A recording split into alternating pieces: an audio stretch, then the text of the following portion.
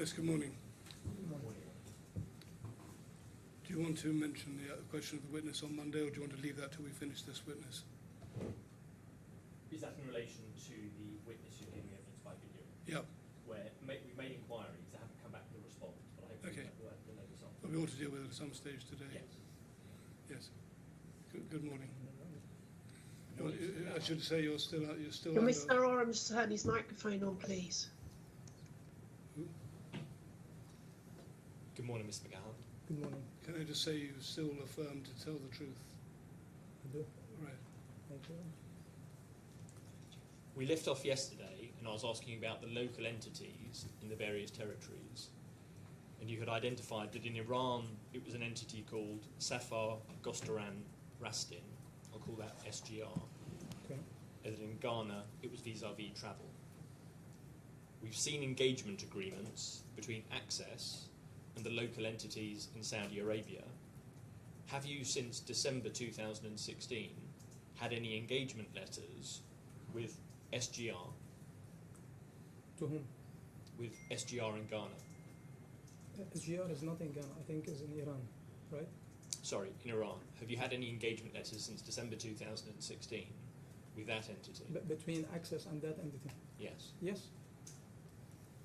Have you had any letters for between the claimants and vis-a-vis in Ghana?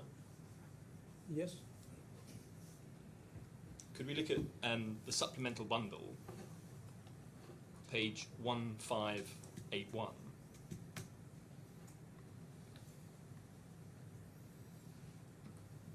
This is a document that's been produced in this litigation, and it's the defendant's requests for you for documents.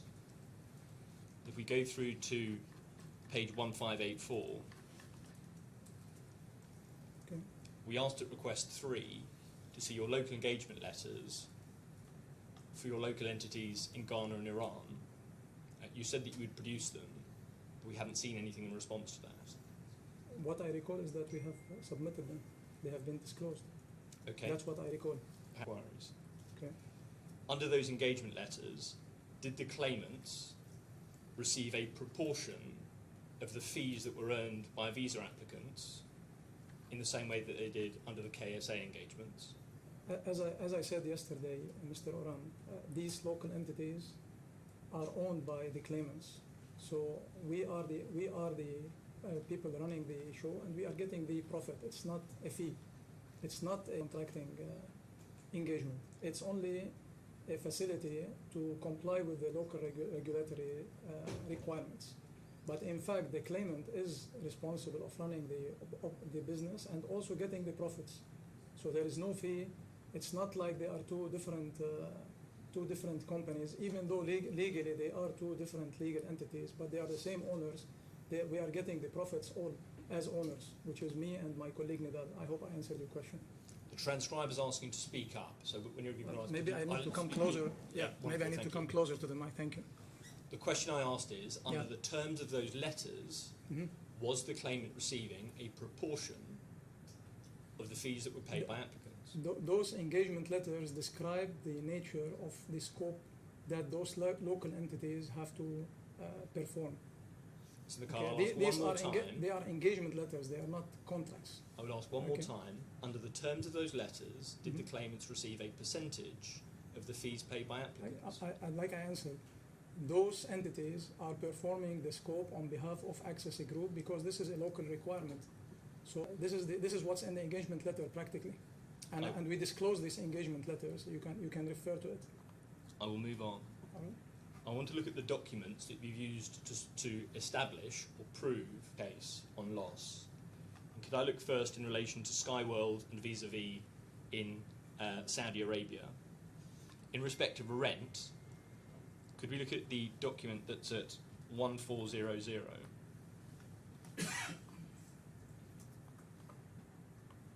1440 1400. 00. Okay.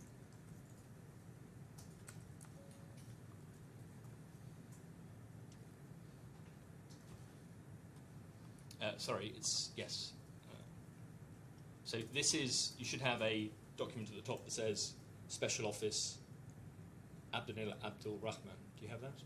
Can you give me a second, please?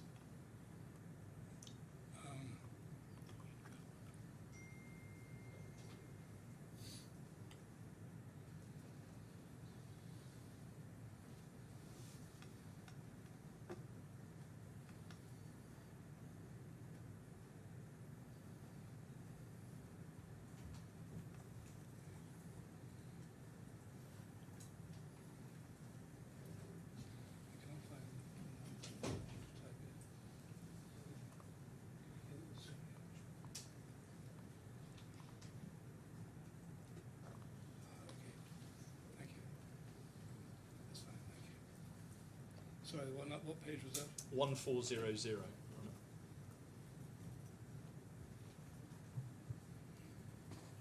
Thank you. So this is a document that shows the handover of a property in Saudi Arabia from the tenant back to the landlord. Is that right? Yeah. And it's given to Sumu Al Ajwa Travel and Tourism. Yeah. That is high skies in Arabic. And it's from the landlord to them, Mhm. and that's High Skies. Yes.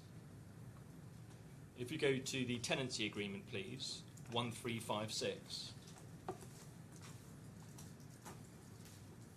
Mhm.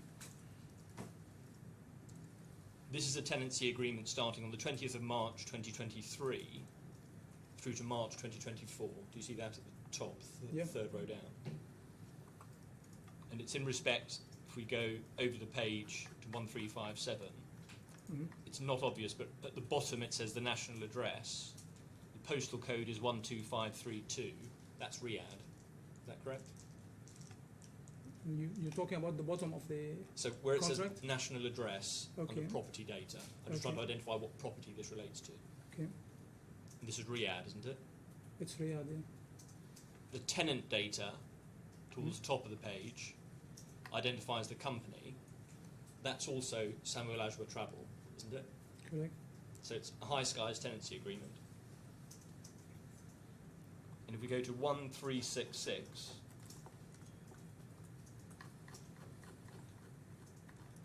this is a tenancy agreement from January 23 through to December 23. Mhm. And over the page at 1367, the property data 2/3 of the way down the page, the code is 23213. That's the office in Jeddah. Is that right? Looking at the tenancy contract, yes. If you go back a page to 1366, Mhm. the tenant data at the bottom, that again is High Skies, isn't it? Yeah. The evidence of rental payments that you had used, could I look at some of those, please? I'm going to show you a number of documents and ask you a question. Okay. 1376,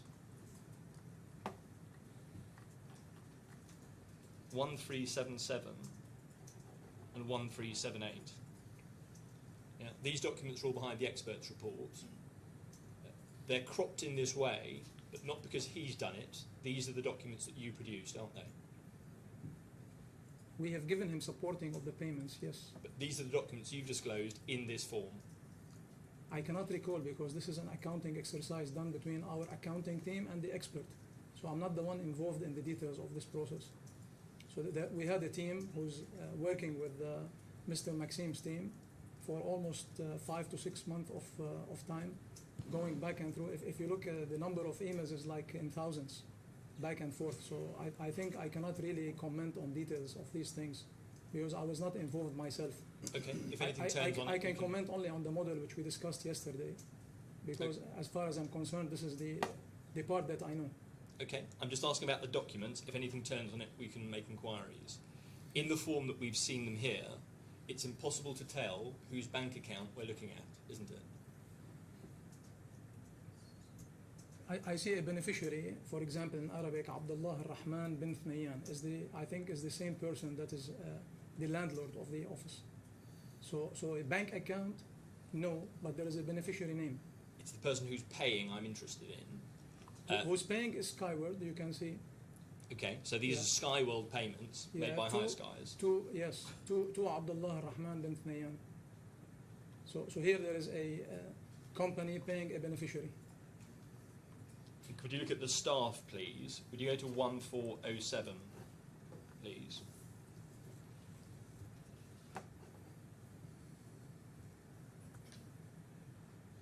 One of the documents you've produced is this letter of the 15th of October 23, and the translation at the bottom says, "Dear colleagues, we regret to inform you that High Skies for travel and tourism establishment has been forced to close its operations."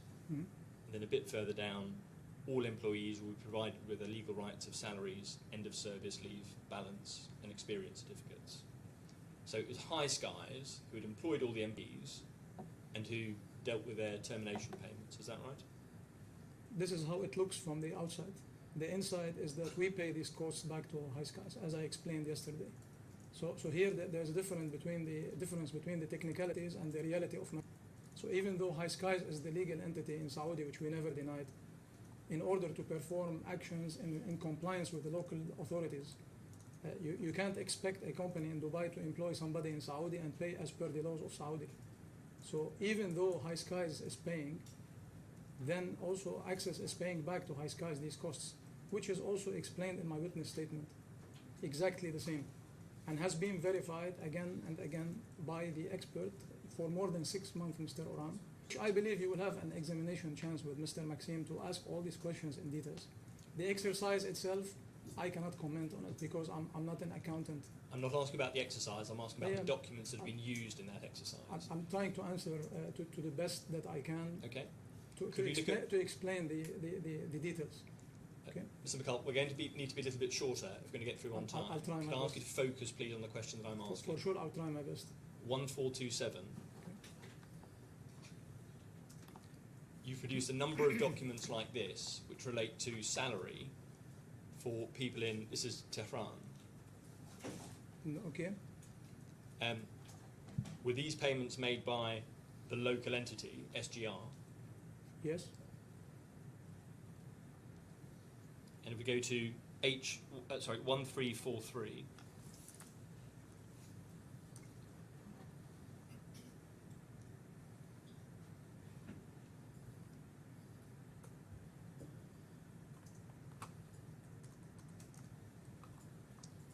(1343). yes. Okay. So this is a notice of establishment in relation to that company, and it identifies that it is a limited liability company Mhm. in its own right. Is that correct? That's correct. What I can read here. And at the bottom it identifies the owners. It's not the claimants, it's you and Mr.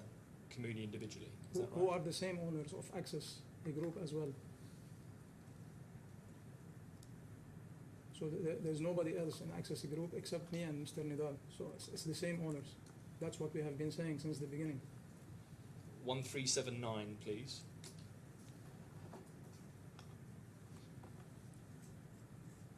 This is a lease agreement in respect of premises in Iran, and that was entered into by SGR, wasn't it? Correct. I mean, I'm seeing the translation, but I believe so. Yeah. And this was for, if you look at clause 3, 12 months for the period the 1st of July 22 ending on the 30th of June 2023. Correct. And 1386.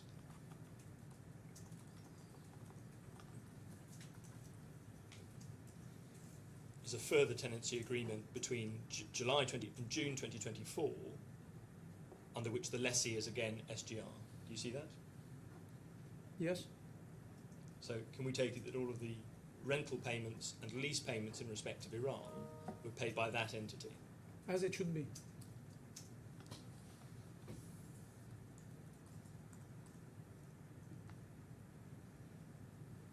In respect of Ghana, could you look at 1345, please?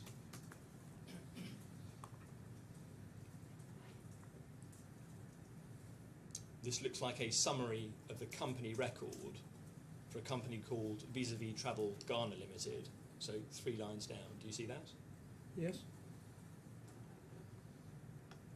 And if we go over the page to 1347, the share allotments are described at the bottom, one of whom is Mr. Kamuni, and then there's a Mr. Kwaku. Is that right? Correct. Is that still the position? No. Who are the shareholders now? Myself, Nidal, and Mr. Charles is only a director. If we go to 1395,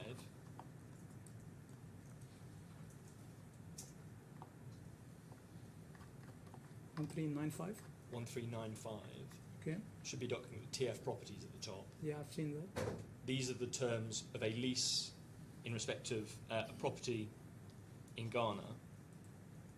Point 4 is the date of the tenancy, February 2023 through to January 2024.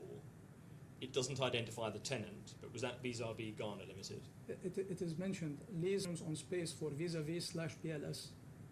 So it is there. This is where you can see the tenant name. So you're taking that from the underlined bit at the top of the page. Yeah. That's in the title. And the tenant was vis-a-vis Ghana. Yeah, Limited, was it? and the signatory here, where you can see it's Maidatu, is one of our staff, is the supervisor of the visa center, and Gabriel is her assistant.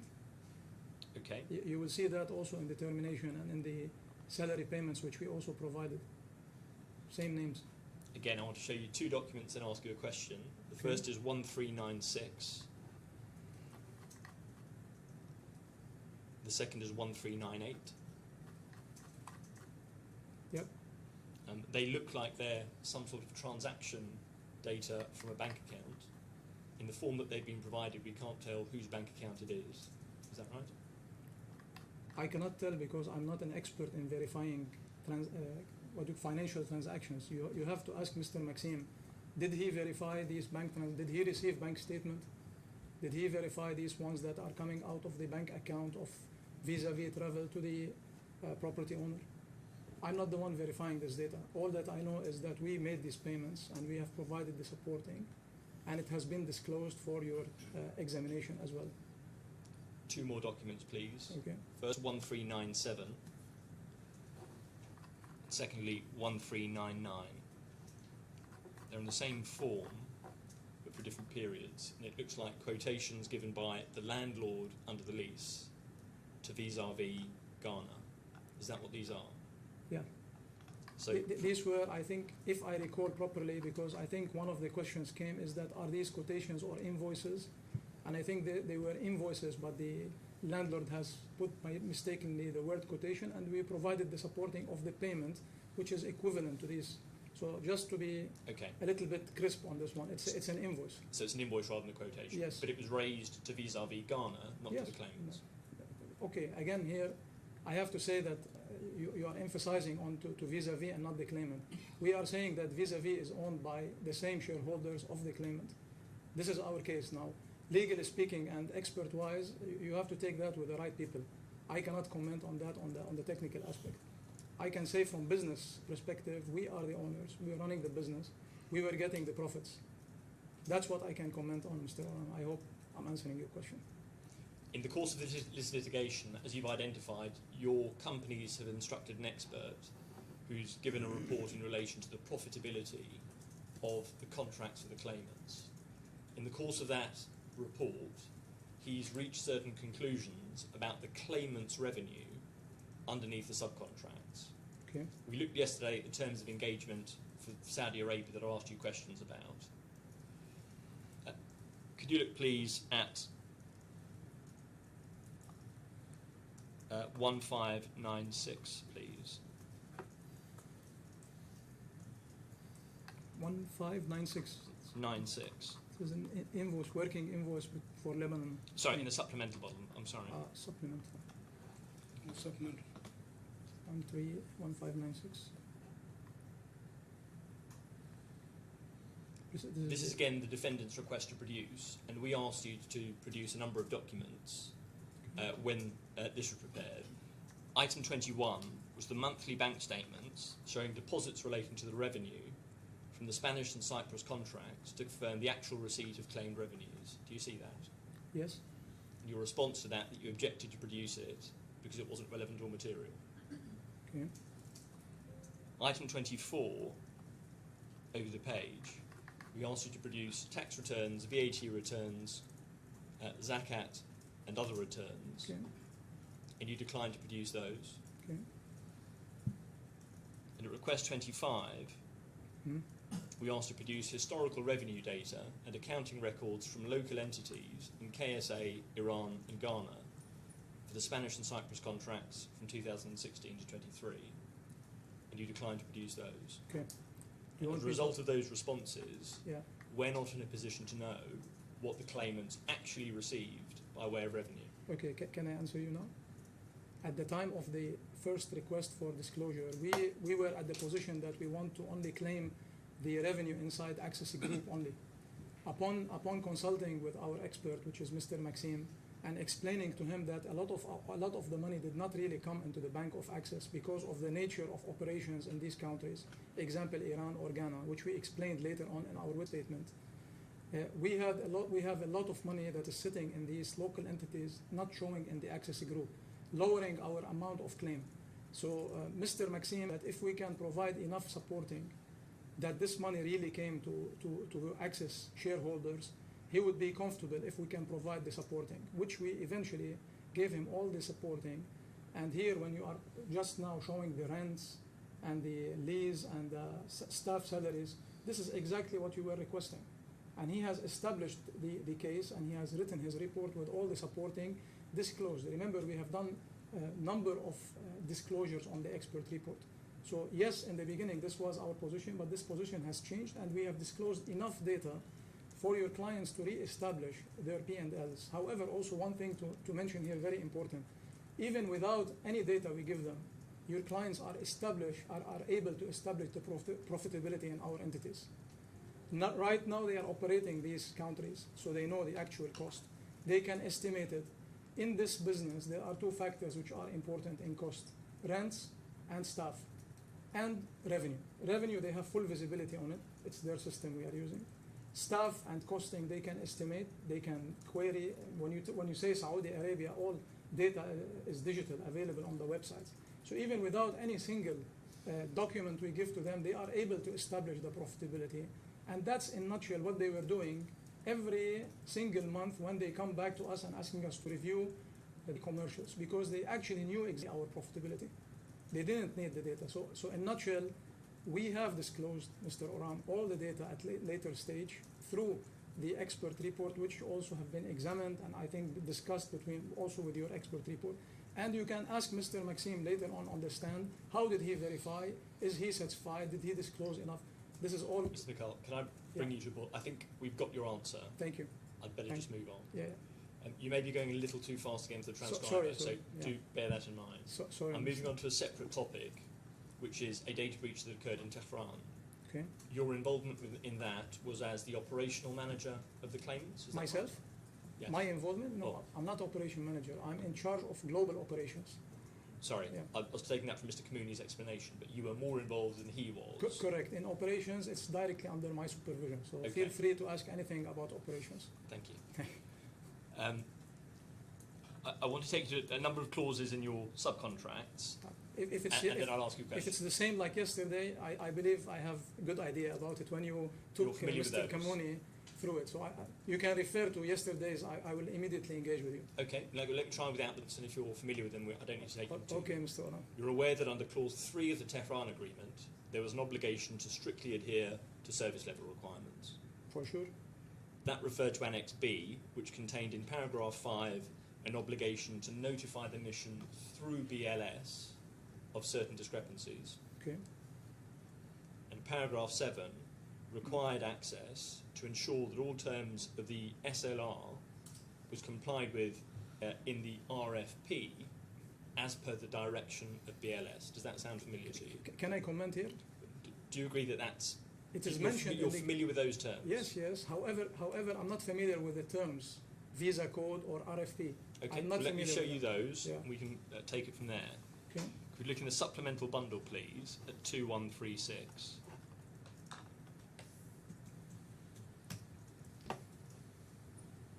This is an email that you received on 16th of February So- attaching the RFP requirements. Before for the I main comment contract. here, it's amazing how can an email 2017 be picked up by your client while many other data we requested, they said it's not existing. Before Mr. Mikhail, No, I will come to this. could we stick This to the is question, yeah, please? I will.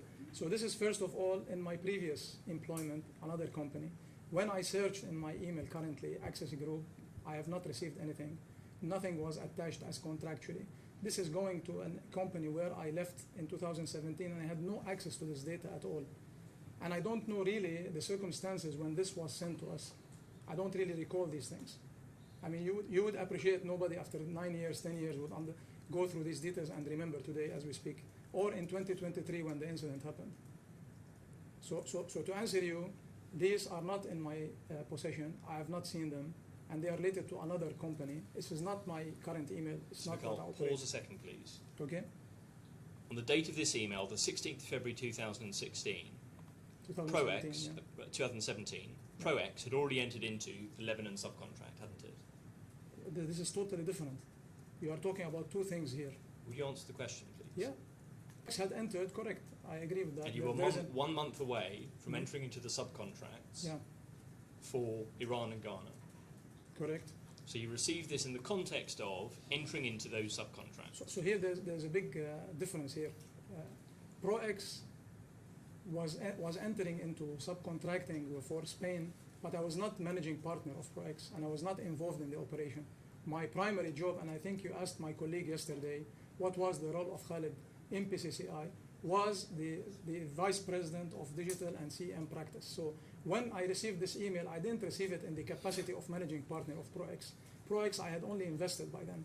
I was not the managing partner, and it's not in that context. So I refuse the context. It's totally irrelevant matter here. Could we look at page 2151, please? Within this are confidentiality obligations in section 10. Yeah, And again, can I remind you, could you speak a little slower? Oh, The sure. transcriber's having difficulty. I will do my best. When carrying out its activities, the external service provider shall guarantee and fulfill the following obligations relating to data protection. A, to prevent the unauthorized reading, copying, modification or deletion of visa data, in particular during the transfer to the corresponding Spanish diplomatic mission or consular office. So this tracks from Annex 10 of the Visa Code. Which I have not seen, Okay. just to put context. 2153, please. Not that I don't understand that data protection is important, just also to be fair. As an expert in this domain by now, I know that data protection is very important, so we don't look hypocrite. 2153, the third paragraph from the bottom, the external service provider has an obligation to notify the Spanish government. You see that? Yeah. That's the back-to-back clause that mimics what's in the subcontract. Do you see? Yeah, I've seen it now, for the first time. And could you look, please, at 2763 in the main bundle? Main bundle, 2, 6, 7. Okay, so work instruction for Iran. Yes, a work instruction manual for Tehran. Yeah. And if we go to 2764,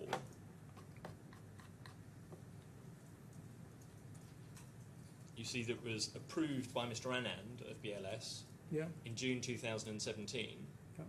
and released to the Spain Visa Application Centre for its operations with effect from the 20th of June. Do you see that? Yes, I've seen that.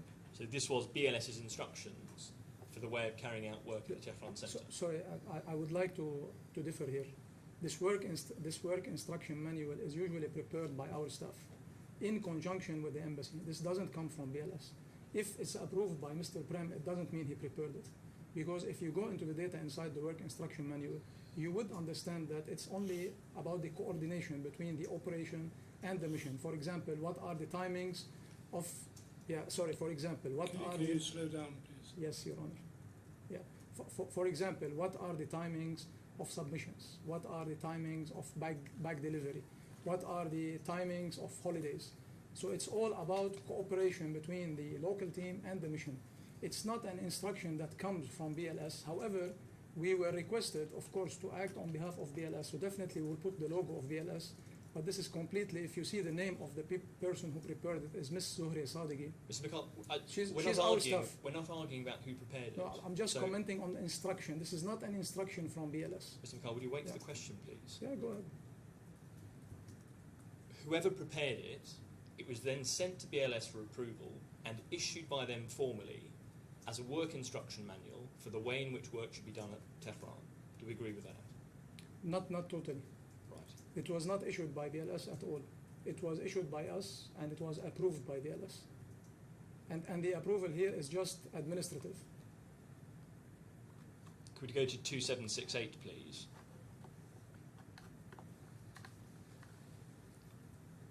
The purpose of this document, in point 2, is to detail the operational requirements at the Visa Application Centre as per the embassy and the consulate's prerequisites. Do you see that? Of course. And if we go to 2790,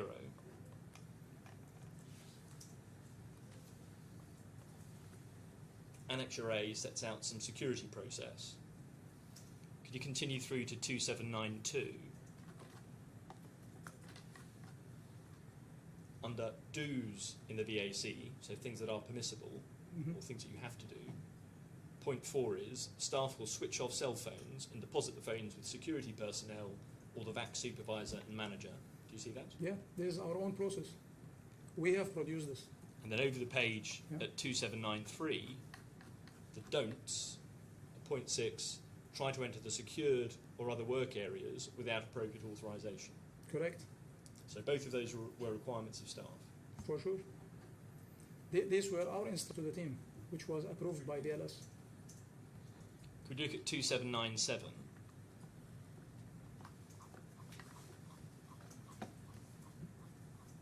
This deals with, in Annexure 4, minutes of meetings with the mission. Minutes of meetings should be recorded upon meeting the embassy and the consulate and shared with the mission head and the regional head and country manager. Do you see that? Okay? So as and when there were meetings with the consulate, you were supposed to record them and send them to BLS through its regional head and country manager. For sure. This is what we requested our staff to do. It didn't happen though, did it, Mr. McCall? At what instant? If you are referring to 1 out of 1 million, yes, it didn't happen. Remember, we are operating these operations for over 8.5 years by the time this wrongful termination happened. So if you want to comment on one incident, Mr. Oran, I would accept that. But would that be fair? This is the question. If I'm operating operations and I'm getting reference letter, this country, the same country we are discussing today, Iran, we had more than 5 or 6 appreciation letters. The last of them was in May 2023. Yeah, sorry. The last one of them was May 2023, which was a month before the incident happened. And it was covering the period from 2017 Mr. to McCall, 2023. you're running ahead of things, but pause a second, I'm going to ask you questions about that. I'm just putting context, Mr. Okay, Oran, it's not because necessary. It's not you asked necessary. me a question. Mr. McCall, Sorry. stop. Mr. McCall, I think you must try and listen to the question. Okay. Your counsel in re-examination can take up anything that he thinks is important. I understand. Thank you. Thank you. One instance that you rely on these proceedings that wasn't minuted and sent to the country manager is the decision from the embassy to move out the Brazil operations from the Spanish ones in between February 2023 and July 2023. That's not correct, Mr. Oran. If you go to the email that we disclosed in our disclosures, you will see that we have forwarded the minutes of meeting that happened between Ms. Ayoub in Lebanon, because you are referring to Brazil in Lebanon. That includes the CG, Ms. Abu, has requested Ms. Ayoub to move out Brazil. So we were the one reported to BLS, it's not the opposite.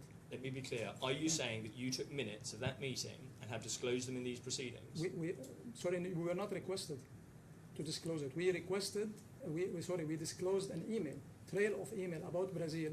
If you read below carefully, you will see that all the points that were discussed in that meeting were already shared with Ms. Korean. So you are saying that there were minutes of that meeting that were recorded and sent to BLS? Actions, to be very clear, actions that are agreed with the CG of Lebanon were all recorded and shared with Ms. Ann Korean.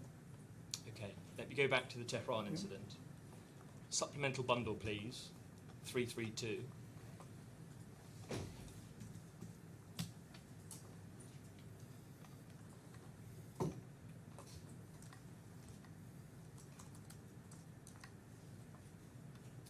At the bottom of this page is an email communication that comes from the Spanish ministry in Madrid and is sent to Mr. Sahu of BLS. You've seen this before, have you? I've seen it.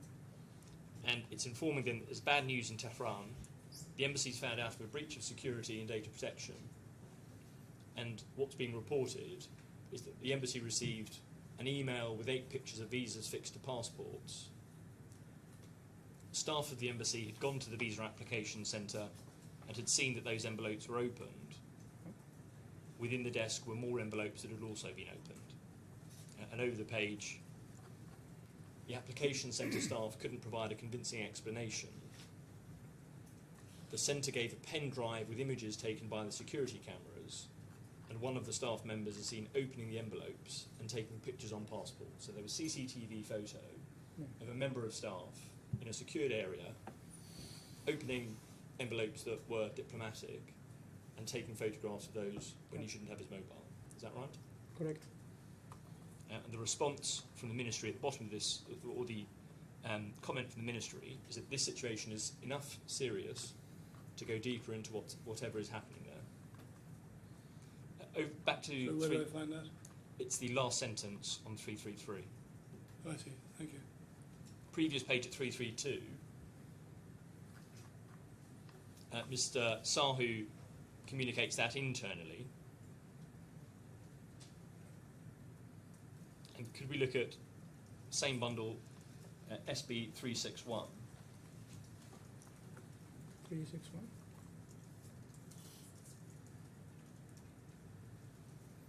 At the bottom of this page, on the 11th of July, Ms. Kurian sends this to you. If you go over the page to 362 to see the substance of that email, she says, I would like to draw to your attention an extremely urgent matter and look forward to your complete support to investigate this. There is a complete violation to the sanctity of the application handling process, which has become a grave issue which is being raised by MOFA to us instead of the team on the ground with BLS. It's also disappointing that Roya, being involved in this matter, has not chosen to proactively inform or report this incident to us. She mentions in the next sentence that Roya had that information on the 28th of June. Do you disagree that this had been communicated no later than 28th of June? To the operation manager? No, I don't disagree. I agree totally. Okay. Yeah. Can we go to your response at 361? You, at this stage, have spoken to the team about this. Had you done that immediately before this email, or had you done that a while before? Not a while before, because I mentioned in my witness statement, myself, I did not get the report real time. In my witness statement, I did mention that I myself did not get to know about this except maybe a week before Ms. Ann told me about this issue, and she actually called me and sent me an email. So you had known about this about a week before this email? That's correct. Which was 4th of July? Correct. 5 days or so before BLS is told by Madrid? If you want to make the calculation, yes. And you're reporting in this email, having spoken to the team, the agent responsible for collection has violated the rules of phone usage, for which he was immediately suspended, and investigation commenced accordingly. However, the results of the same showed that he had no connection with the visa photos or anything else related to any fraud. You say in the next paragraph that the team has done a thorough investigation. They contacted more than 300 applicants, and the collection agent was interviewed several times by the local management and embassy as well. So during this period, there had been numerous calls to potential visa applicants to work out whether there had been any fraud. There had been an investigation by the Spanish ministry, and there had been an investigation on Access's part. And all of that had happened without BLS knowing. Okay, Do you agree? I agree. Up to this stage, yes. Could we look at 3479, In the main bundle, or main bundle? Yes.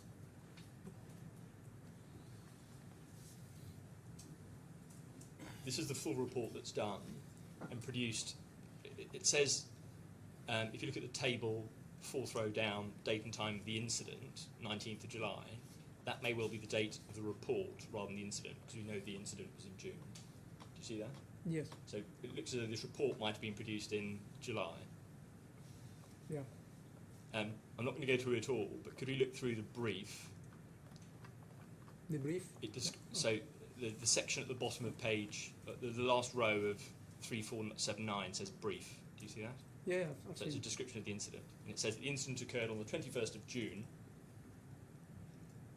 The last sentence of that page, on 22nd of June, the country manager, Roy Bagheri, personally took the CCTV footage of the Spanish embassy, where an intense 2.5 hours meeting with a consulate and 3 officers followed. And then continuing down that two lines down, on the 27th of June, Mr. Mashadi attended a 3-hour meeting with the embassy authorities. So there had been 2 long meetings with the embassy, both with Access and with the individual concerned. Mm-hmm. And again, none of that was known by BLS. Correct. This report, do you see on each page, it says the report should be initiated strictly 24 hours of occurrence, spotting of the incident and accident. Correct. this was a template that was prepared by BLS and that you had to hand for any important incident. So you knew of this direction from BLS that reports had to be done within that time frame. Yeah. I myself, I knew, but I did mention to Miss Anne that even Roya herself didn't have copy of that template. And I did explain also to Miss Anne that during the course of all the years that we have operated Iran, the operation local manager never witnessed such an incident. So they only dealt with this incident as a normal complaint coming from the mission. Serious complaint, we always take mission complaint as serious, and the focus was only to resolve the complaint. And I also explained to Ms. Anne, I've explained to the team the seriousness of the matter, and the way they handled it is not acceptable. And even I think the local manager, Ms. Roya Bagheri, have initiated an email to Ms. Anne, apologizing because she knew and she admitted that this was a mistake on her behalf. However, we always worked with BLS with good faith, and we've always been transparent. And again, I want to remind you that for the past 7-8 years, we received a lot of appreciation letters which we disclosed, particularly for the country Iran. And the last of them is just 1 month before this incident, Mr. Owen. So when we look at the full picture, the core of the matter was handled, was resolved. The complaint about reporting is accepted. We have accepted that we have not reported. However, we explained the circumstances. So in a nutshell, the issue was resolved timely as per our obligation, and we failed on reporting. I think yesterday you were explaining the feature, and you were trying to emphasize that it's only reporting. So not undermining the act itself about breaching the data protection, which I know as an operation person, EU GDPR laws are very strict, but you have seen yourself through the work instruction which we have produced and BLS approved, is that we instructed that the phones should not be used. Now, we are not sitting in the minds of these people. He has violated. If we had anything to hide, why would we give a CCTV footage? If we don't want to be transparent as a company, why did we put ourselves in full transparency, even with BLS? The Roya, the manager, have disclosed all Mr. McCall, can communications. I pause you there, please? I think Sorry? we have your answer, and we're straying to the point. Can I just pause you there? Sure. I want to look at how you deal with this at your witness statement. Could you look at page 1013?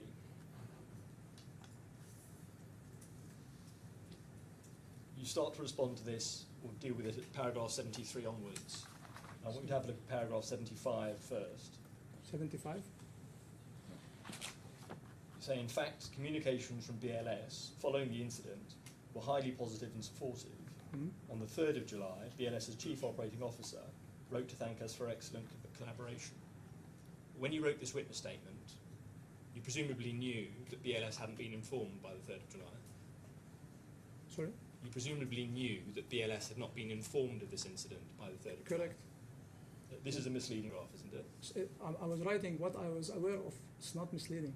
What I'm trying to say, if we isolate this incident, the operation excellence was always a part that we have received congratulation on it from BLS. So the question here is, why is it being amplified? Could we look at 1091, which is in your second witness statement?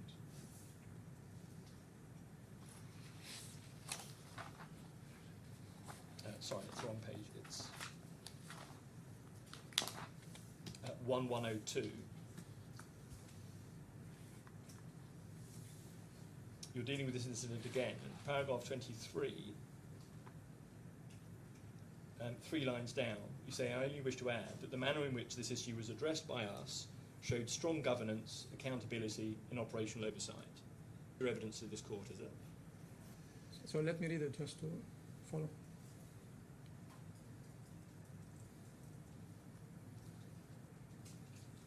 Yeah, I totally agree with this, and I will repeat it once more.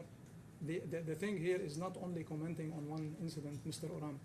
The issue here is that how did we deal with it as a company? Per our conduct, we were very transparent with the mission. When Ms. Anne raised the issue to me, I was very open and I moved forward, and we have attached everything. Even we made the operation manager apologize. So the core of the matter was resolved. The history speaks for itself.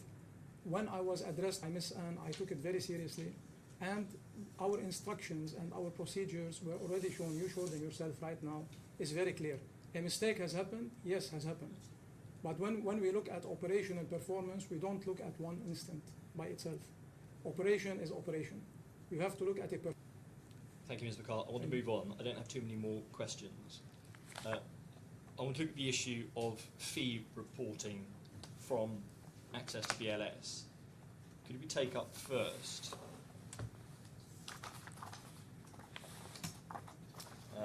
1041? Main bundle. Main bundle. This is trial main bundle. Yeah, just to show you the document I'm going to ask you questions about. This is the front of Mr. Tiara's witness statement. Okay. I'd like to look, please, at 1048.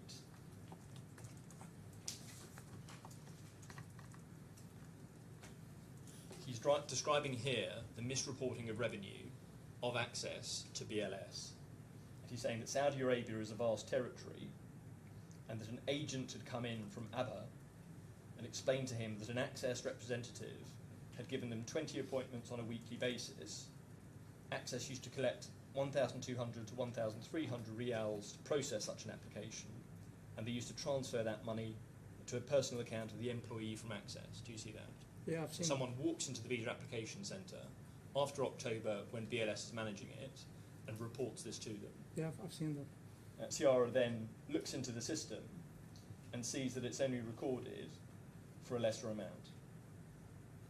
So, 2 lines from the bottom was recorded in our system as 400. Do you see that? Yeah, that's what he's claiming.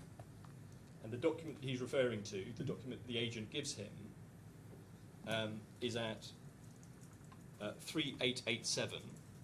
3887. That's the native version. And the translation of it, you may not need it, but others might, at 3888. Okay. And you see it's dated the 30th of September 23, an outgoing transfer, and it's paid to SMO Al Ajra Travel, tourism agency, for the purchase of goods, 28 adults and 2 infants, at 30-odd thousand rial. Do you see that? Yeah. Now, dividing 30,000 by 30 gets us to about 1,000, 1,024 per person, and that was paid to SMO Al Ajra Travel. Yeah. So this is different than the 400, because in this witness statement he was saying 400, but here No, so I this can is see you are referring to 1,200. If you wait for the question. Oh, sorry. this is what the agent comes in and shows Mr. Tiara. So it shows the payment that the agent has made to this entity. Mr. Tiara looks in the system has a lower number. Okay. So a larger payment is made to the VAC. In the system, it's underreported. Okay. Okay? Could we look at 1400?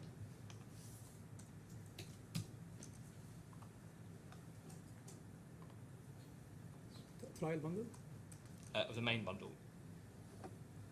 This is the document I took you to earlier, and it's the rental notice given to SMO Al Ajra. That's High Skies, isn't it? It is. So a payment was made to High Skies for a larger sum for the event that Mr. Tiara is describing. Could we look at your witness statement, please? Okay.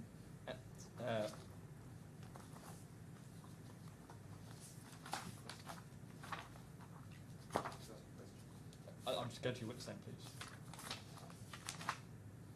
1012 at page 69.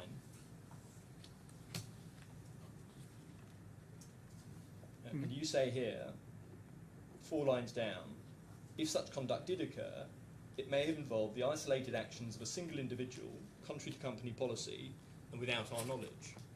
Now, if this was a payment made directly to High Skies, it was not made in the way you're describing here. So first of all, I denied it because we could not verify it. When you come to me after I have left the country, and you give me some documents, how would I verify this happened or not? This is number one. So when you tell me somebody came and walked in, remember these travel agencies have big conflict of interest with the BLS. So the travel agency, they are now the customers of BLS as we speak, and they can easily get any one of them to say whatever they want. So if the payment has been made, how can you collate this payment, or how can you link this payment to any transaction that has happened before?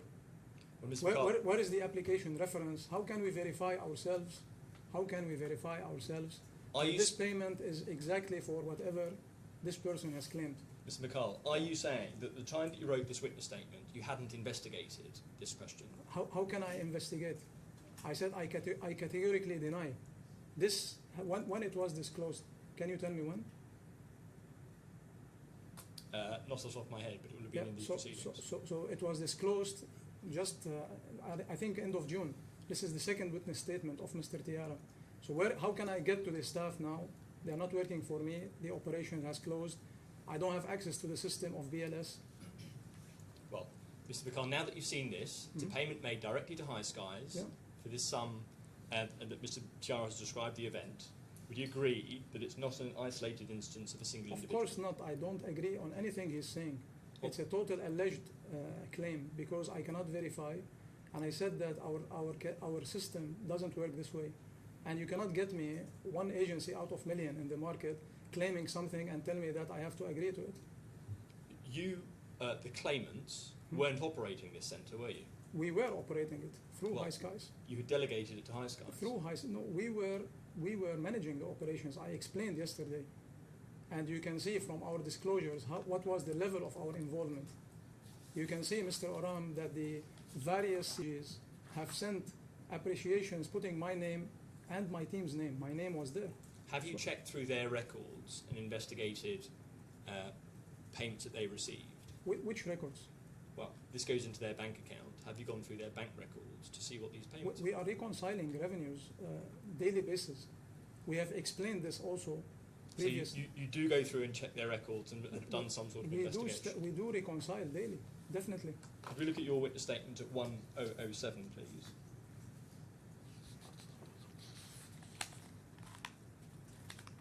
Would you look at paragraph 56? Okay. You say it's possible that High Skies maintained its own internal annual financial records. Yeah. However, Access does not have visibility or access to these documents. Correct. When we are talking here, we are talking about financial records, not revenue records. There's a big difference. Here, what we are saying is that High Skies is a company by itself in Saudi Arabia, right? The owner of that company can have any expenditure which is not relevant, for example, to the visa business, which will not come into our records. So here we are talking about financials, not about revenue. You asked me about revenue. I have provided myself, I disclosed how the revenue is recorded in the BLS system, how it is reconciled, what type of follow-ups were being done on daily basis whenever we have seen any kind of discrepancy. So, Mr. McCall, you cannot categorically deny this incident, because you either don't know or haven't investigated. so what I said, I did not categorically deny this incident. I categorically denied the allegation that this is systematic. And I did admit in the same paragraph, if it may have happened for individual, and I cannot verify it. So I was very, very honest in the statement. Let me ask you about another issue. Could you look, please, at page 1050?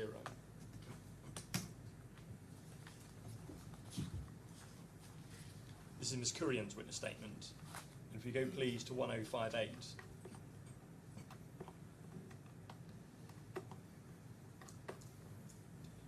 She's describing an issue of what she calls fake receipts.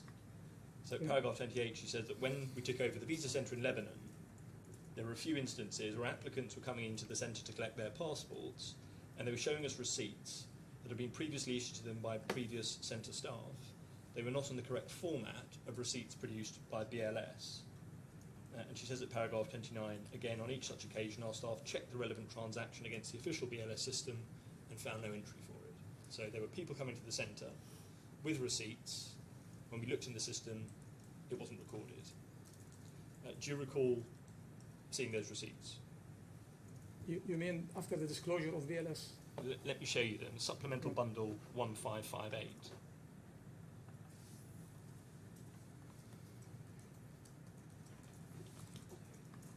Yeah, I recall seeing them with the disclosure process. Okay. Yeah. And there are a number of these over the subsequent pages, but you would agree that these are unofficial in the sense that they have not come out of the BLS booking system. What I can agree with you, Mr. Oram, is that we were not able to verify these things because, again, these applications have started in our center, correct, but have not been terminated in our center. As you have mentioned rightly right now, that these applicants came to collect their passports from the new center of BLS. So again, here there is a case that you are providing me with documents that I cannot verify at all. So you can come and say anything. Your claimant can come and claim anything. How can I verify it? The question here, Mr. Oram, if you allow me, why, if they have suspicions in our revenue throughout the year, why didn't they have done any audit? Remember also yesterday, Mr. Kammouni. Mr. McCall, you're straying again. Please stick to the question. Yeah. I asked you a straightforward question. Yeah. Do you recognise these as receipts that are not from the booking system? I cannot confirm this because I cannot verify it, as I said.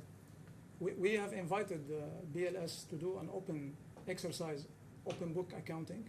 If we have anything to hide, why would we do that? Why would we do so? Could we look please at 4147?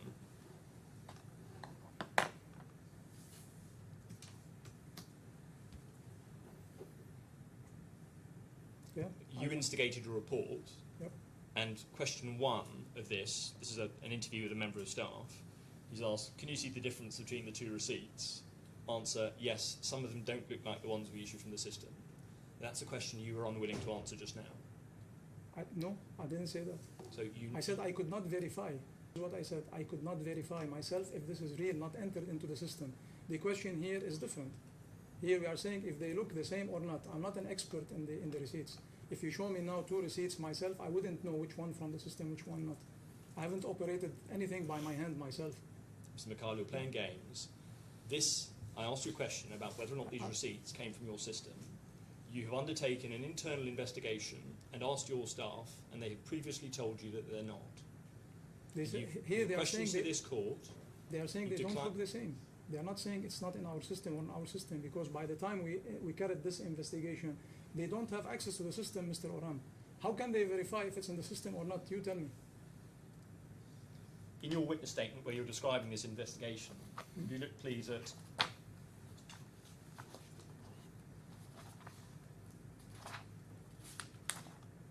page 1012.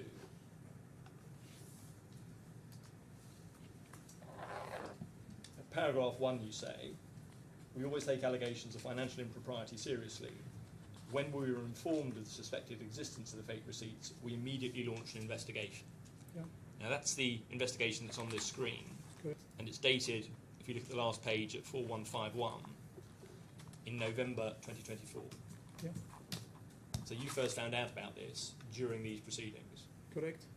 And again, is this an instance of the local centre having been delegated to someone over whom you have no control and visibility? It's not the case at all. It's not the case at all. We are saying there are procedures which we use. We have never failed in any audit we have done internally. Neither BLS have sent us any accusation before or concern. They didn't carry out any escalation of this nature. They never done themselves audit which they are eligible to do. So I invited them for open book accounting exercise. So why are you saying that we don't have any control of our centers? We have full control of our centers and we did not delegate anything. We'd rather overlooking very stringent procedures. Mr. McCall, I'm going to move on and ask you about a last incident, which is the pitch that was made to the Ghanaian government.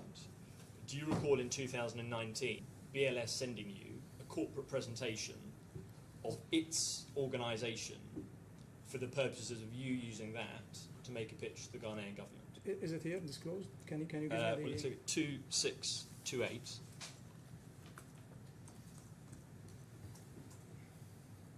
So I can see this is Nidal and the team. Yes.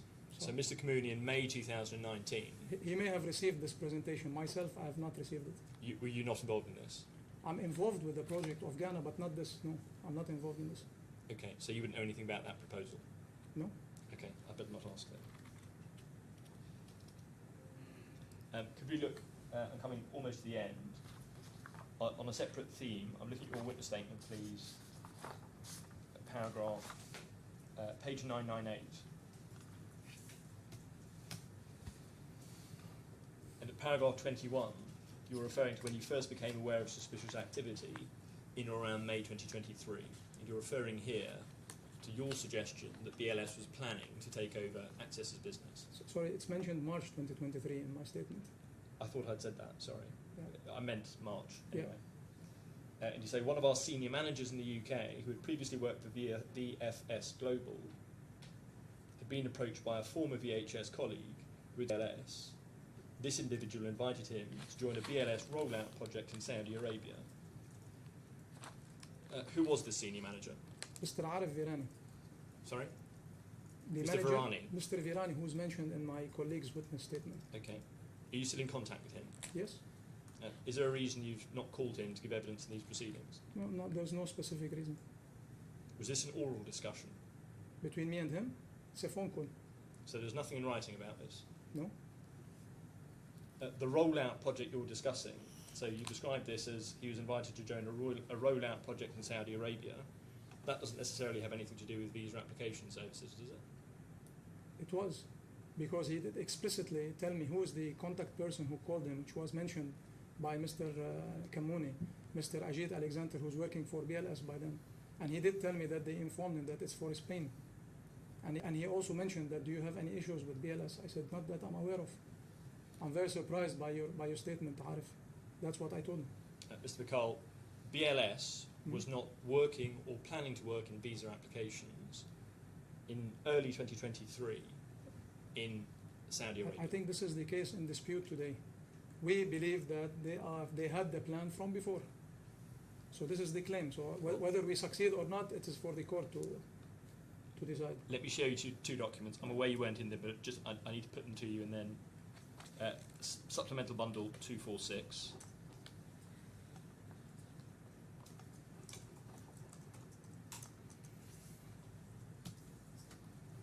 On the 4th of April, so after the conversation you've described, there's a conversation between Mr. Tiara and a business consultant who works with the Saudi Tourism Authority. Okay.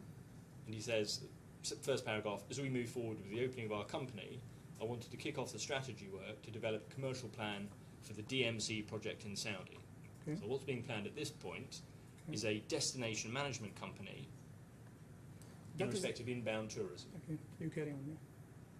Any question? I'm suggesting to you that you're wrong in your suggestion from this conversation with an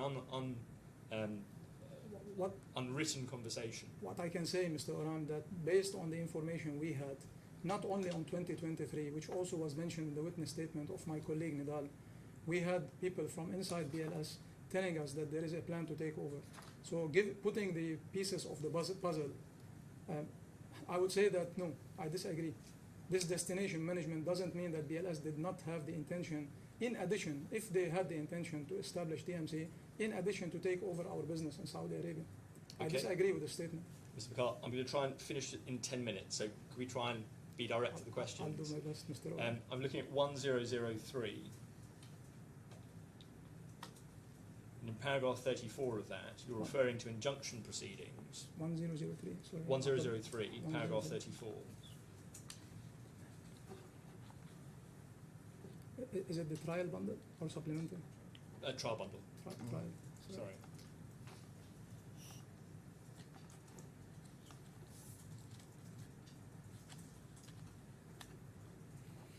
So you're referring in paragraph 34 to ex parte injunction that you brought in this court. Sorry. He's not able to find the document. Okay. 1 second. Paragraph 34. Paragraph 34, 1003. 1003. So from paragraph Yes. 34? Yes. Which paragraph? 34, top of the page. Yeah. Okay. You're referring to the injunction proceedings, and you conclude that BLS staged a takeover operations in Iran and Ghana on Monday the 2nd of October. Do you see that? Yeah. Could we look please at 3870?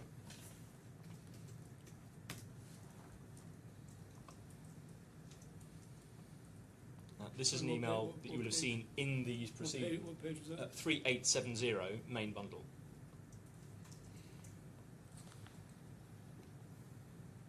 By that date, so by the date on which the injunction had been brought, on the 26th of September, Mr. Sahu had already written to the Spanish ministry and was indicating that a takeover was going to occur in the offices on the 28th and 29th of September. Yeah. So steps were already in motion by the time that you applied I to the don't court. dispute that at all. Steps were already in motion much earlier, not only at that date.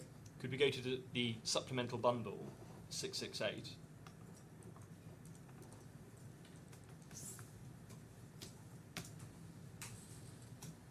The defendant received notice of that application on the 4th of October in the afternoon.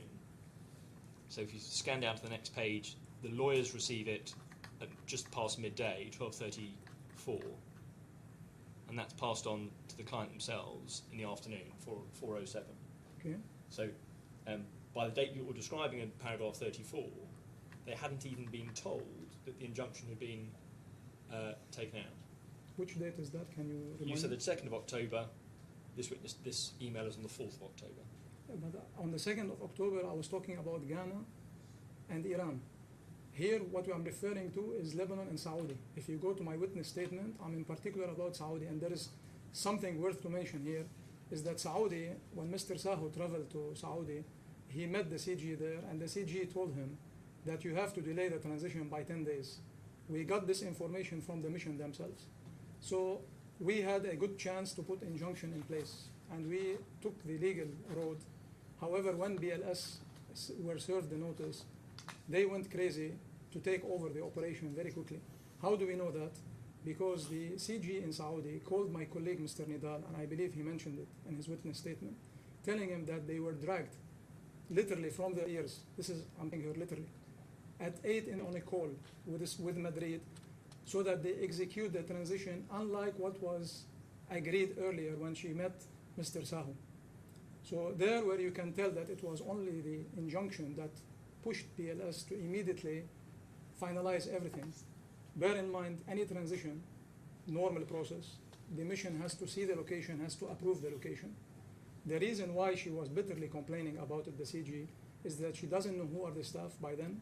She has not approved the location, and she had big fears that this will create chaos for a big visa center in Saudi, where we had more than 700 passports lying in our passport, and our experienced staff are not part of the new office that they have proposed and the new team they have proposed. So this didn't come from the air. This came based on a fact, and Okay, we put Mr. it Carl, there. we in have the your notes. answer, and it's been quite a long one. Let me pause you, please. Thank you. Mr. McCall, I've shown you an email that the Madrid embassy had approved this all in the end of September. That was the point at which it became inevitable. I didn't see approved. I see Mr. Saho saying that we will. Okay. We have requested the disclosure of the communication from the beginning with the MAG, and it was not coming. Thank you, Mr. McCall. I don't have any more questions. Thank Any examination? Okay, well, thank you very much. That's the end of your evidence. You're free to go or to sit in the court. Thank you. And you can speak to anyone you like. Thank you. Thank you. Is that a convenient time to have a good morning break? What are we doing next? It'll be Mr. Sahu next. Mr. Sahu next. And how long is he likely to last? Quite some time. The rest of the morning, at least. I imagine the rest of the day and possibly tomorrow. Bless you. Very well. We'll take 15 minutes.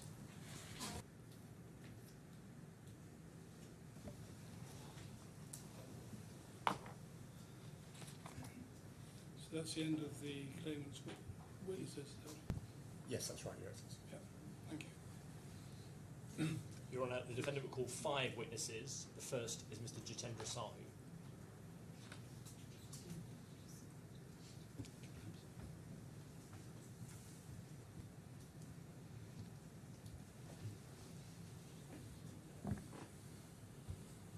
Morning. Good morning. Can I please confirm whether you prefer to swear on oath or by affirming? I'll go by affirming. Can you please confirm your name and occupation for the court's record? My name is Jitendra Sahu. I'm the Chief Operating Officer for BLS International. Please repeat after me. I affirm I affirm that I will say nothing I will say nothing but the truth. but the truth. Thank you. Do take a seat, Mr. Sahu. Thank you. You'll be shown some documents that come up on the screen here. and there's a microphone that's picking up your voice, so could you try and keep close to that so that your voice is transcribed? Within the bundle, could we bring up, please, page 1017? Do you recognise this as your first witness statement in these proceedings? Yes. Could you go, please, to page 1028? Is that your signature? Yes. Could you go to the second witness statement to page 1135? Do you recognise that as your second witness statement? That's right. Yes. Could you go to page 1143? Is that your signature?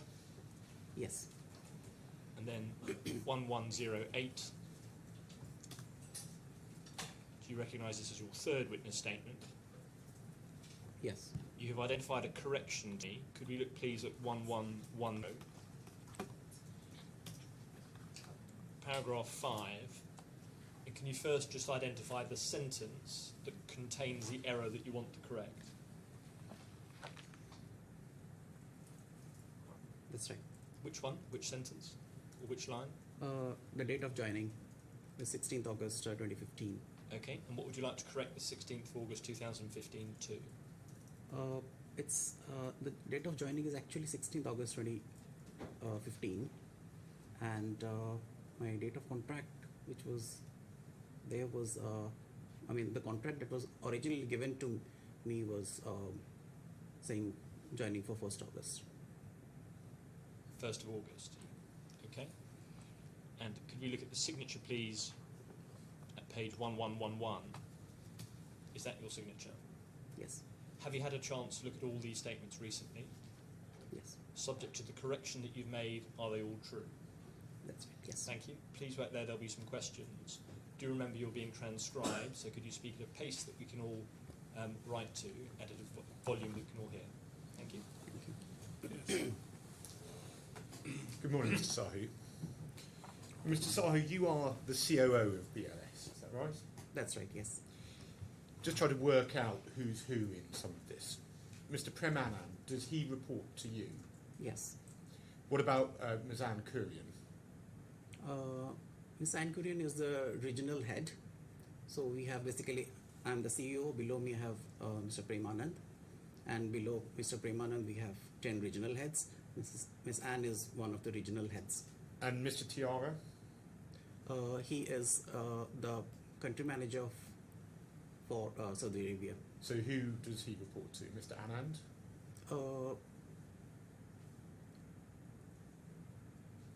That's right, yes. What about Mr. Gupta?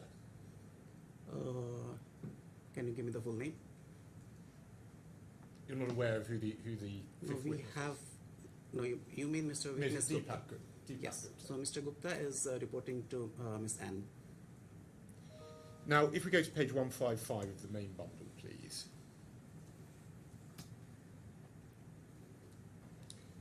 This is the statement of truth on the defence. And it says the defendant believes the facts stated in this amended defence and counterclaim are true, and then it's signed by Emirates Legal on instructions. Who gave the instructions to sign this defence? Sorry, can you repeat the question? Who was it who gave the instructions to Emirates Legal to sign off this defence? It would be the management of BLS International. So who is that? So it's our team basically. So as I'm the CEO of the company, we are assisted with all our departments, administration, legal, HR. Which person? Myself. So you recall you signed this off? That's right. We normally take joint decisions. You take joint decisions. So who else signed this off? That's me. Well, jointly with whom? No, the decision is normally discussed within the team, and I am normally the signing authority. So no one physically signed this from your team. It was signed by Emirates, by Mr. Hussein. So who was it who told Mr. Hussein? That would go from my instruction. And who else did you discuss it with? As I said, we have our internal management team, which Which people? The head of human resources, the head of finance, head of legal. So Okay. it's a joint decision. Okay, and what are their names? Mr. Premanand, who is president operations. Then we have Mr. Gautam Agarwal, human resources. We have from the admin team, we have Mr. Golak, and quite a lot of people. It's all the head of the departments. So BLS has, a group of you have sat round and discussed what you're going to say in the defence, and then you tell Emirates. Is that right? Well, yes, that's how we take our decisions. What about Shikhar Agarwal? Was he involved in this? Mr. Shikhar is the joint managing director, and yes, I mean, so far as operations and major critical discussions are related, sometimes we do concern to him if it is something which is of quite having large implications. And so I think you'd agree this case has large implications, doesn't it? It does. So you discussed it with Mr. Shikhar Agarwal. That's right. He was in a few of the meetings, but Right. why Didn't you mention him before? No, because he wasn't there in all the meetings. So normally what happens is, if we feel that, I mean, something which is under my control, then I normally go for it. I don't normally go with his, escalating things to him. What about because he has larger things to do. What about Diwakar Agarwal? He's a chairman of the company, so Was he involved in these discussions? not to my knowledge. Do you recall the legal note that was sent on the 19th of September 2023? Yes. And now you say in your witness statement, I quote, that we caused it to be issued. Who signed off on that legal notice? Can I see that? Well, why don't you just tell me what you remember? Who signed off on that legal notice? No, sorry, I want to see the statement, please. Well, it's a straightforward question, Mr. Sahu. From your recollection, who signed off on that legal notice? Well, I can't really recollect because, as you know, I take care of the global operations, so I need to see the documents. If you can't remember something, that's fine, and you can say that you don't remember. If he wants to see the document, can't he be shown it? Yeah, I'm going to go there indeed. Going to go there. But if you can't remember, it's helpful to explain that you no longer have a memory of something. So your evidence is you can't remember who signed off on it. Come again, please. Is your evidence now that you do not recall who signed off on the legal notice? That's right. I need to see the document before I can confirm. Well, let's go to page 632 of the supplemental bundle.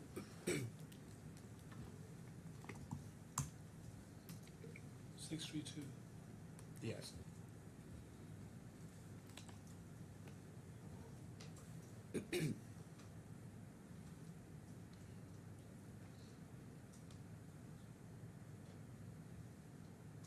So this is an email on the 19th of September from you. This is to Amit. And you say, the only point I observed is that the document's marked without prejudice, but the subject says legal notice, just to bring to your attention and hope this is okay. So it's right, isn't it, that you did sign off on that legal notice? That's right. And so we've discussed Shikhar Agarwal a moment ago. Do you report to him?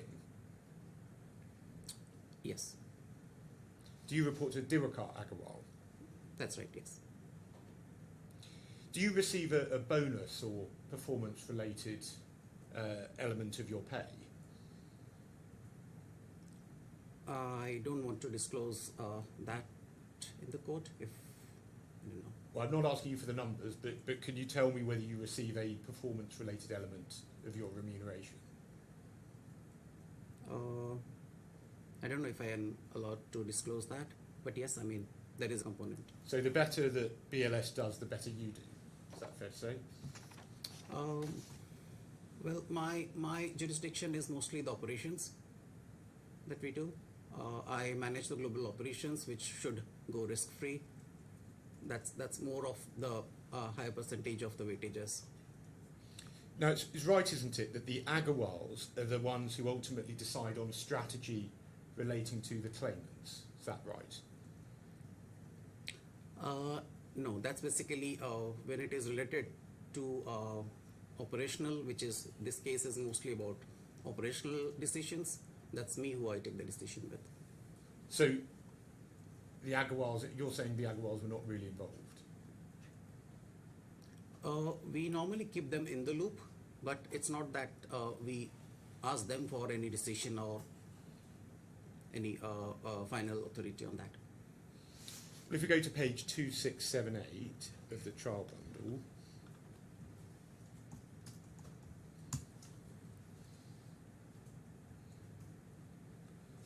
now this is about, it's about a slightly different topic, some other outsourcing, but Shikhar Agarwal is emailing Mr. Kamuni directly here, and he's saying, I told my team to coordinate with your team for arranging meetings. So the big level decisions, they come from Shikhar Agarwal, don't they? Well, as I informed you, I'm the Chief Operating Officer for Operations. So these are issues which are mostly related to business development and doesn't come directly under operations. Okay, well, how about we go to page 3063, please?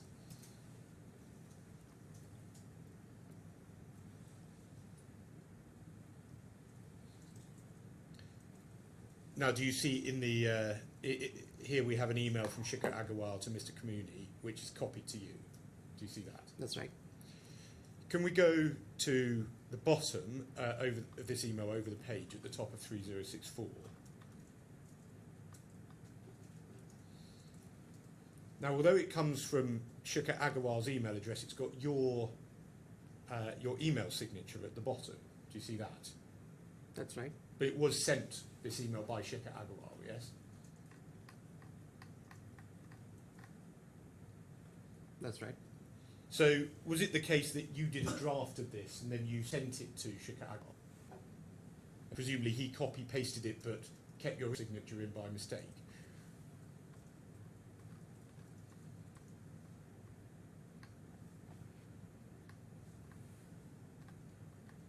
Well, it's quite some time. I don't exactly remember.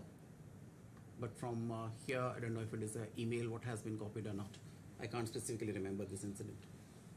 But this demonstrates, doesn't it, that you might do the first draft, but it's Shikhar Agarwal who ultimately takes the decision and then sends the email. Isn't that right? No, I don't think so. If let me just go down. If the email is marked to the Joint Managing Director and it particularly is related to operations, then Mr. Shikhar would definitely consult me before responding, because he is not only looking after operations, he is looking after multiple things, and I'm the responsible for the global operations. So I would have a better visibility of things. Now, what's happened here is that you've sent him an email and he's then copy-pasted that and then sent it to my client. Do you accept that? I don't know exactly what has happened here. I can't, as I said, I don't remember exactly. Was the only plausible explanation for your email signature being there is that you've sent him the texted email first? Would you accept that? I'm sorry, can you repeat? Well, you can see that your email signature is included in Shikhar Agarwal's email. So I'd say the only plausible explanation for that must be that you've emailed him and then he's copied that into the email and inadvertently kept your name in. Do you accept that? No, not necessarily, because when you have quite a lot of emails up and down going on, it might have happened that he must have used some content or referred to something while drafting, because that's what we all do. I mean, normally when you're requested for emails, responses, we all request to our team members to give us a narrative of what exactly happened so that we can then respond to the other party. Yes, so it's come from other emails that have been sent I understand. to Shikhar Agarwal. Yeah. Do you I understand. accept that? I understand. I can see my email signature, but I can't say that whether he has copy pasted in this context or it is from somewhere else. but it would, I accept you don't know, but it would, in terms of how things operated, you would expect that other people would have emailed Shikhar Agarwal, and he would have taken things from other emails, and then he would have sent this to Mr. Kamuni. Sorry, I can't comment on his behalf. Well, then how did your email signature end up in his email then? I can't comment here because I'm not the sender here. Or did he give you access to his email account? No. Now the thing is, Mr. Sahu, we haven't been disclosed any of the document chain showing any of this going to Shikhar Agarwal, have we?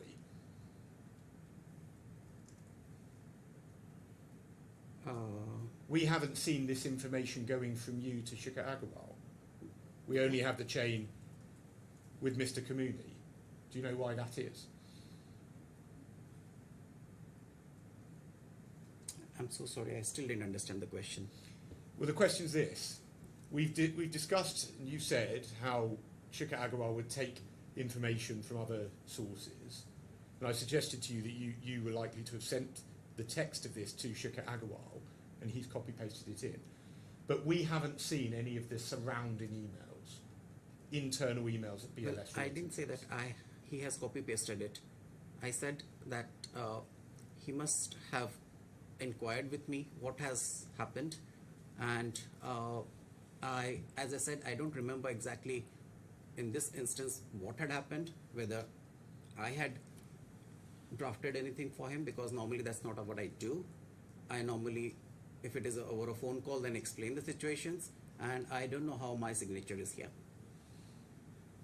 I suggest that this is an example of BLS not giving to us the internal documents showing what was going on in BLS. Would you accept that? No, I would not. Now, ultimately, when it came to signing off the decision to purportedly terminate, or I'll often use the phrase terminate, though I mean purporting to terminate, with the claimants, the Agarwals made that decision, didn't they? No. The main decision came from me, because I'm the chief operating officer and I'm responsible for this business. I'm responsible for reporting things to the ministry, and overall, when things don't go right, I normally take a decision keeping everybody in the loop. That's how we operate in BLS. So, for example, taking the decision to inform the mission that the agreements will be terminated, would that be you or would that be the Agarwals? That will be me. Let's go to page 3826. Main bundle, please.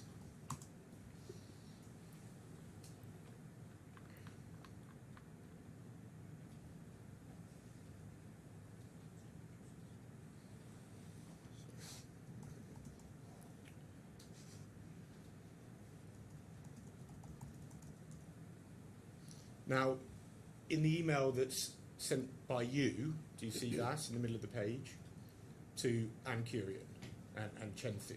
That's right. And you say, in the second substantive line, as discussed with DA, please send this to the mission today. So DA is Diwakar Agarwal, isn't that right? That's right. So when you gave evidence a moment ago that Diwakar Agarwal would not sign off on that was incorrect, wasn't it? No, it is absolutely correct. The decisions are taken by me, but as I said, that all this, whatever I do, I discuss it with my team, and team involves my juniors and my seniors. So I did clarify that in all decisions, Mr. Shikhar Agarwal is a part of it, and if there is any considerable major decisions, if Shikhar is not available, then at times we go to Mr. Diwakar Agarwal. So you're saying that how it works is, although the Agarwals are your boss, and although you go to him before making the decision, you're not getting sign-off from them for the decision. Is that your evidence? That's right. I suggest that's a completely implausible way of how business operates, isn't it, Mr. Well, Sahi? if you have seen my tenure with BLS, I've joined 10 years back, and based on my decisions, the company has gone from where we were to where we are today.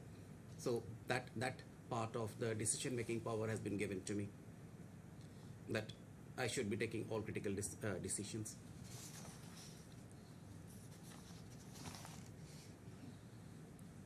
The position is, Mr. Sahu, that if the Agarwals tell you to do something, then you have to do it, don't you? No, it's not right. They're your line managers, aren't they? No, but that's not how we work. I am a professional with considerable years of 20 years of experience in the outsourcing. So what I do is, if they have a view, my job is to advise them, to let them know what exactly is right for the outsourcing business. But then they decide, don't they? That's how it works when someone's in charge. I believe they have other major things to take decisions on, but when it comes to operations, normally that's something which I take the decisions on. I do consult them, if I can underline that. I do consult them with everything. And so there's no reason why Shikhar Agarwal couldn't have given evidence, is there? He could have been sat where you are as a witness, couldn't he? Well, I don't think he has a major role in any of these, because that's not what he does. And the witnesses here are mostly from my team, who are involved in this complete process. If he'd wanted to be here, he could have, couldn't he? There's no reason why he couldn't give evidence. I'm sorry, I can't comment on that. Why can't you comment on that? I don't know. I mean, Well, has he been watching the proceedings, do you know? I'm not aware of it. So you're not discussing the proceedings with the Agarwals? You haven't spoken to them since the trial started? No. Well, Shikhar Agarwal gave a witness statement within one working day when he wanted to justify not providing his WhatsApps. Are you aware of that? Not up to my knowledge.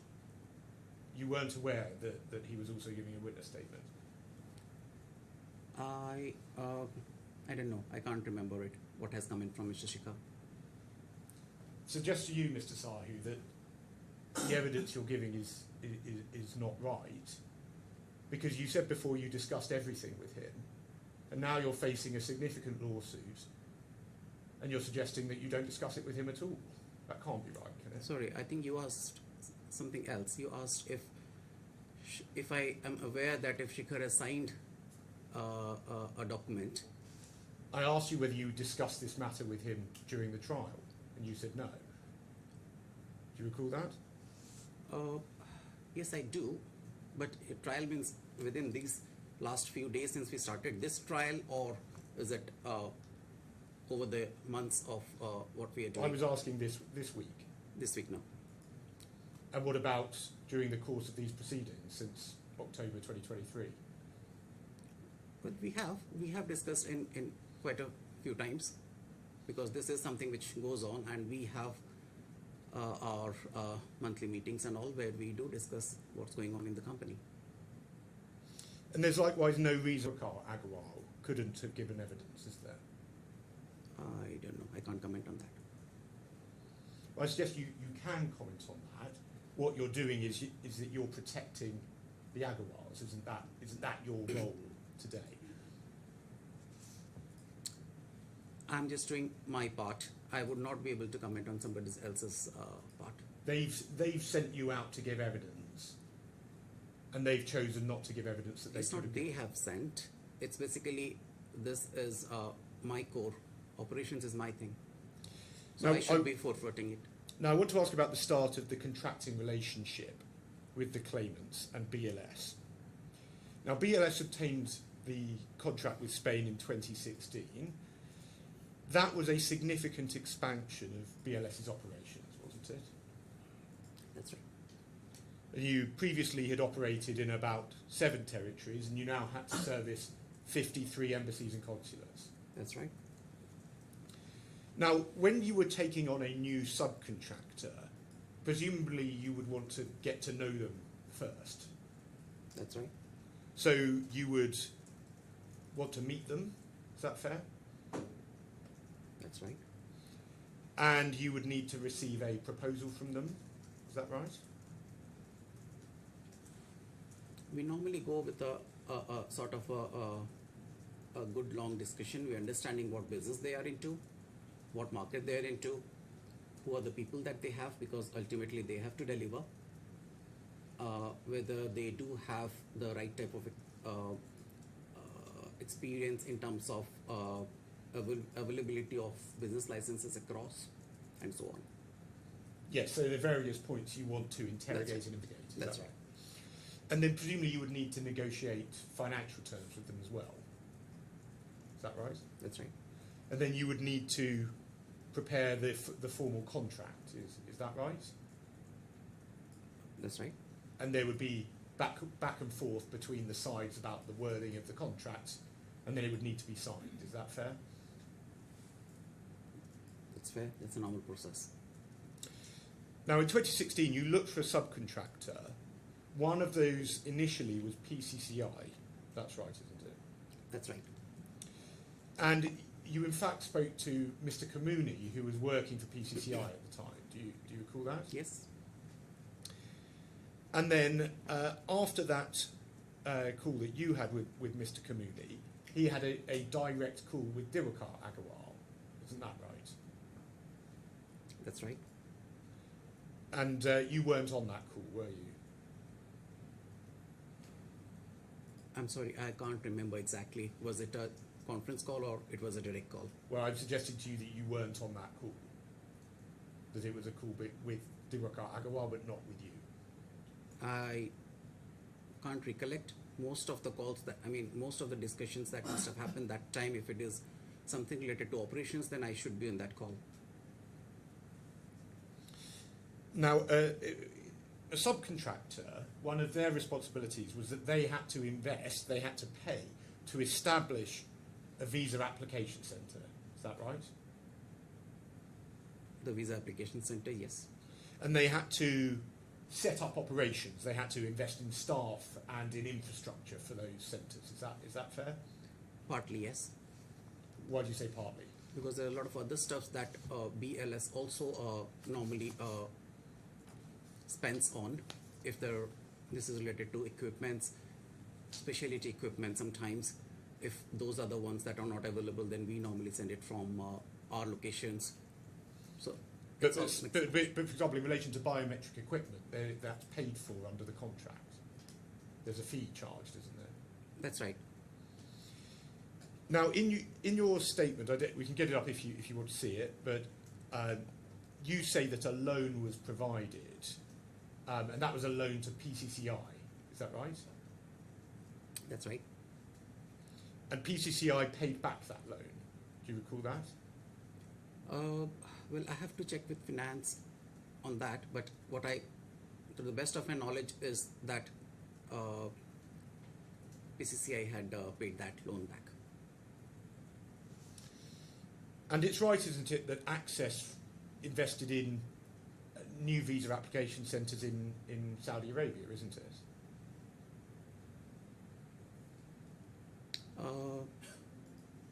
Yes, I think. Well, I don't remember exactly whether it was PCCI who had invested at that time or it was Access, but either of them. Well, for example, if we go to page 2820 of the trial bundle,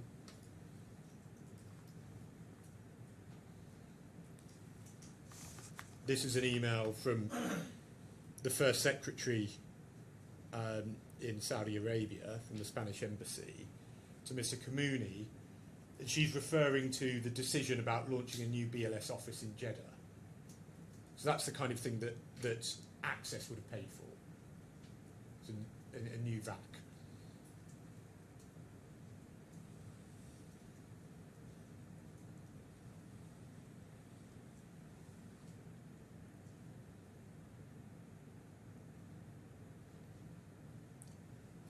That's right. If it is during Access operations, then yes, they would pay for it.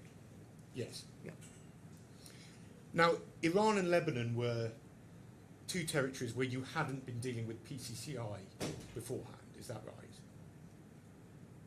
Well, I remember Iran wasn't in the list. It was added later on. I can't remember exactly. We have to refer to the notes exactly. Okay, well, I suggest to you that they weren't. And so all of that, so in Iran and Lebanon, that's all necessarily involved fresh investment by Access as well, didn't it? Yes, I mean, wherever we would start operations, if it is new, then yes, the company would have to invest. And Now- they must have invested, yes. And now one of the reasons why PCCI wasn't willing to carry on as a contractor was because it required too much investment. Do you accept that? I don't know exactly what was the reason.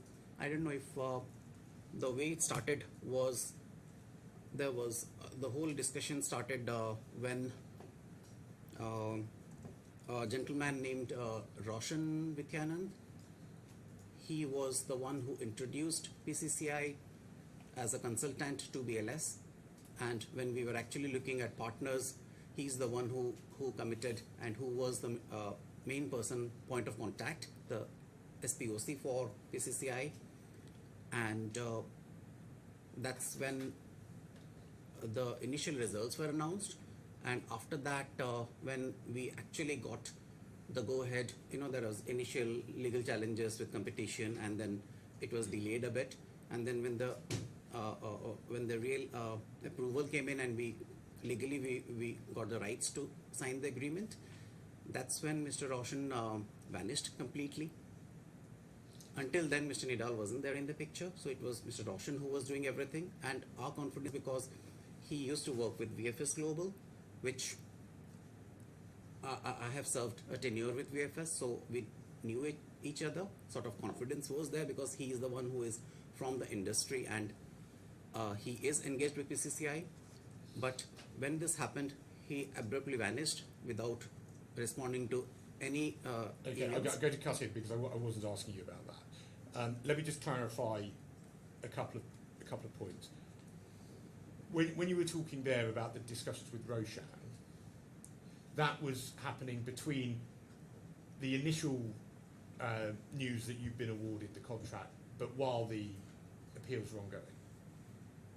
That's right. No, why Now, I was if trying to we say go that. if we go to 2294, No, there is a bit of thing that I need to add on here, because you said the question was on PCCI's investment, because was it because of that they backed out? no, I'm coming to that now. That's what I'm going to ask you about. Alright. That. So if we go to 2294, well, perhaps if you want to see the start of this email at 2291,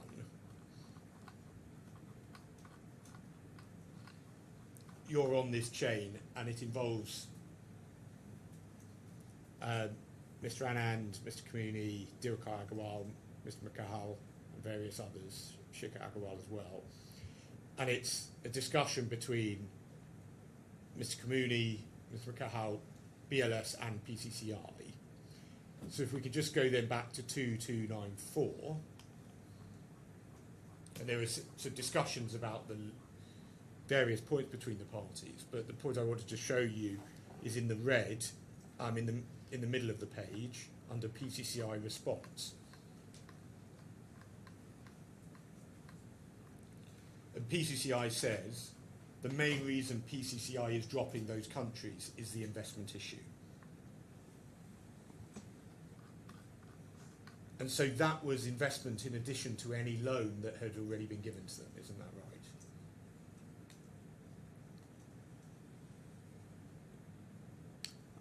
Well, I don't remember exactly if any budget was sent by PCCI to us, and whether the loan that we have given covered the entire cost of the budget, or was it more than that? Well, this is about bringing the relationship to an end. I mean, we can see this 2293.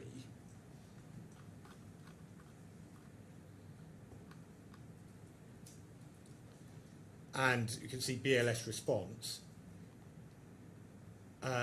and you say maximum we can delay is 2 weeks, and that was 2 weeks for the handover.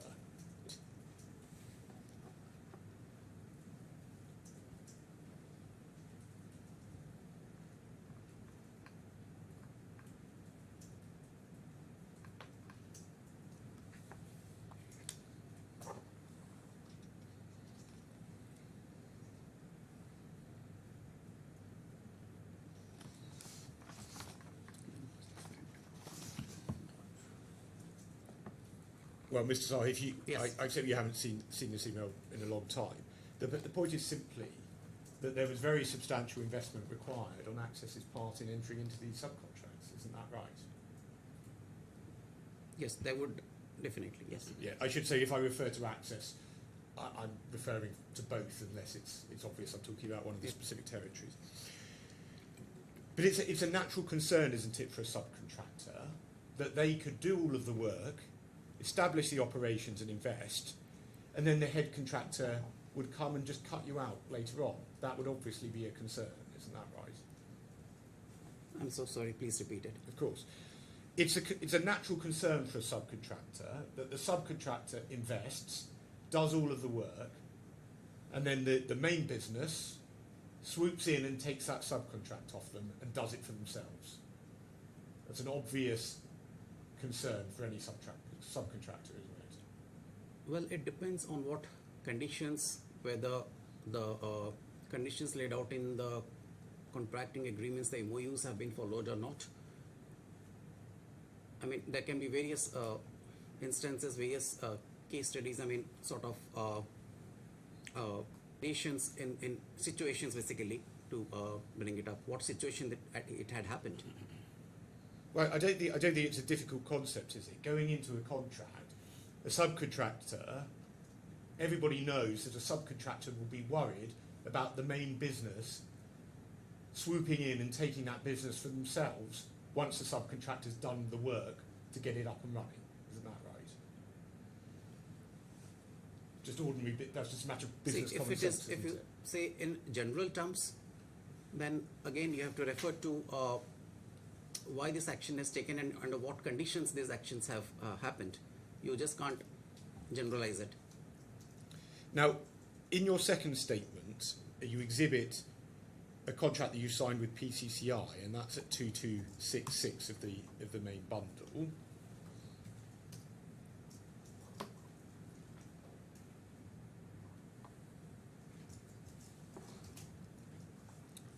And now in your witness statement, and if it helps, I think we've got a hard copy bundle so you can keep the document open and look at your witness statement at the same time. So in your second statement, well, sorry, I call it your second statement. It's actually third in the bundle, but it was your second statement. At paragraph 21, and this is at page 114. Kindly bear with us for a second. I'm sorry. We're just finding it out. Just Yes, give of us course, yes. So this is at 1141.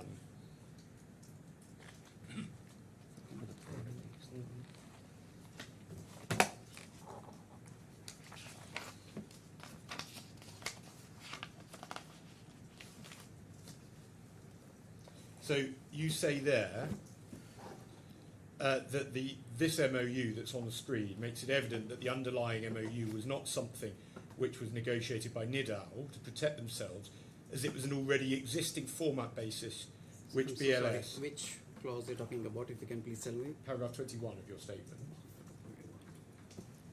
This is page 1141.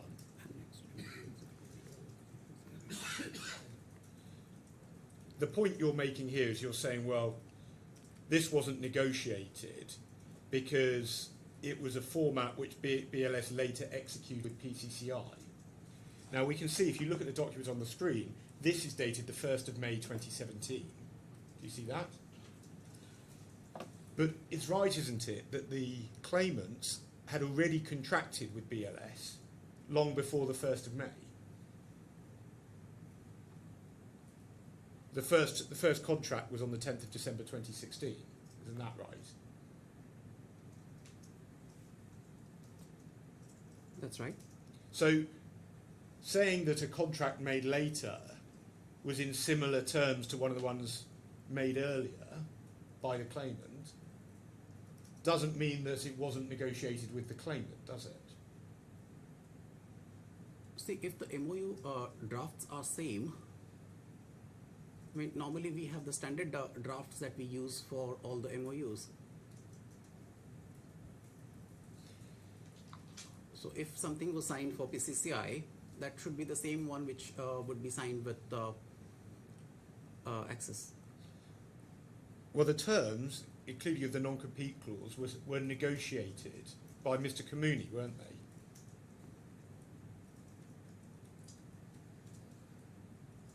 I have to check both the MOUs in order to respond to this. Well, I'm asking you whether you do you remember that the process was that you negotiated with Mr. Kamuni, didn't you? About Well, I wording? can't remember exactly as of now on my head, because we were having global rollouts that time, and multiple countries, multiple MOUs were being signed. And given the risks, it's obvious that the claimants wouldn't have wanted to enter into a contract with you if they weren't protected from you taking their business off them. Isn't that right? Normally what BLS does is we include appropriate termination clauses in all our MOUs, and the subcontractors have to follow that. Now, in your statement, again, we can get it up if you need, but I don't think we need to. You say you can't recall whether or not you sent the request for procurement to the claimants.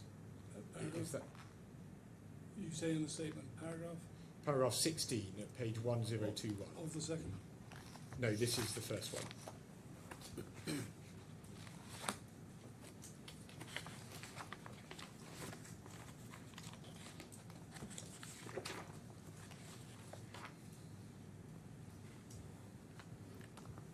Yeah, clause number 16. Yes. So you don't recall whether or not you did this.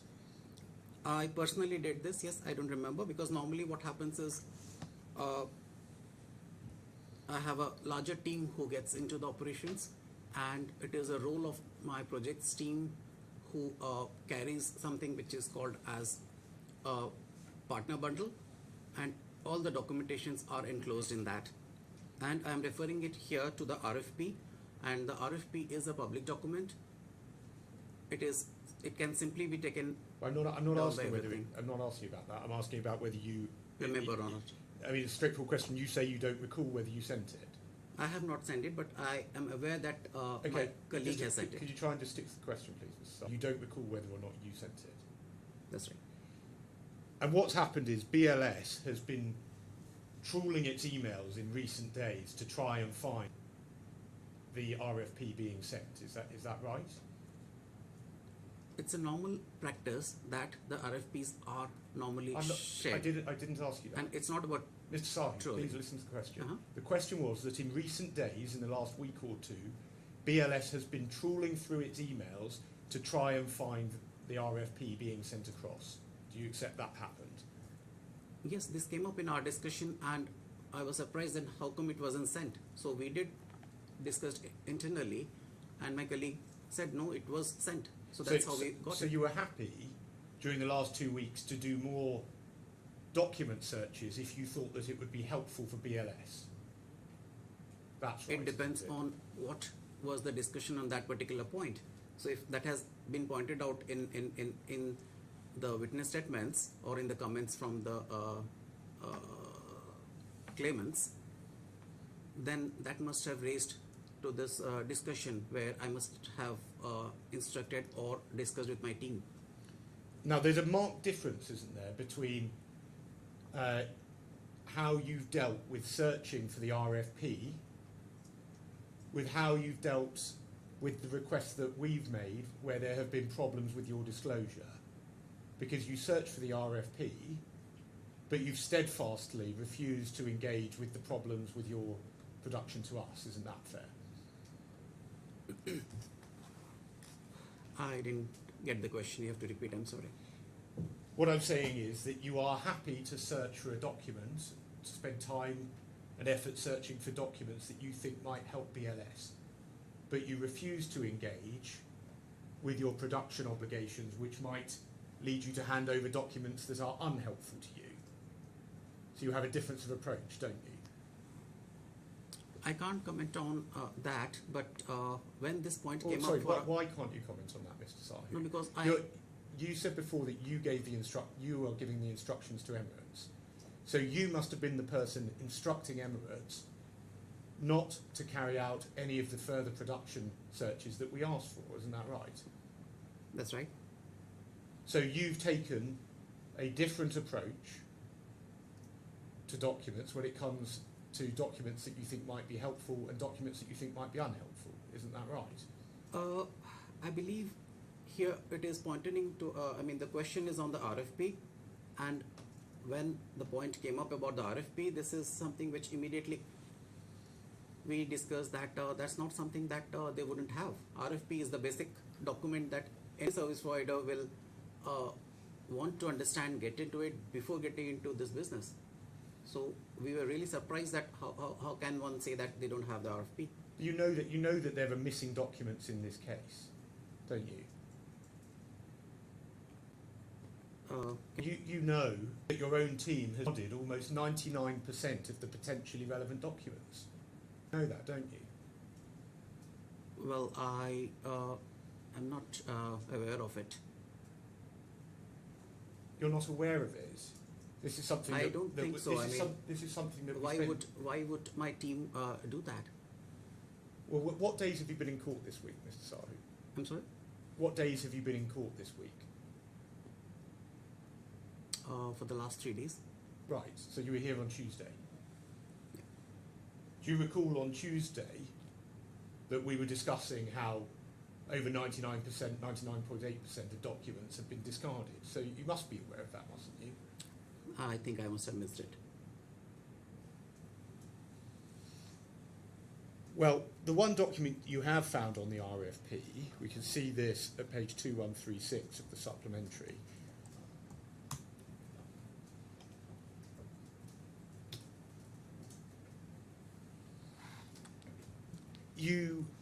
Your evidence was that it would be sent prior to the subcontracting process, but this document was sent in February 2017, so it was sent after you'd already contracted with ProEx.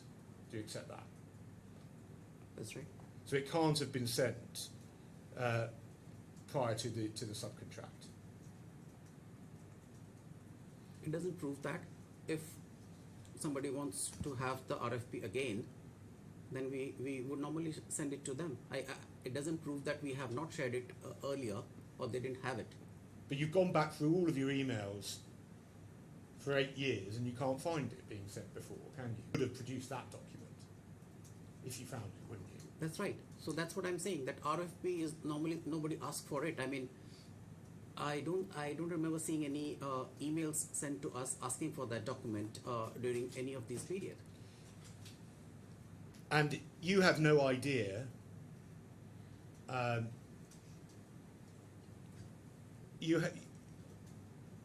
this was sent to a PCCI email address. So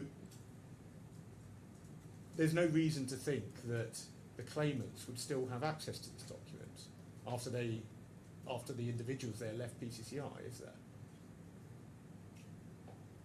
It's on a PCCI server. I don't agree to it actually, because anybody who is in the subcontracting business considers this as a Bible. This is something which, based on which the operation and complete delivery of the project lies, and anybody who wants to get into this business should have it.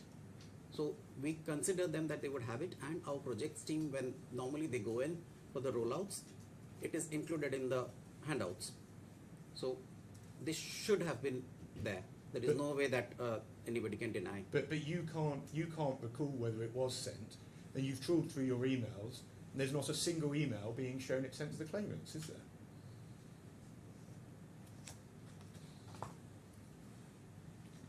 Do you accept that? I mean, because the subject of question was the RFP, so we have gone through our emails and we have got it that the RFP details were shared with them. Well, I've asked you that question, so I'll move on. Now, if we go to your witness statement, page 1020, at paragraph 14.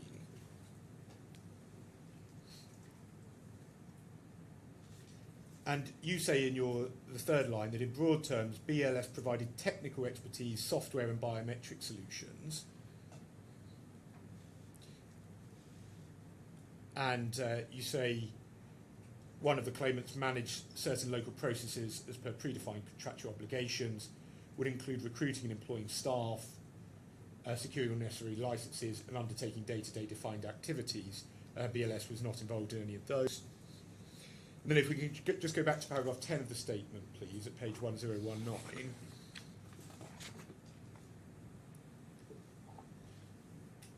You again say that under the contract with the Spanish ministry, BLS India was responsible for providing the necessary technological infrastructure. Do you see that? That's right. So it's right, isn't it, that it was BLS's responsibility to maintain the software and the website? That's right.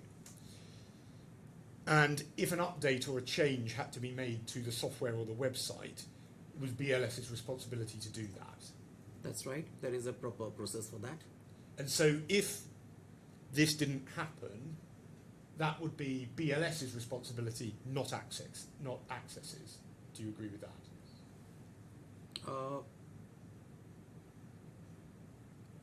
Well, there are conditions where the local company would still be responsible if it is affecting any client services, then definitely they would also be responsible. If there is a request from the site which has come in to do if there is an undue request which has come in, well, in that case, those are the changes that we would not entertain. So you're seriously suggesting it would be Access's fault if a request comes in which requires the website to be updated, and then BLS doesn't update the website? That would be Access's fault. As I said, it is situational. If there is a request which comes in from the location for a website change which is not in line with what the Ministry of Spain's instructions are, in that case, we would definitely go back and tell them that this is not possible. Right, but let's assume the Ministry of Spain wants the change. So the Ministry of Spain has asked for the change. Then we normally do it. And if you didn't do it, that would be your fault, not Access's. Do you Yes, accept my that? team would be. It's the responsibility of my team to handle it. Yes. Now, we saw a moment ago that you said that the claimants would be in charge of staffing. You would also be able to oversee and have visibility of who the staff were. Is that fair? Normally, the service contractors are responsible for sending us the staff lists. Yes, so I appreciate that the responsibility for employing them is with Access. That's right. But in terms of, simple question, you would know who the staff were? If they have informed us, then yes. Well, but you would expect to know this, wouldn't you? Our expectation is that Access should inform us about everybody. If they haven't, then we would not know about it. That's normal. Well, you put staff name. You have to give them access to the system, so you need to know their names. Not everybody. There is a larger group, and user IDs are not given for everyone. And you would have access. You'd be able to view, for example, personnel files, wouldn't you? We have to request Access to provide that to us. They are not maintained online.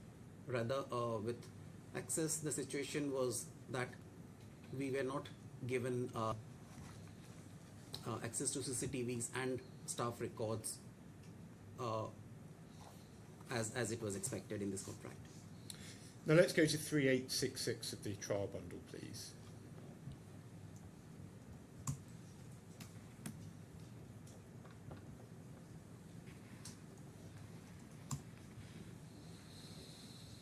Now, this is an email that was sent, we can see it just back over the page, at the bottom of the previous page, that it was sent on 27th of September 2023, so around the time of termination. We can see that it's copied to you. Now, going back to 3866,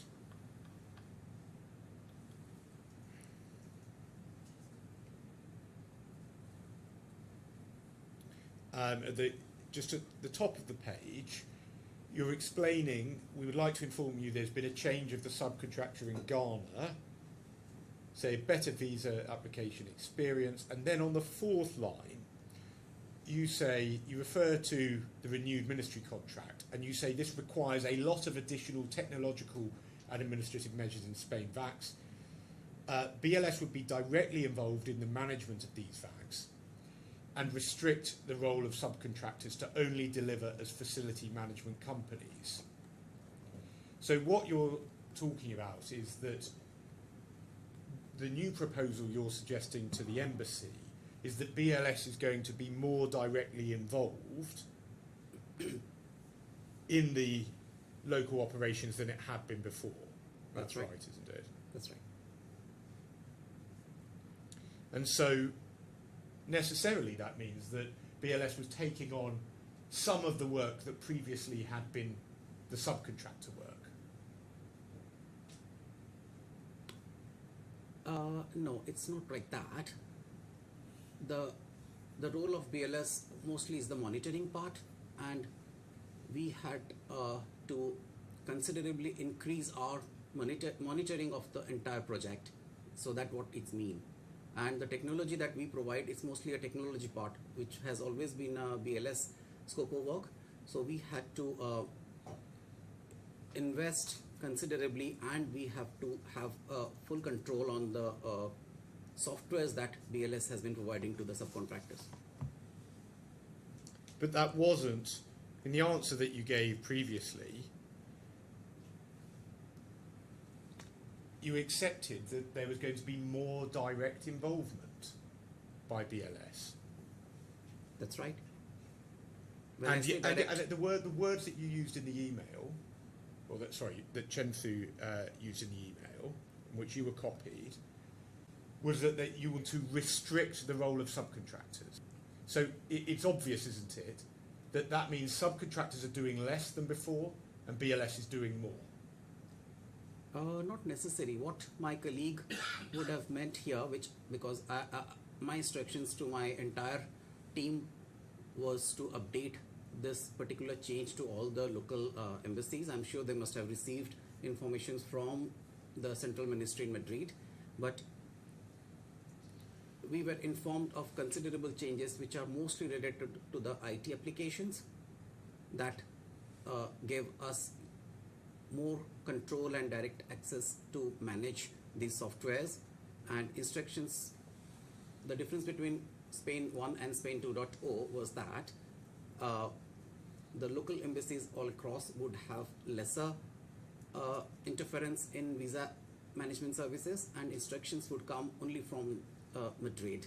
So we have to follow them more rather than depending a lot on the local embassies. The role of subcontractors, normally what happens whenever there is a change, the subcontractors have to go to the local embassy and they have to discuss and come back with a solution which can be customized to that particular location. But the Spain 2.0 is more of a centralized solution where everything would be done by Madrid and the same change will be implemented globally. So that is work that BLS is doing that previously subcontractors would have been doing? No, the role of subcontractors remains the same in terms of delivery. Well, let's go to 3869, and this is another email sent on the same date, this time sent by Ms. Curian, and you are again copied to it. We can see in the second substantive paragraph the same wording is used. BLS would be directly involved in the management of these VACs and restrict the role of subcontractors to only deliver as facility management companies. So I do suggest to you, Mr. Sahu, that you're not being frank with me at the moment, because the truth of it is that one way or another, BLS, even where it appointed new subcontractors, wanted to take some of the work that Access had been doing for itself. No, I wouldn't agree to that. It is something that how you are interpreting. So when we say direct, sorry, let me read out the exact because The word is restrict the role of subcontractors. Let the witness finish referring what he wants to refer to.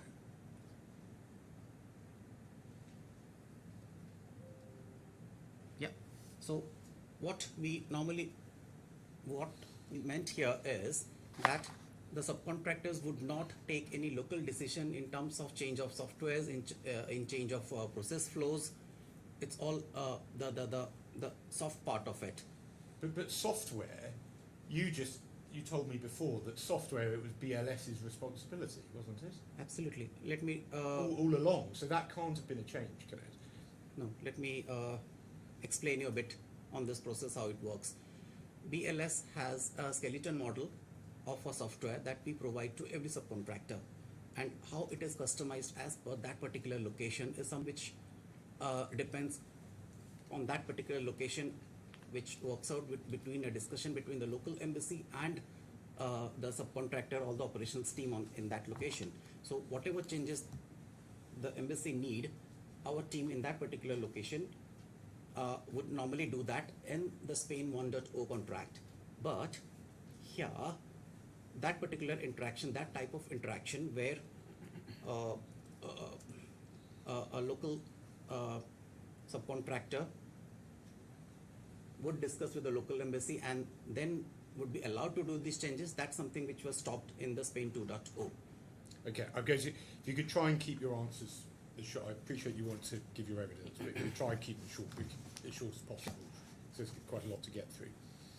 Now, I want to ask you about events concerning the renewal of the contract between BLS and Spain. Now, if we go to page 1020, I'm sorry, it's not a renewal. It was a new can you contract. start- I haven't asked you a question. I think the witness was entitled to respond to your statement. I'm going to ask plenty of questions about this, but Yes. if he wants to. You've taken more time with you objecting to him responding than was taken up by him responding.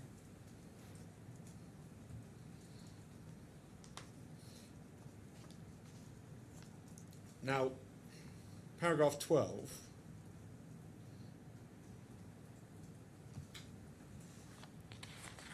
of your witness statement, in the second line,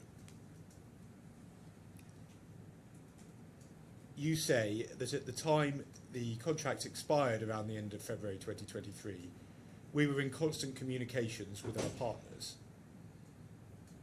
including the claimants who were well informed of what was happening. Now, can we go to 203 of the supplemental bundle, please?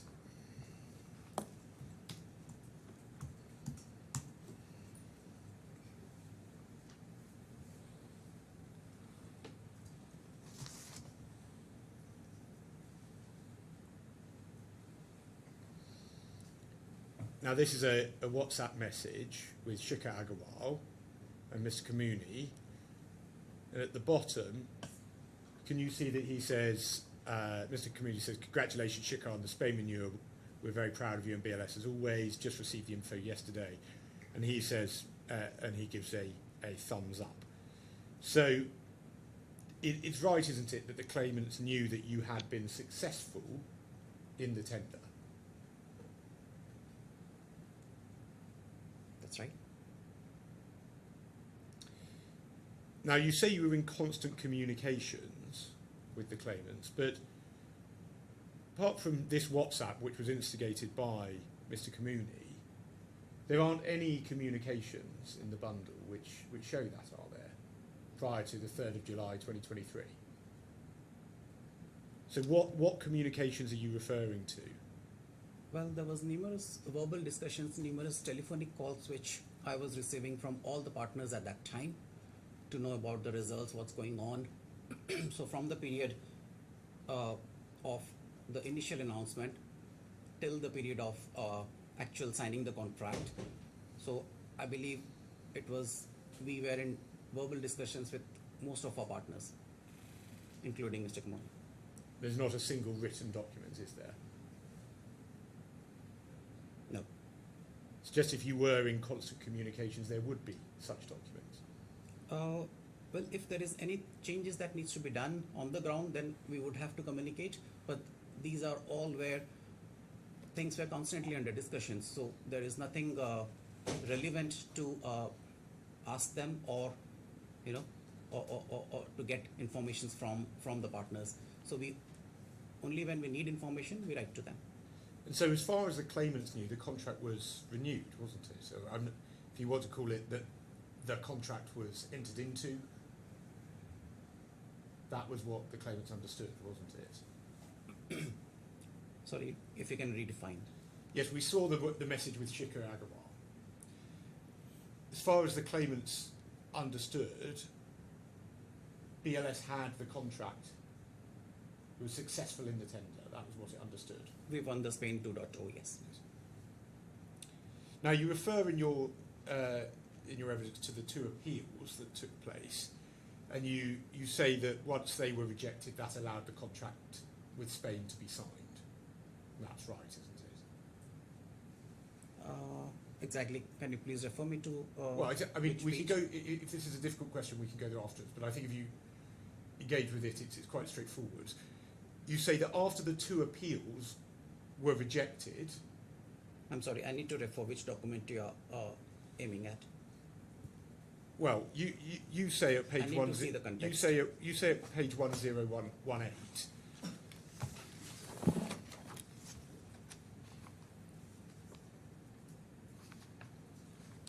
At paragraph 5. Sorry, that's a wrong reference.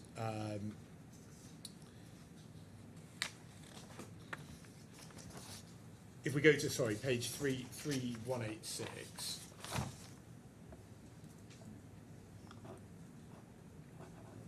Of the trial bundle.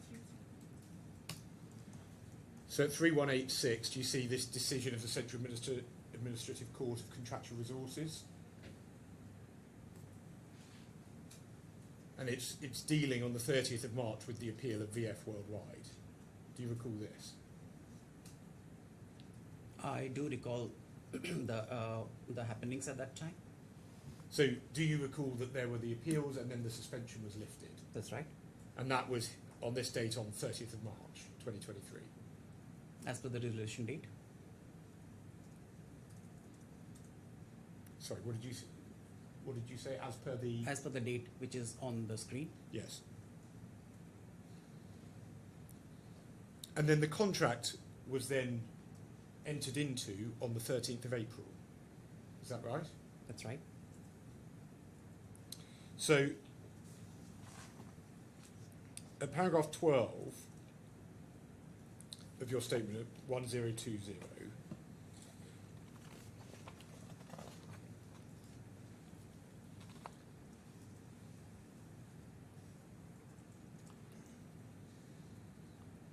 at the end of the final three lines, you say the only contractual negotiations. You refer to having not signed any agreement with the Spanish government, and then you say the only contractual negotiations that we had with the claimants were therefore later in July 2023, as I described below. But on any view, there would have been something to negotiate in March, wouldn't there? At that time, not with the subcontractors, because what happens in a outsourcing contract situation is that when we sign the contract, there are numerous discussions which needs to be undertaken by the by BLS with the Ministry of Foreign Affairs team, and based on that, we have to finalize on process notes, standard operating manuals, and quite a lot of documentations.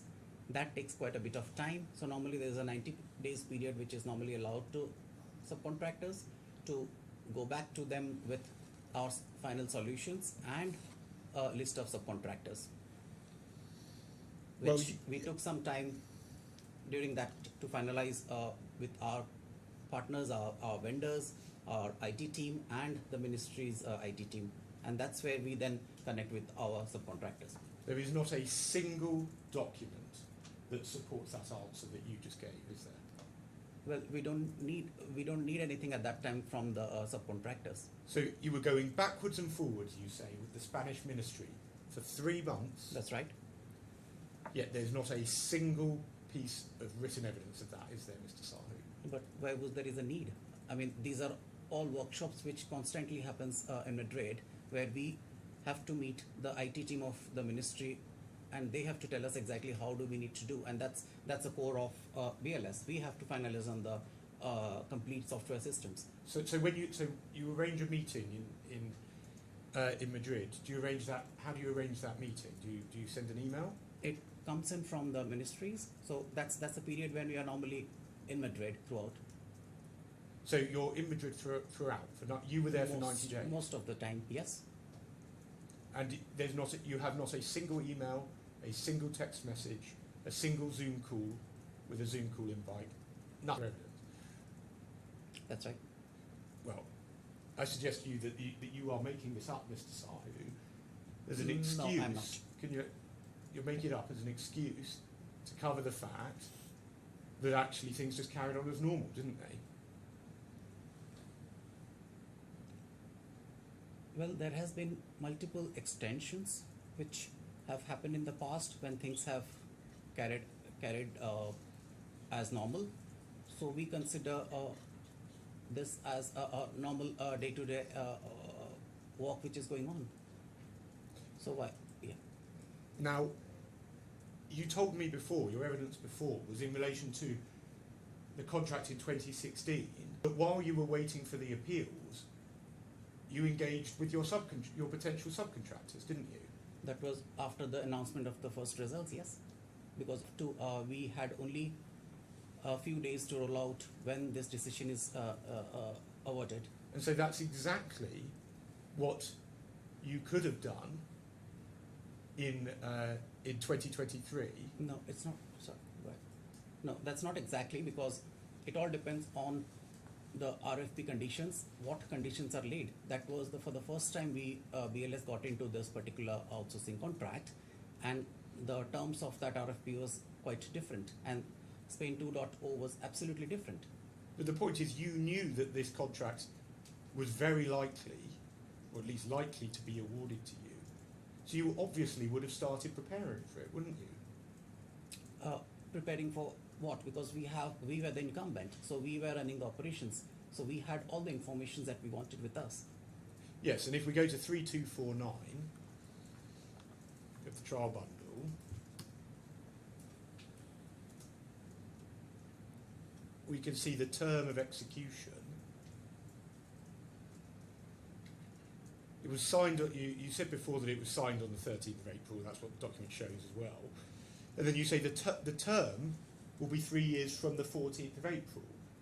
So there was no 90-day delay. The contract started the very next day, didn't it? That's right. Yeah.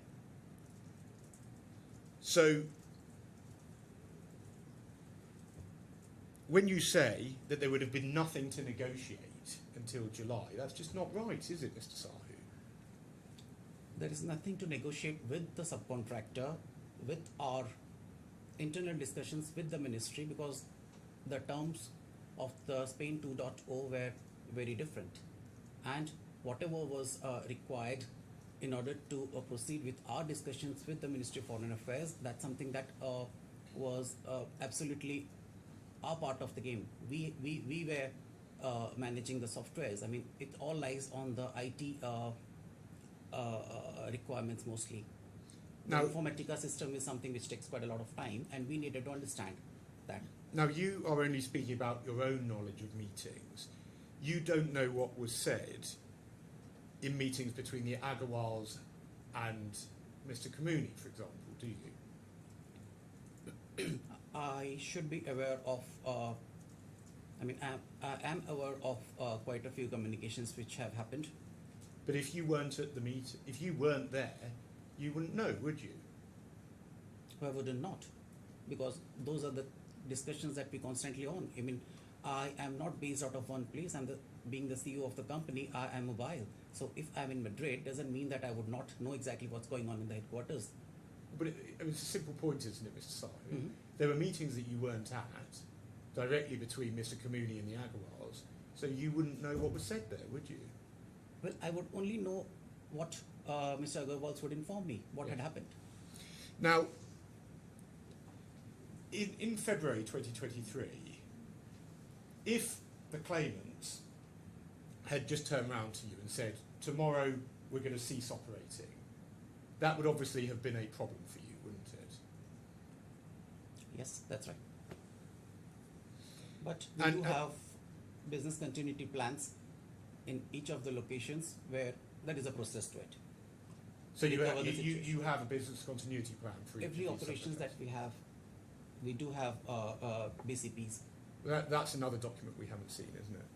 I don't know if the claimants haven't shared with you. It's Because not, we the, are it's not the claimants, it's sorry. it's your document, isn't it? no, they're supposed to have it in all locations.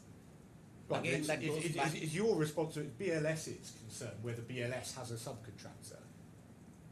So that'd be your, it would be you, are you saying you have a document, or are you saying the claimants have a document? When we say we means it's the complete operations. It should be a part of the VAC, the Visa Application Center's standard documentations, which is there. So Now, in the run-up to February 2023, did you go to the claimants and seek reassurances that they were going to carry on operating the VACs? yes, there were a lot of verbal discussions which were between me and Mr. Kamoni. And so you're saying the point of those discussions is that my client is going to carry on operating even once the new contract is entered into with Spain? No, we normally inform them what's going on in Madrid. Well, you haven't answered the question I asked you, which was about did you seek reassurances? And that never happened, did it? How can you give assurance if I'm not sure what the terms and conditions of what are the conditions which are laid out in the process is? Like we were discussing a lot of things with the ministry, as I said. So how would I be able to give them details which are not finalized? Well, we've covered that. There's no evidence. I put it to you. There's no evidence of any of those discussions. But this is about, are my clients going to carry on operating the VACs? You have never. You didn't go to them and seek reassurances. You didn't say to them, did you? Well, can you tell me after the once we're into the emergency contract, could you tell me if you're going to carry on operating? You didn't discuss that with them, did you? Yes, we have. We have verbally discussed. Well, I suggest you are just making that up, aren't you, Mr. Safi? No, it's not.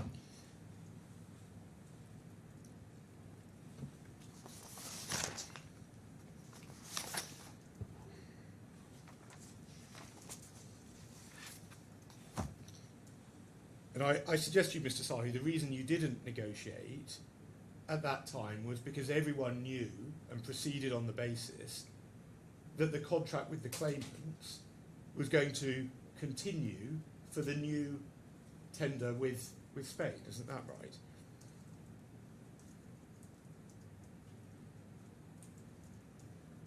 Yes, at that time the expectations was that we would continue with all our subcontractors.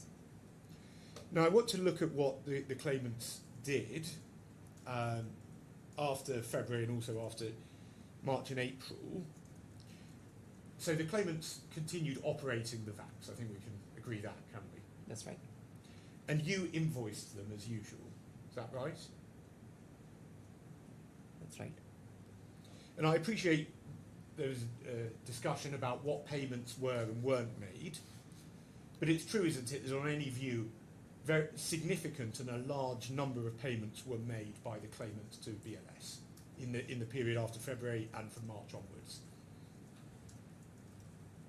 What I'm aware of from my team is that there was a considerable delay in the payments at that time, and the finance team was constantly chasing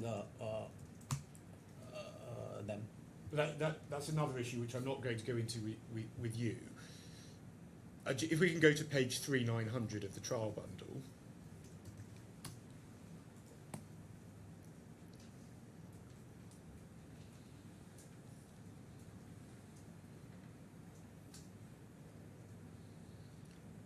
Now we can see the invoice date. Sorry, fourth column. i.e. the first date set out. So on 3900 at the top, 31 Jan 23 is the invoice date. It's a simple point really. We can see that at 556 onwards, those are invoices sent from the 28th of February onwards. From 566 onwards, there are invoices sent from the 31st of March onwards, and then from 570 onwards, we can see the ones sent from April onwards. And even if we just looked at April onwards, 570, we can see that the right-hand column, where there is a number in the right-hand column, that means it was paid. Do you accept that? Yes. So we can see that even from April onwards, there were 26 invoices. You might have to take the exact number from me, but there was a very large number of invoices issued from April onwards that were then paid by the claimants. Do you accept that? Yes. Here, most of the invoices, I mean, whatever invoices, the payment dates are shown here. I'm not. Just to be clear, I'm not asking you about Okay. how long it took to pay. It's just about were there payments. Yes. Only during that period they were paid. And they paid both fixed fees and fees from VAS and fees from specific visa applications. I'm sorry, I have to relate to the invoices in order to respond to that. Well, under the contracts, there were ongoing fixed fee requirements. Weren't I'm there? aware of that. Yes, and so we can see how all of these invoices were paid over a substantial amount of time. So that would have included fixed fees, wouldn't it? Well, as I said, I have to check the invoices numbers in order to respond to that. Okay. Well, if you don't know, you don't know. Now, if we go to page 1820, please, of the supplemental.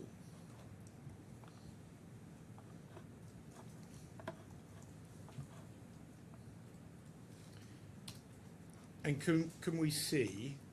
Well, sorry. Before I ask you about this, it's right, isn't it, that under the contract with Spain, that the fee increased to €16.90. Is that right? That's right. And that's for €1.45 more than the old fee. Is that right? That's right. And what happens is that you unilaterally increased. Well, sorry, I'm not going to say unilaterally. You increased the amount that you invoice the claimants by €1.45. Do you accept that? Well, I wouldn't see Well, say that unilaterally. If I could just show you it, it says BLS share at 4.45, about halfway down on the left-hand side. Right. Do you see that? Yes. And previously you had invoiced for €3. Yes.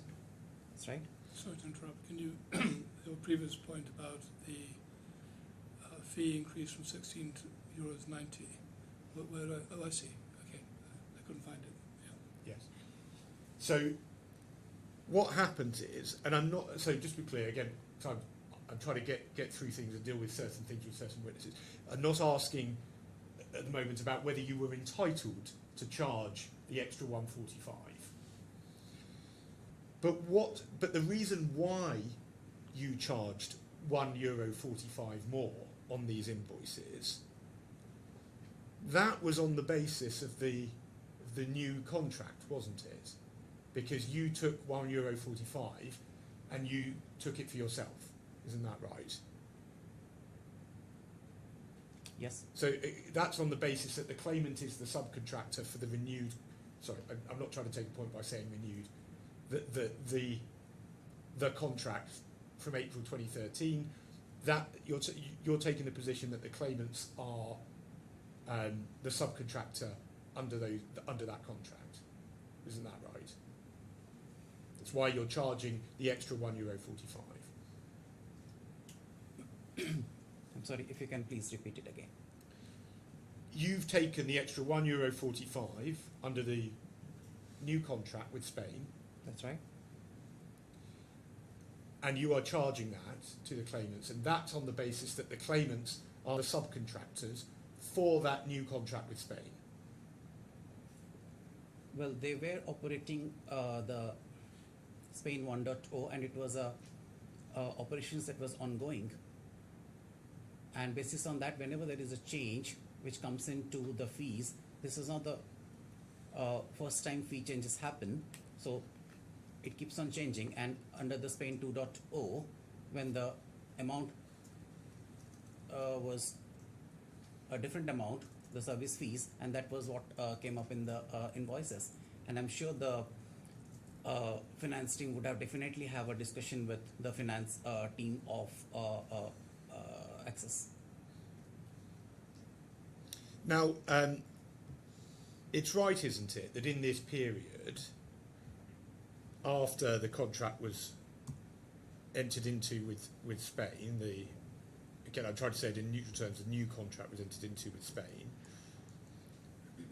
you required the claimants to undertake significant investment, didn't you? Well, depends what the significant investment would be.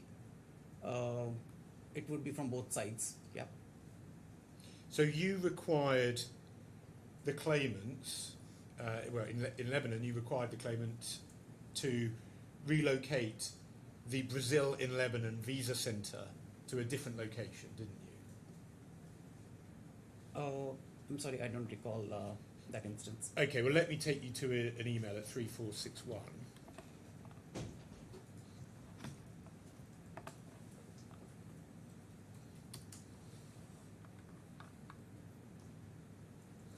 And can you see at the bottom of this page, this is from Mr. Batnagar, he says to Ms. Kurian, refer to below email, please be informed we need to quickly move out non-Schengen operations from Spain back at Lebanon, need to respond to MOFA. And then he says, as per Jitendra instructions, we need to move out the same to any of the business centre or in any other separate area. So that's your instruction, isn't it? Yes, my instructions at that time, which is as of the new, as of the Spanish instructions, were not to have any non-Schengen accounts operating within the same centres. And that was part of the requirements for the national visa, is that right? Not necessary. The national visa was a part of Spain 2.0, but moving out non-Schengen operations doesn't mean that it has to be because of the national visas. Okay, well, I'll ask you about that in a moment, if I may. I'll just finish the email chain first. So if we go back up to 3460 at the bottom of the page. So we can see that Ms. Kurian tells Ms. McCahal in the second line, we will need to take an immediate action to move the Brazil operation into a separate facility. So that's an instruction being given to the claimants, isn't by BLS. Absolutely. So if a complaint has been, if escalation must have gone from the local embassy to the ministry, then the instruction would come to BLS, and then we would instruct this to the partner. Yes. I'm not trying to cut you off from saying what you want to say. I've got quite a lot to get through, so when it's just a straightforward answer, Okay. I think we agreed on that was an instruction. If I could just ask you to try and limit it, but I'm not trying to cut you off if you do need to say something. We can then go above up the page again to 3458, and this is at the bottom of that page. We've got Ms. McCahal's response.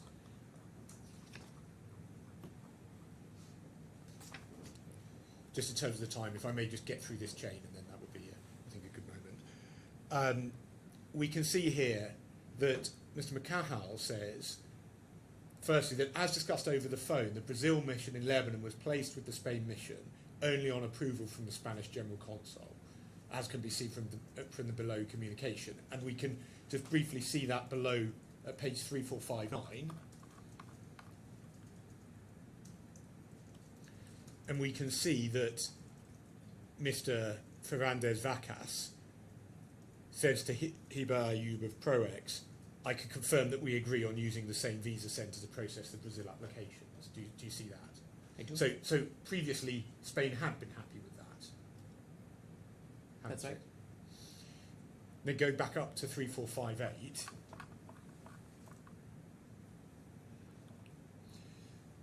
Mr. McCahal is referring to the current Consul General, Miss Margarita Buparada. Is that right? That's right. So he says she was aware since day one, but as we came across the national visa, she raised the point that she needs Brazil out. So the reason why there had to be this move was specifically as a result of the implementation of the national visa. Isn't that right? Well, I believe our regional head, Ms. Anne, would be able to respond on this more because she was directly involved here. But from this email, I would not conclude that because I would definitely want to see the email from the MC which is written to Mr. Khalid. So I accept you might not know yourself, that's fine. But are you seriously suggesting that this email doesn't indicate that it was a national visa requirement? I would not be able to know about it.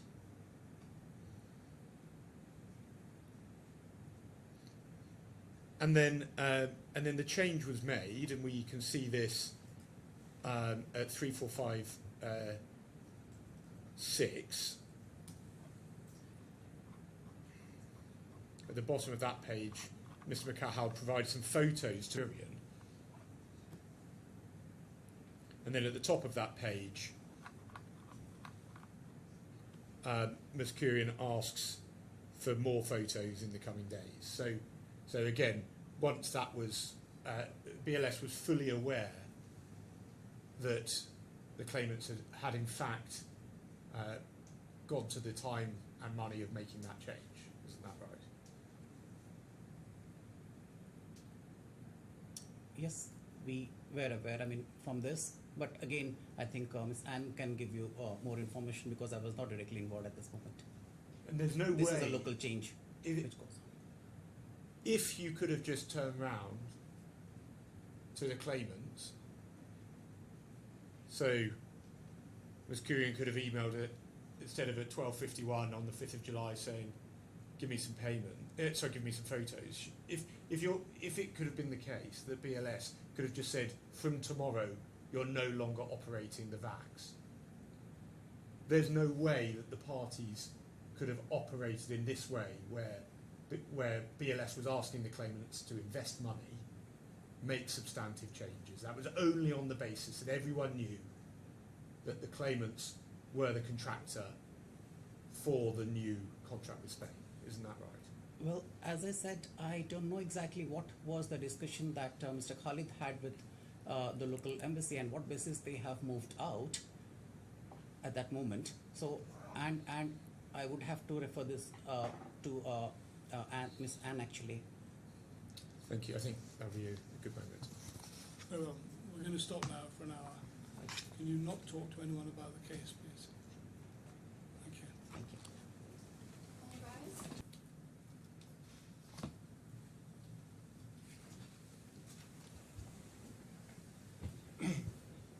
At some stage, we're going to talk about timetabling. Do you want? I'm in your hands when you want. When it's convenient. This is about Mr. Tiara. Yeah. I gather we're still waiting for them Okay. to wake up, I think. That's what I say.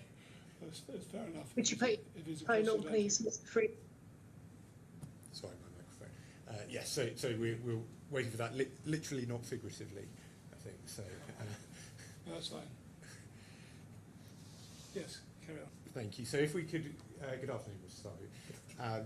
Could we go to page 3454, please?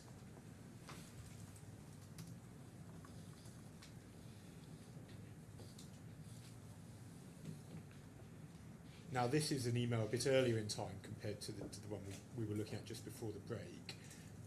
And this is from Ms. Ayoub, who is a pro-ex claimant person to Margarita Buparada of the in Lebanon.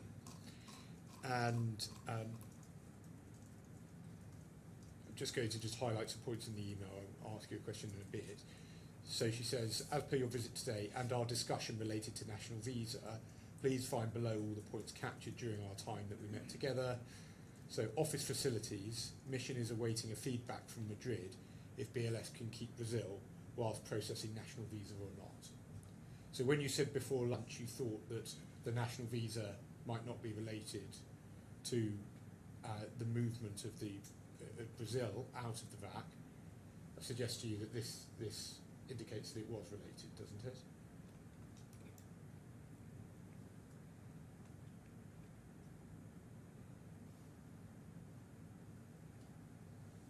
Okay, noted. Do you, Sure, do you agree with that?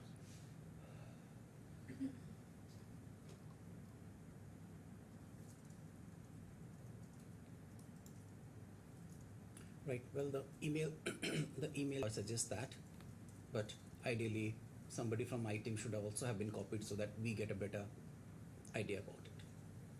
Then she, and again, I'll ask a question in a moment, but she then refers to appointment system.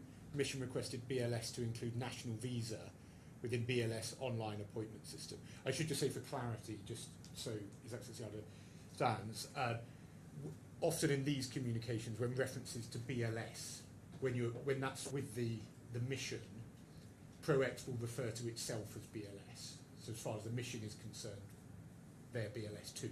That's right, isn't it? Well, at that moment, yes, they the the subcontractor is definitely acting on behalf of BLS here, but ideally they should involve a copy. Yes, it was just a point of clarification. I'm not asking you some certain questions, right, just so we understand why it's referring to BLS. So there's reference to that by relation to the national visa. Then we see different types in two categories. BLS will be responsible for some types of national visa like student, confirmed by the mission. Then there's a point about website content. Then there's staffing. In order to be able to process national visa applications, it's mandatory to have staff who are familiar with the Spanish language, timeline before 1st of July. Training, the staff must go through a training period to get acquainted with the different types of national visas. Timeline 19th of June. Mission to send someone to BLS premises for a period of 2 hours daily. And then Akida system, the bottom of the page, going over onto the next page. Work is underway in Madrid to update the system to include the national visa and the possibility to have option to upload scanned documents. And then if we go to 3453, and then I'll ask you a question.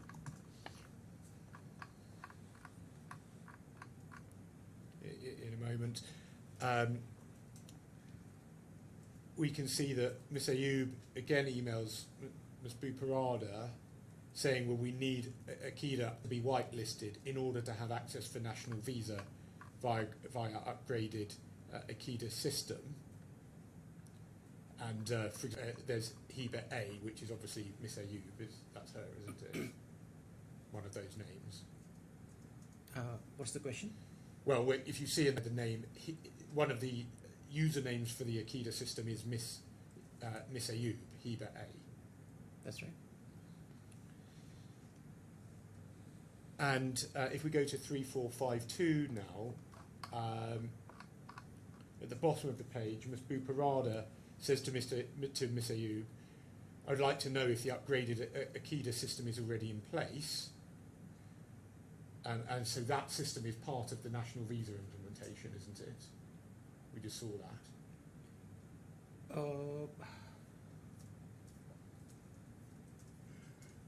Well, national visas were a part of the new contract, the Spain 2.0. And the upgrade to the Akida system is for the national visa, isn't it? No, it's in general. Well, let's go back then to 3455 at the top of the page. We just saw this. Work is underway in Madrid to update the current system and include the national visa part. To include the national visa part, yes. But Yes. it's like holistic, it's the entire system is called Acceda. Yes. And then if we go back to 3453, we just saw this a moment ago. Mr. Ayub saying we need the Akida usernames to be whitelisted in order to have access for national visa via upgraded Akida system. So the simple point is that where there is discussion about the changes to Akida and to whitelisting those new names, that is all to implement the national visa changes, isn't it? Yes, it denotes to include national visa, yes. But I'm just thinking, who's asking whom in these emails?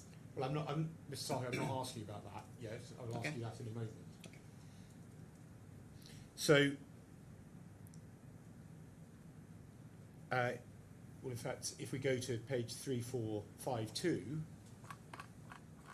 the top of the page, Ms. Ayub says to Ms. to Ms. Bukarada, per the information received from the head office, it's confirmed that the Akida upgrade is finished. The head office is BLS, isn't it? That's right. So once again, But the BLS Acceda system is not done by BLS. Once again, BLS is asking the claimants to implement these national visa changes, isn't it? No, how is it proving that?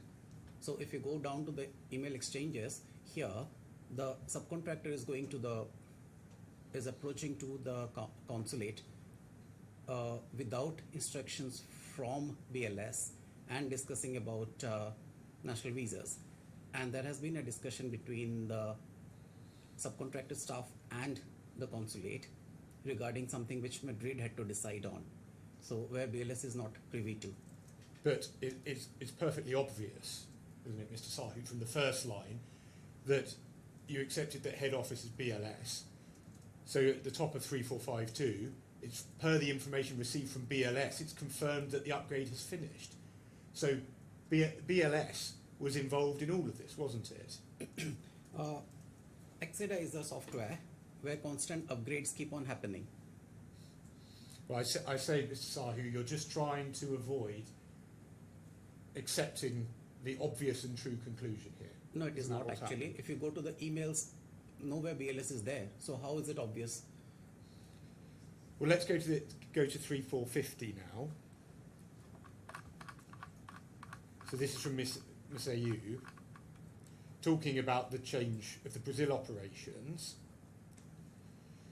And then in the third line of that first main paragraph, she says, as well, please be informed that we have hired and trained a Spanish-speaking staff as per your advice. So it's clear, isn't it, that the claimants have in fact hired new staff specifically to deal with a requirement concerning the national visa. Isn't that right? Well, that's what I can see the email the claimant is informing the consulate. If we go to 3441, please.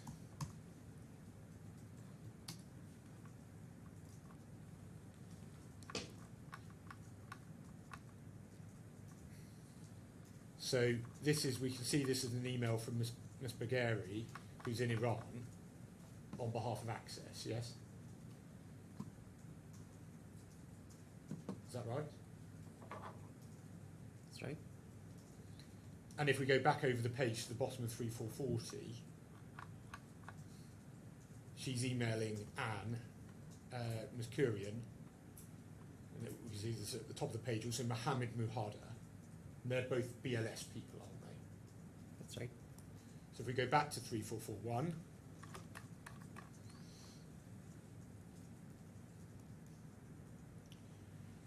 and then she's talking about visa fees.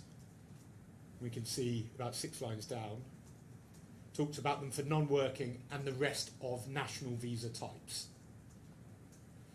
And then she says, please help us urgently with this. We're under big pressure and we should close all the pending items as soon as possible and confirm to the embassy that all website related pending are done. And then if we just see back over the page at the bottom of 3440, she again, she's emailing here, Ms. Kurian and Mr. Muhada, saying, today Khaled has updated me regarding the national visas pending statues, and then says various things in relation to that. And then we see that Ms. Kurian responds above that, saying, I've been informed, dear Roy, I've been informed that part 2 is closed. Kindly check and confirm.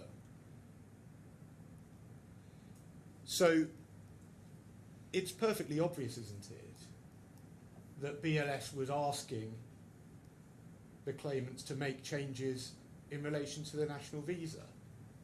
I can see the vice versa. I believe the claimant is asking questions here and requesting for things.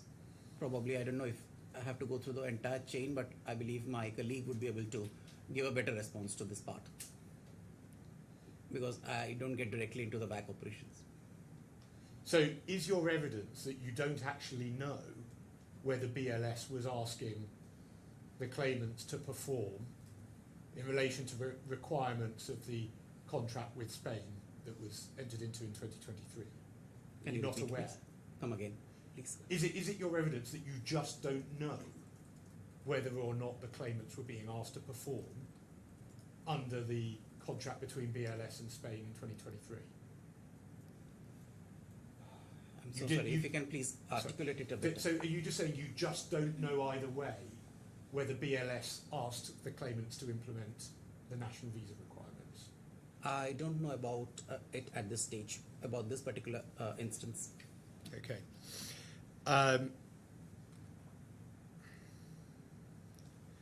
Well, see if we can go to the supplemental bundle 308, please. Now,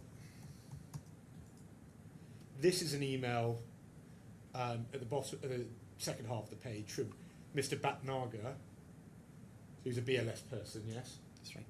And you are copied to this email. Can you see that? That's right. So you would have known about this at the time. Yes, I can see I'm copied there. And now, what this email is about, we can read it. He says, please find below process to activate the national visa module from the supervisor's accounts. And then at the top of the page, we can see that Chenthu sends this out. And then at the bottom of 307, an access person emails Chenthu about this, about the implementation of the national visa in Ghana. And we can see, if we just go to 306,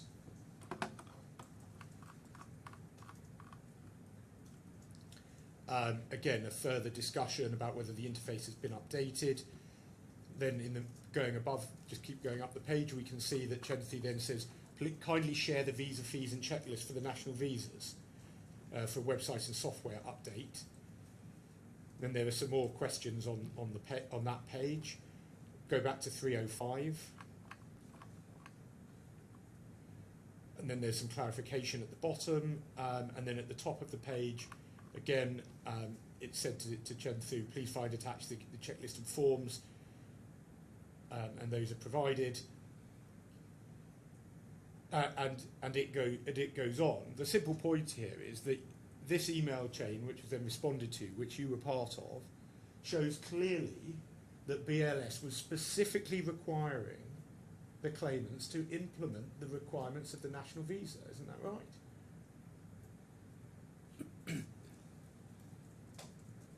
Well, again, these are all related to particular VAC operations, which I would not have privy to.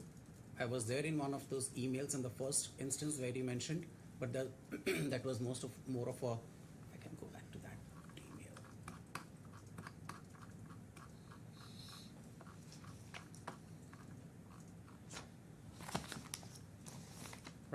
So if you relate back to page 308, it's more of a generic email which whenever there is a change to the generic work instruction manual for national visas, when the teams are preparing about it, that's where it has been copied to me. It doesn't say which location and where it has gone to.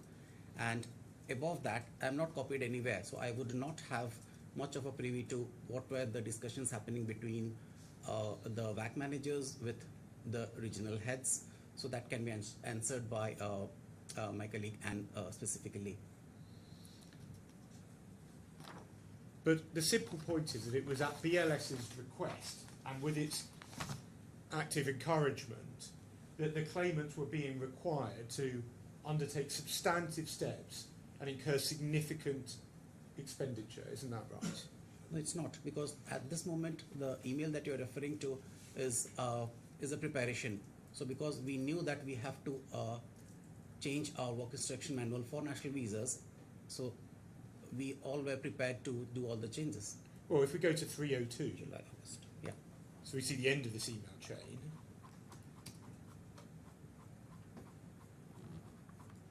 This says the changes have been done. So this is a request for a change that is then implemented. Isn't that right? Again, I'm not copied in this, so I wouldn't know about this.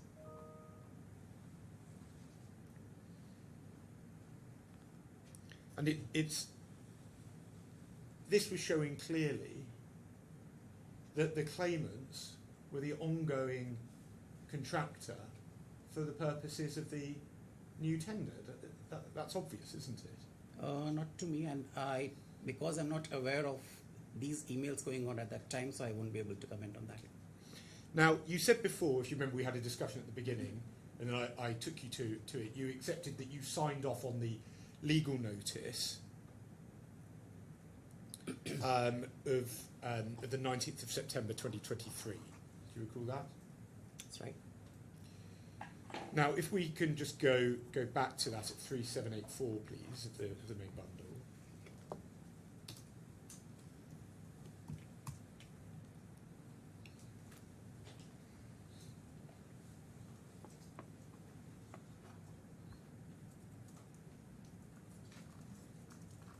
This, presumably, you'd have had legal advice in relation to this, wouldn't you? Did have legal advice in relation to the letter? I'm not asking for the contents of it, but you would have spoken to a lawyer, presumably. If you don't recall, then just say. Sorry, I don't recall this particular incident. What this says is that paragraph 1, that the company, the MOU dated 22nd June 2017, signed between the parties. Now that's a reference to the Saudi contract, isn't it? That was entered in the original MOU that was entered into for Saudi Arabia. I would have to check that, I'm sorry. Okay, well, if we see that at 2300,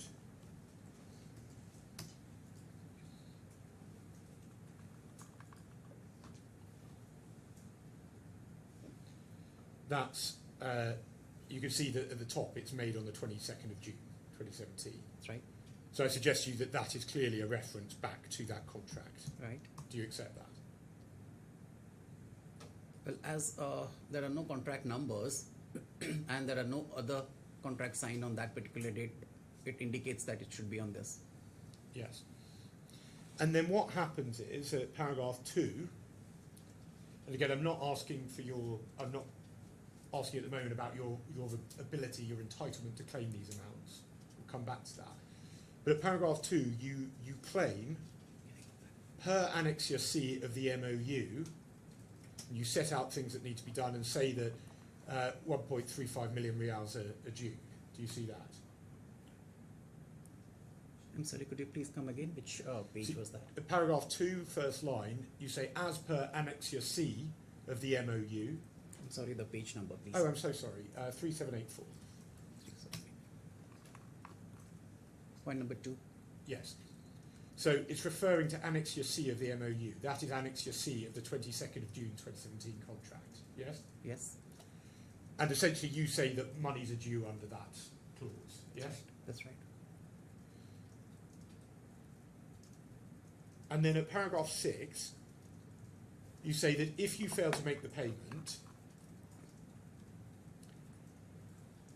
then the company shall be bound to take action as per the MOU, including but not limited to termination of MOU under the material breach obligations, or take further legal action as deemed fit. So on the 19th of September, you clearly think that the contract from June 2017 is still ongoing, don't you?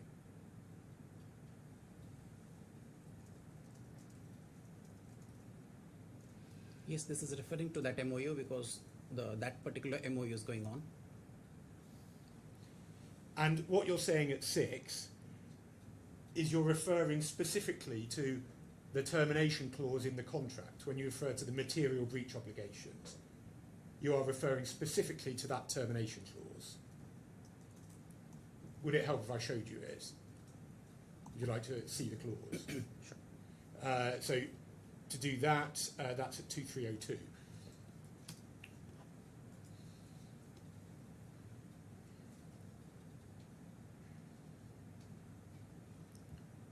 Do you have that, Mr. Simon? That's right, yeah. So under clause 7, it's in the second paragraph, either party may terminate this agreement immediately by written notice to the other party in the event of a material breach by the other party, if it's not curable. If it's curable, then it says 60 days. Go back to what is said in that letter, page 3785.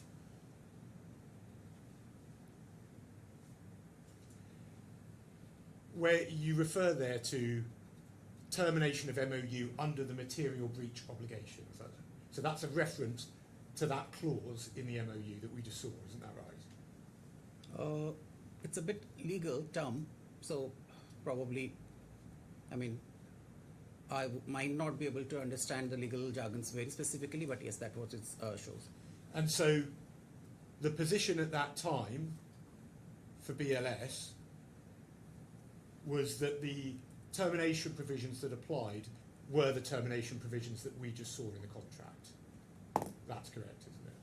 No, that's one of the points in the overall letter. So yeah, if you're talking about only point number 6, so that's what it says. Basically, there is a overdue payment and that has to be cleared. If not, then the company would take action. Yes, and the basis on which you say action can be taken, and so the provisions that you say apply are those in the June contract, the 22nd of June 2017 contract that I just showed you. That's right, isn't Right. it? Again, as I said, it's legal in terms of wording, which I'm not 100% on that understanding. But it's quite clear, isn't it, that BLS doesn't think it can just get rid of the contract whenever it likes. Well, it refers back to the MOU, and the terms in the MOU has to be followed. Now, I want to ask about your discussions with the claimants. Now, it's right, isn't it, that BLS would sometimes ask to renegotiate the commercial terms during a contract? Come again? Sometimes in the middle of a contract, BLS would go to the claimants and ask to change the commercials. You'd ask to be paid a bit more money. You're referring to where? Which communication are you referring to? Well, for example, if we go to 2440, please, of the main bundle.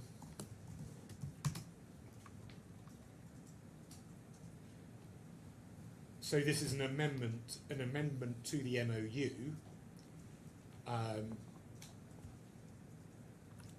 This is the Saudi one. And we can see this over the page at 2441 at the bottom. That's right.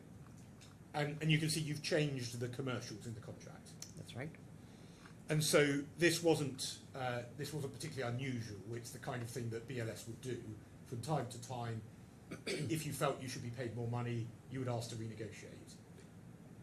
Well, the scope of work which happens between two parties here, in us and between BLS and Access, depends on the activity undertaken in those particular locations, and whenever there is a change in the way that we work, for example, there is a considerable amount of efforts that are undertaken by the BLS Central Business Development team or the Value Added Service team, which results in increase in revenue for the parties. That's where we discuss this with the claimants, and that's where we renegotiate that, look, we are actually having this particular avenue to earn to generate more revenue, and we can do these particular things by doing this ABCD changes on the system and implement more products. With discussion with the ministry, under those circumstances, we do connect with the partners and discuss on the change of commercials. And essentially what happens is you both sit down in good faith and then you work out a reasonable outcome. And that's what happened in 2018. That's right. And it wasn't the case in 2018 that you were suggesting that the contracts between the parties had terminated when you agreed this. Well, that wasn't any part of the discussion, was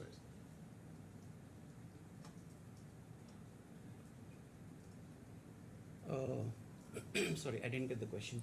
So the point is that in 2018, when you agreed these new commercials, nobody suggested that by having a negotiation about the commercials, the parties' contracts were at an end. No, this is a change of commercials only.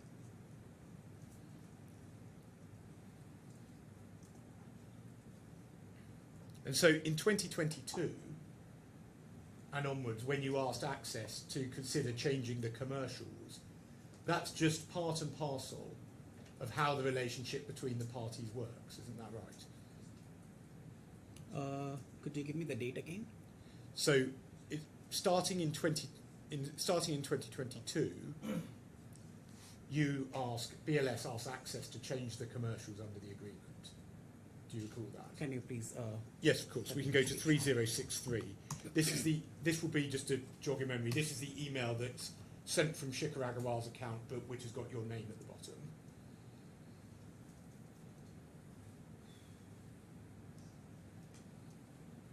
Okay, got it. And what you/Shikhar Agarwal says, I'm not asking you about that at this point.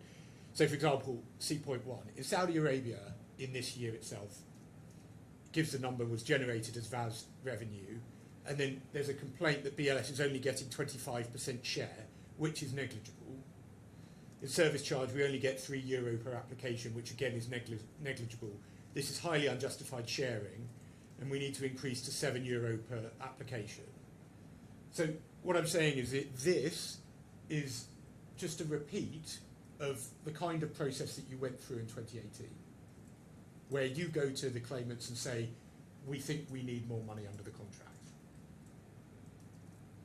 It all depends on the performance of the what the revenues are at that time, and it is generating from where. If the revenues are generating from effort which is undertaken by BLS and our team members, then definitely we have the right to go back to the partner and discuss a revised commercial. Yes, and then what's expected is that in good faith you We sit down discuss, and work it yes. out. Yes. Okay, now let's move on, and I want to go to your witness statement at page 1021, please. And I'm just going to refer to a few parts of your witness statement, then I'll ask you a question. Now, paragraph 19, you say, as after the procurement challenge was resolved, on 3rd of July 2023, I sent an email to Mr. Kamuni informing him that we had been awarded the new concession for another 5 years and were ready to discuss the new commercial framework. Paragraph 21, you refer to Mr. Kamuni's response. Then at the end of that paragraph, you say, you reiterated that our aim was to secure a commercially viable agreement. However, the claimant simply did not respond to our invitation to improve its commercial terms. Paragraph 22, you say, I understand that the claimants assert in these proceedings that these negotiations were not genuine and we'd already decided to replace the claimants, or perhaps we were already competing with them. That is not true. I do not believe that in July 2023 we were even thinking of awarding the subcontract to anybody else. And you affirmed at the beginning of your evidence that this all remains your evidence. So that's the Yes. position, is it? Yes. Then just to go to paragraph 6 of your reply statement, which is at 1137 of the bundle, please.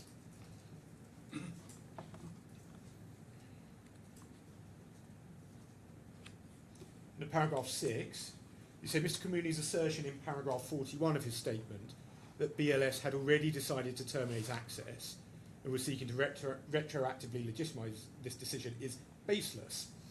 It was because Access declined to provide a commercially viable proposal, and because of BLS's concerns I've identified in my first statement, that BLS broke off commercial negotiations and ultimately served termination notices. And then you repeat, as I explained in paragraph 22, your first statement, I do not believe that we were thinking of subcontracting to any other partner in July 2023. And that remains your evidence, does it? That's right.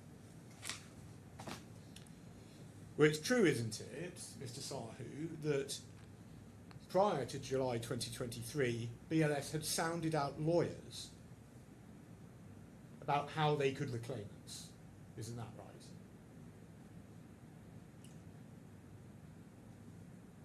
BLS has always undertaken processes where we have gone and reviewed our MOUs and how do we strengthen our internal MOUs with respect to each of the partners across the geography.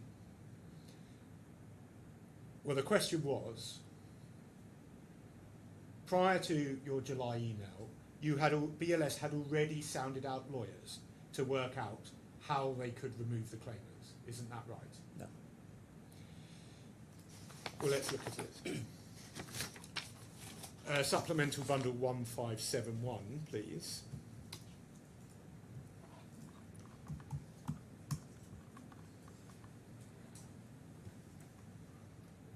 The bottom of the page. This is an email from Ms. Curian that comes to you amongst a few other people. Do you see that? That's right. And she said, please be informed that we had a discussion with the lawyer today on the complete case of Access Group for all locations. And going over the page, at the bottom of the page, she says prima facie comments on a cursory glance of all contract. And at point 4, she says that the lawyer recommended the negotiation path instead of arbitration to ensure recovery of the complete operation by BLS. So, Mr. Sahu, it is absolutely clear that prior to that July email, the plan was to bring to an end the complete relationship with BLS. Isn't that right? No, it's not right. The intention at that moment was the instruction has gone from my side to all my region heads to go through the respective MOUs that they have with each of their partners in their respective regions. Because we knew that the initial MOUs were not strong, they need to check with lawyers in their respective regions to make these MOUs much stronger so that it can include all the revised SLAs in the new SPEN 2.0, and how do we proceed with those if the partners do not agree to these new stronger MOUs, what is the recommendation that we should go ahead with? So you say you were doing it for everybody. That's right. So, but let's be clear, you're doing it for everybody, but what you do is are you going to an individual lawyer for each different MOU?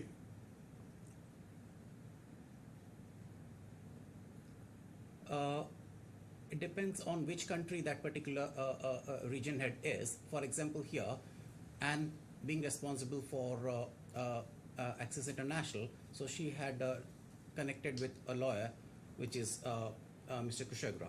And however, we got what we wanted to understand here is that these MOUs are quite not strong, but again, we never proceed with what the lawyer has suggested. So, well, no, let's just be clear on this. You say you're doing it for every single contract. Every single MOUs. Every single MOU. So you've got 53 embassies in concert.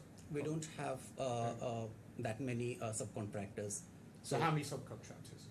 Well, exactly I wouldn't know, but we do have Roughly. quite about under 10. Under 10. Yeah. So why do you not go to the same lawyer for all of them? Because it all region wise. So Miss Anne is taking care of the Middle East. So that's why she has connected with the lawyers who is based out of Middle East. Similarly, because our regions are distributed into 10 regions.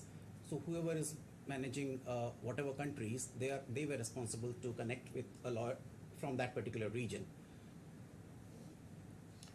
Well, Mr. Sahu, let's look at point 2, where there's a reference to the main contracts and the assignment order. And what's recommended is that all email communication which has taken place to be shared so as to put a comprehensive scenario together. It is absolutely clear, Mr. Sahu, that what is happening is you are looking for a way out. Isn't that right? It's not as per my understanding, because my instructions was very clear to explore what steps can be taken to make the MOU stronger for each of our partners. And what the lawyer got back to us, that's what Ms. Anne has mentioned here, is something that the lawyer must have added on in their guidance to us. However, I remember not going ahead with this particular solicitor.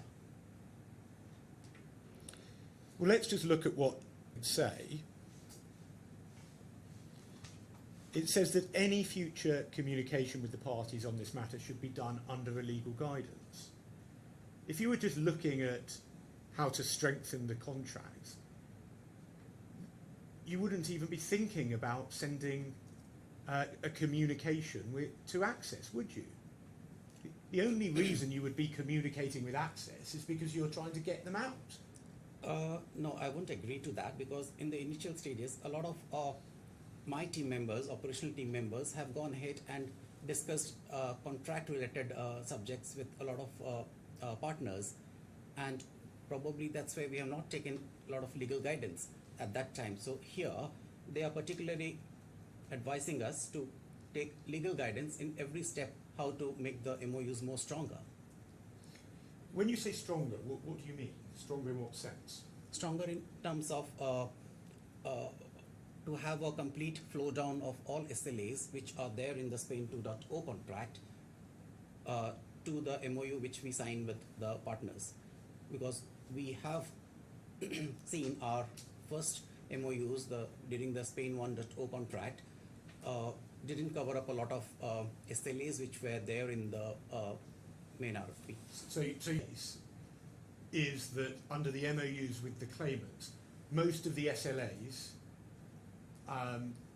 between Spain and BLS, those are not obligations on my clients then, is that your case? No, that has to be obligation, because there was a lot of penalty clauses, commercial penalty clauses, which were included in the Spain 2.0. Sorry, but were they already, you say my client was already subject to those SLAs, or it wasn't?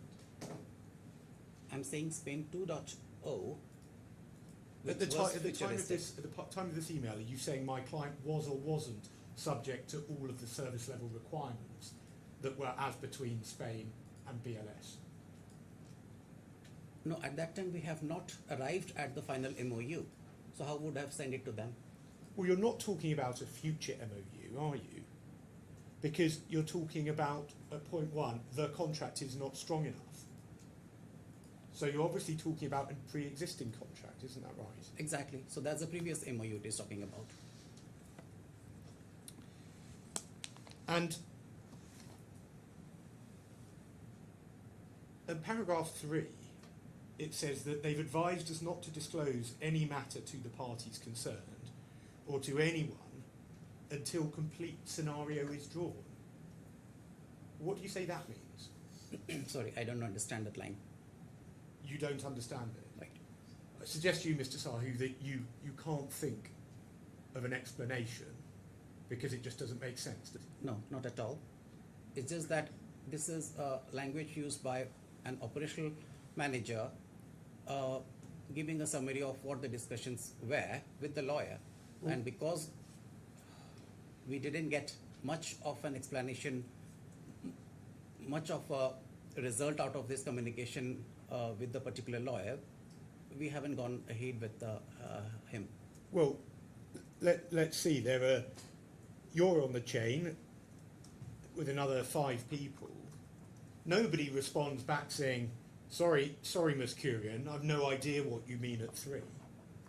If you didn't understand it, why didn't you go back and say, what do you mean? Because the intention was to get inputs on how to strengthen the MOU, and we got it. And something which is look, there was numerous email exchanges from each of the regions on similar discussions, and it's not particularly possible to get back to each one of them asking for further clarifications. The Because truth, for us, there was at that moment of time, we never thought of discontinuing with any partner. so you're seriously suggesting you're going to pay a lawyer to get advice on how to ensure recovery of the complete operation, even though you had no intention whatsoever of, in fact, ensuring the complete recovery of the operation. That's what you're saying. Sorry, if you can please repeat. So you're saying that you are considering paying a lawyer to get advice about the about ensuring the complete recovery of the operation. So you're going to pay them to tell you how to ensure the complete recovery of the operation, even though you don't want to. You're not even considering the complete recovery of the operation. Well, that's exactly why nothing moved with this lawyer. There was no engagement signed with this lawyer. It was an initial discussion. I believe it must have gone in a wrong direction.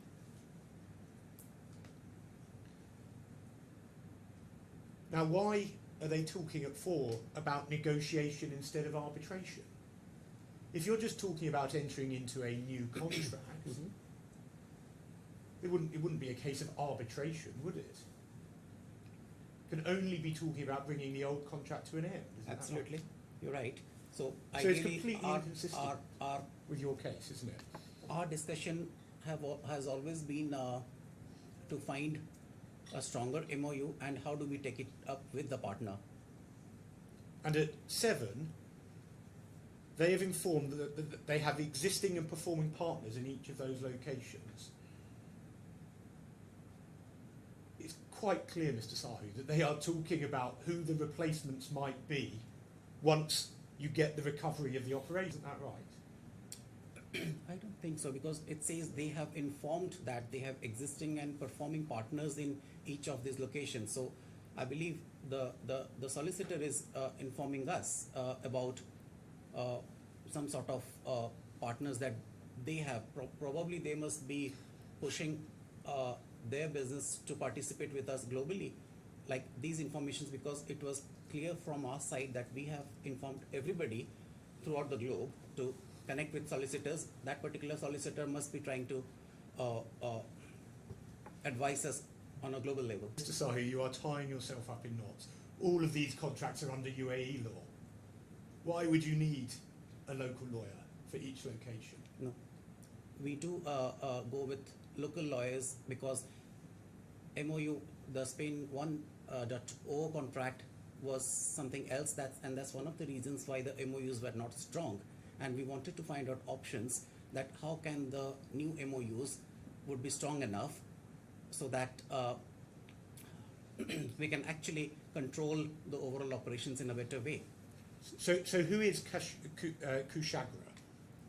Well, I think that's something that my colleague would be able to, but seems like a solicitor, local solicitor. A local solicitor. From which firm?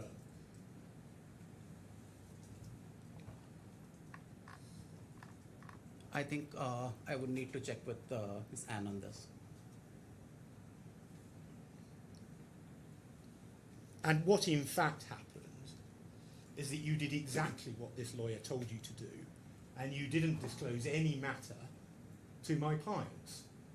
You kept it all hidden from my clients, didn't you? Not at all.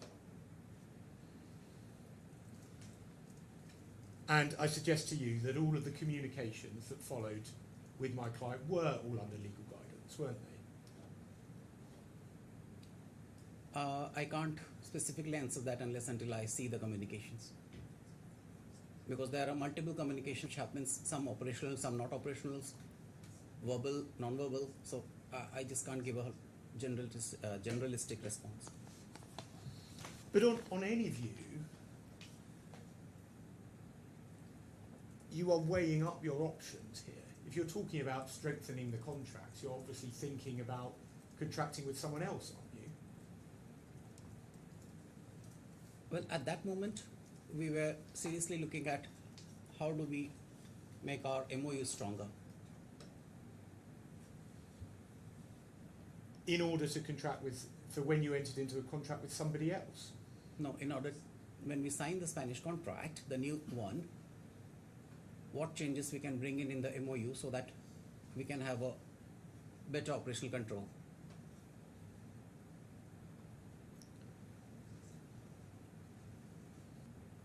And we can see that the chain continues at 1570 to 1571.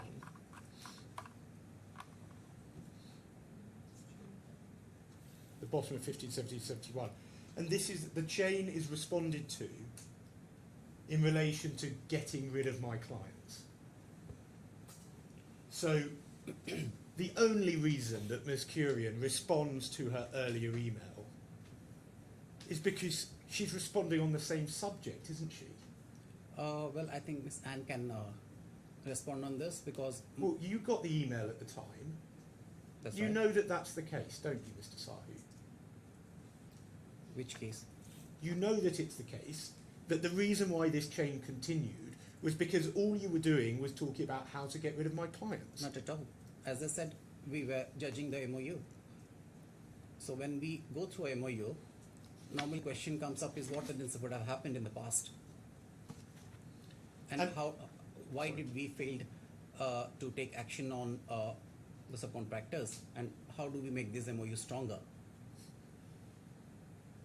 And this story that you are spinning, I'm sorry, it's not a story. That's the reality. this story that you are spinning, I let like. me ask a question, please, Mr. Sahu. The story that you are spinning, that this was all part of some general look at the contracts, there is no reference whatsoever in this email to it being part of a wider process, is there? Well, I'm sure my colleague Anne can respond more on this because Well, I'm asking this you is because this something- is your evidence. Yes, and in this you're case- the COO. You said that operations are under you. absolutely. So, And in this so case, this was your watch. You say you're in charge, Mhm. and I'm saying that there is nothing in this discussion that you were part of that remotely supports the idea that there is some wider exercise going on. But There's this nothing is, there, But is this is a email that you are highlighting, which is particularly aimed at one particular subcontractor. So obviously, we would not include the rest of the regional heads in this, or neither confuse them with what's happening in other regions. So that's why you're looking at only one particular region. Now, Mr. Sahu, you know, don't you, that BLS brought an application on the first day of trial to try and stop His Excellency having regard to this document during the trial. You're aware of that, aren't you? I'm sorry, I don't understand the legal terms too much, so I can't respond to that. Well, it's quite simple, isn't it? You tried to stop this document being discussed in this case. Isn't that true? I'm not aware of that. Well, you're not aware of that. So how come your counsel stood up and made that application? who gave the instruction? I'm not aware of what exactly particular instance you're talking about. Well, you said you are the person who gives instructions to the legal team. That's Are you right. seriously suggesting that the legal team just went off on of their own to ask the court not to consider this document? You must have asked them to do that. Well, I think whatever discussions that we do obviously are in discussions with our entire team, and if that has been the outcome, so definitely this is what we have acted as. Sorry, you haven't answered that question, Mr. Sahu. It's a pretty simple question. You told your lawyers to try to stop this document being Yeah. discussed in court, isn't that Right. right? Yes, And you did that because you know that this document shows that you are being fundamentally dishonest in your evidence, isn't that right? no, it's not. Because we know that the reason is something else, and the entire team is working on something else. So we don't want to give any false information. And this shows that the idea that you weren't even thinking of replacing the claimants when you sent the email in July is just completely false, isn't it?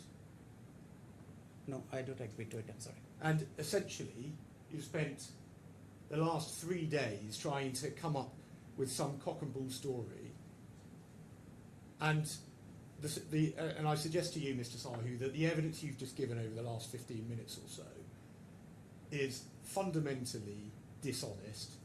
Well, I don't And agree to that. completely wrong, I have isn't it? only given what actually has happened. So that's what it is. Now, have you discussed your evidence with witnesses? Come again? Have you discussed the evidence you're going to give about this document with any of the other witnesses? Just for clarity, do you mean before he went in the witness box or during the time he's been Before. in the witness box?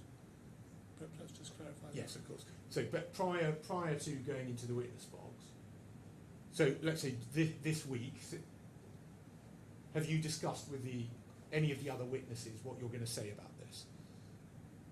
No, in fact, when the discussion happened, I was the one who informed everybody that what was the exact case which happened, that particular instance.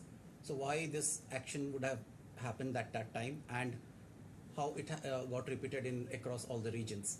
So, sorry, when you say at the time you informed them, do you mean this week you informed them?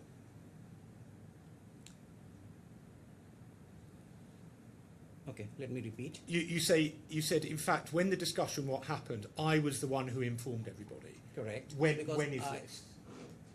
When was this discussion you're talking about? I think this is during the trial. Right. So why are you having to tell them what this was about? Ms. Curian was the one talking to the lawyer. No, but she has acted on my command, because I am the chief operating officer. So this instruction has gone into all my region heads. So obviously that's clear that they have to follow the instructions coming in from me. I suggest what's happened is that you and Ms. Curian and Mr. Anand and Mr. Tiara have cooked this up amongst yourselves, haven't you? Well, maybe that's something that you can get out of it, but that's basically what the truth is. Well, let's move on from this email chain. Now, do you accept that BLS sought to comply with its obligations to the Spanish ministry under the contract? That's right. And did you do so? Did you comply with what you were required to do under the contract? That's right. Yes. Right. So let's go to 3249, please. On main one. Yes.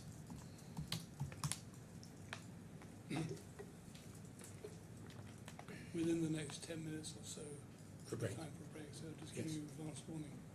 Will do. Now, this is the contract that you signed in 2023. And I showed you this earlier, that the term of the contract will be 3 years from April the 14th, 2023. And then if we go to 3251, please.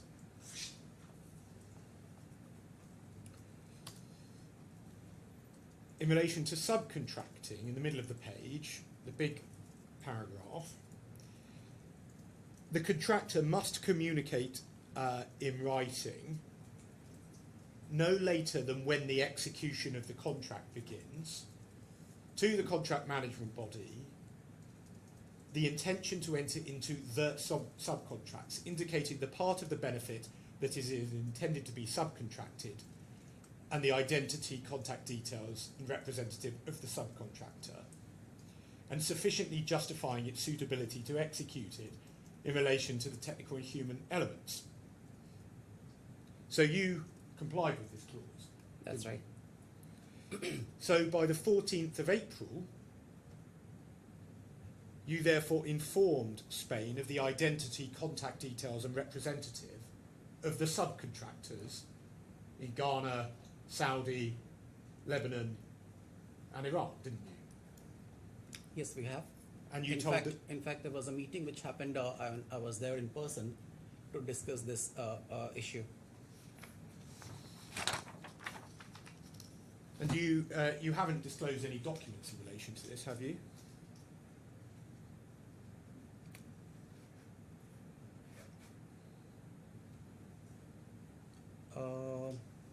I don't know. I can't remember. You must. There must have been documents that existed in relation to this. I would have to go back and check. Well, it says the contractor must communicate in writing. So you complied with that clause, so you must have written to them, mustn't you? Yes, I should have. And you didn't describe my clients as temporary subcontractors, did you?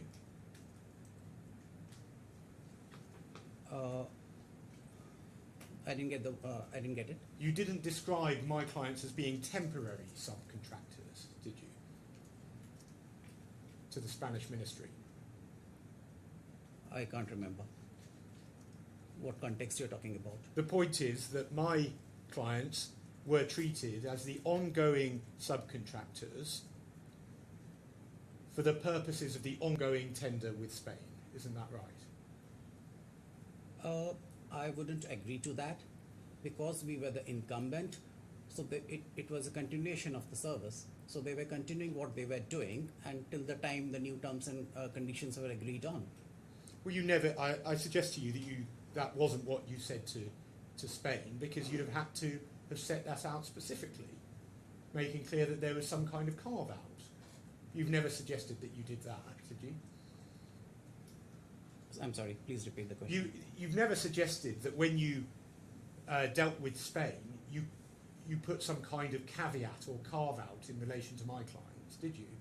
No. At this moment of time, the issue that was happening when we had terminated the contract, the issue was vice versa. So that was the Ministry of Foreign Affairs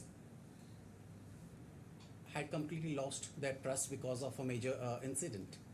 And that's where it was a major blow to our overall global outsourcing contract. Well, I'll come to it. You're talking about the Iran incident, I assume. We'll come to that, but that's not at this moment. No, that's basically... The moment in time we're talking about is April 2023. Because that was when you wrote to the Spanish ministry, wasn't it? No, April 2023, how it happened was, we signed a contract agreement with the ministry, and we get 90 days in order to understand the complexities of the new contract agreement, go back and discuss with our subcontractors, and then get back to them with a list of subcontractors. Well, you've just changed your evidence, haven't you, Mr. Sahu? Because we talked about this a couple of moments ago. You accepted, you complied with the contract, which set a requirement for you to set this all out in writing by the 14th of April, and you said you did that, didn't you? I'm sorry, I think there is a misunderstanding with the clause from your side. Where does it say that we have to? Well, I mean, I showed it to you a moment ago. It's the execution. There on my screen, 3251. 3251 subcontracting. So, how it happens is that when you sign the contract, it gives you 3 months. Where does it say that in that clause? Well, it's a law. It's a Spanish law. I mean, that's understood. We have been working with that. This is a suggestion that has never been made by BLS, No, it says the contractor must Next slide, notify, please, let me finish the it. contractor must notify the managing body in writing of any modification, and we have informed them about the modification at the right time. So it doesn't say that it has to be before signing this agreement, if I can clarify that. Because everything was happening in coordination with our Spanish lawyers, and that's what the rules are. You We have did to the same you in- have to notify them of the intention to enter into the subcontracts.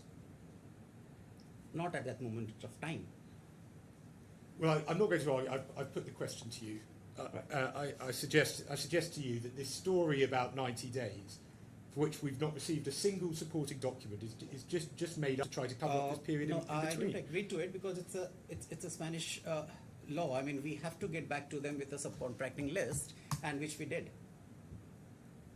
I think that'd be a good moment. Yes. Well, another 15 minutes. Again, don't talk about the case, please.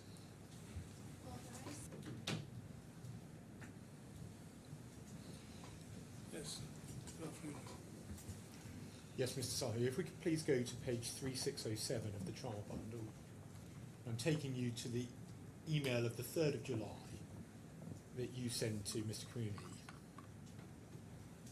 So, again, I'll just point out a couple of bits that the email says, and then I'll ask you a question. So, you say, we're happy to inform you that our concession agreement with Spanish Mafia is now further renewed for 5 years. We're equally glad to inform you that we've now been given an additional mandate. You then say, well, it took us some time to formalise the internal agreements, and I've asked you questions about that, so I'm not going to revisit that. And you then say, we would like to inform you in advance that the discussions on the list of outsourced countries is still under discussion with the Ministry. And again, I've asked you questions about that, so I'm not going to go back to that.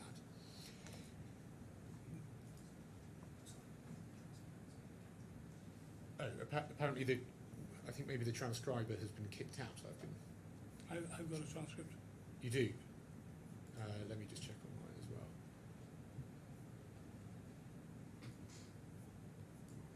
See if we receive one. It's working. Okay, very good. So I want to ask you about the next part. You say, as you're aware, that BLS has been a listed company in the BSE and NSE India. We've got a strict governance model which requires us to seek a minimum of 3-party quotes from partners in each of the countries where we have to subcontract the operations. Now, did you in fact get 3 quotes for each country? We in fact were having a lot of inquiries from a lot of interested parties at that time. Not only 3, it's more than 3. Well, I'm not asking about inquiries, I'm asking about quotes. Did you get 3 quotes? Yes. Okay, so do you want to tell me, for Saudi, who were the 3 quotes? I'm sorry, due to commercial confidence, I cannot share the names. Why not? It's directly relevant to the litigation. I don't know. I think I have to consult our solicitors for that. If it is allowed, I don't know. Well, can you tell me, does it include, well, let me ask, so for all 4, you're not going to tell me who the people who bid were? That's right. Do I you have to check with our solicitors before I could. I think this may be may not be something which I can disclose. So you'd be happy to if your solicitors tell you it's acceptable? I don't know the process. I have to inquire about that. Well, if your solicitors tell you that it's acceptable, then you're happy to disclose those names? Well, I believe the solicitors, along with that, I don't know if the parties that we were in discussion with them, if they are okay with it, because I believe this is a confidential information. Well, it's only saying that someone's bid for the contract. I mean, let's test your suggestion about that. Do you recall? If we go in the supplemental bundle, please, to 2061.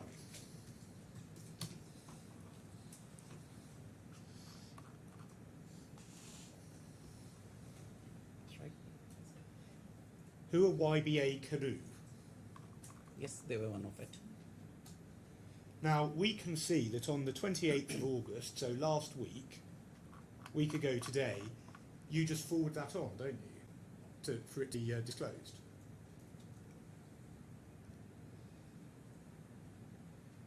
That's right. So you've got no qualms about providing the names, do you? Well, as I said, you can see this has come in through our from our solicitors.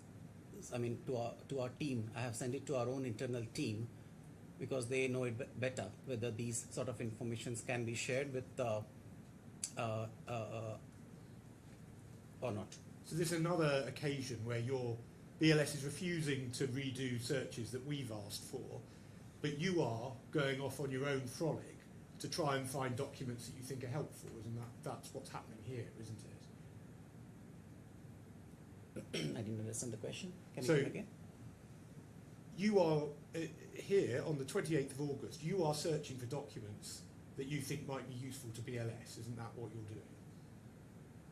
Well, I believe on that particular day, we should be having some sort of a discussion, and well, if there is something with me, I have shared it with our team. But, well, the one thing we can see in any event is that you're perfectly happy to pass on, BLS is perfectly happy to pass on approaches that are made from third parties. That's what you've done by providing this document at the last second. Isn't that right? Well, I have sent it to our internal legal team. So that why doesn't are mean you refusing to provide the names now? Last week you were I- happy to do it. I did mention to you that I would have to refer to our legal team solicitors before going ahead with it. Okay, well perhaps we can discuss that over the weekend with them. But your evidence is there were 3 quotes for each territory.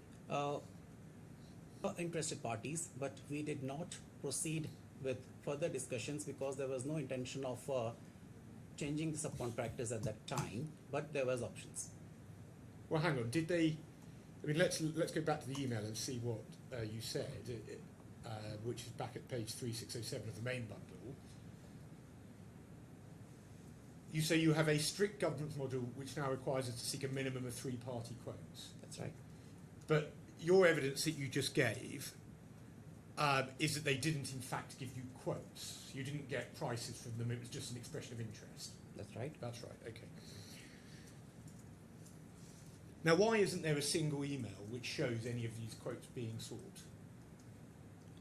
Because our understanding was that because there has been a long-lasting relationship with Mr. Nidal, we were quite confident that he has got into the complete understanding of the costings, and the best quote would come from him. So at that moment of time, there was no thought about going in and actually doing negotiations with other partners. Well, but you said you got expressions of interest. That's right. Expression of interest doesn't mean that we have quotes. Yeah, but where are they? Where are the documents showing the expressions of interest? Come again? Where are the documents? I have shared the document, the one that you saw. Well, That's one of it. I mean, we can go back to that one if you want, but that's at 2061 of the supplementary. Sorry.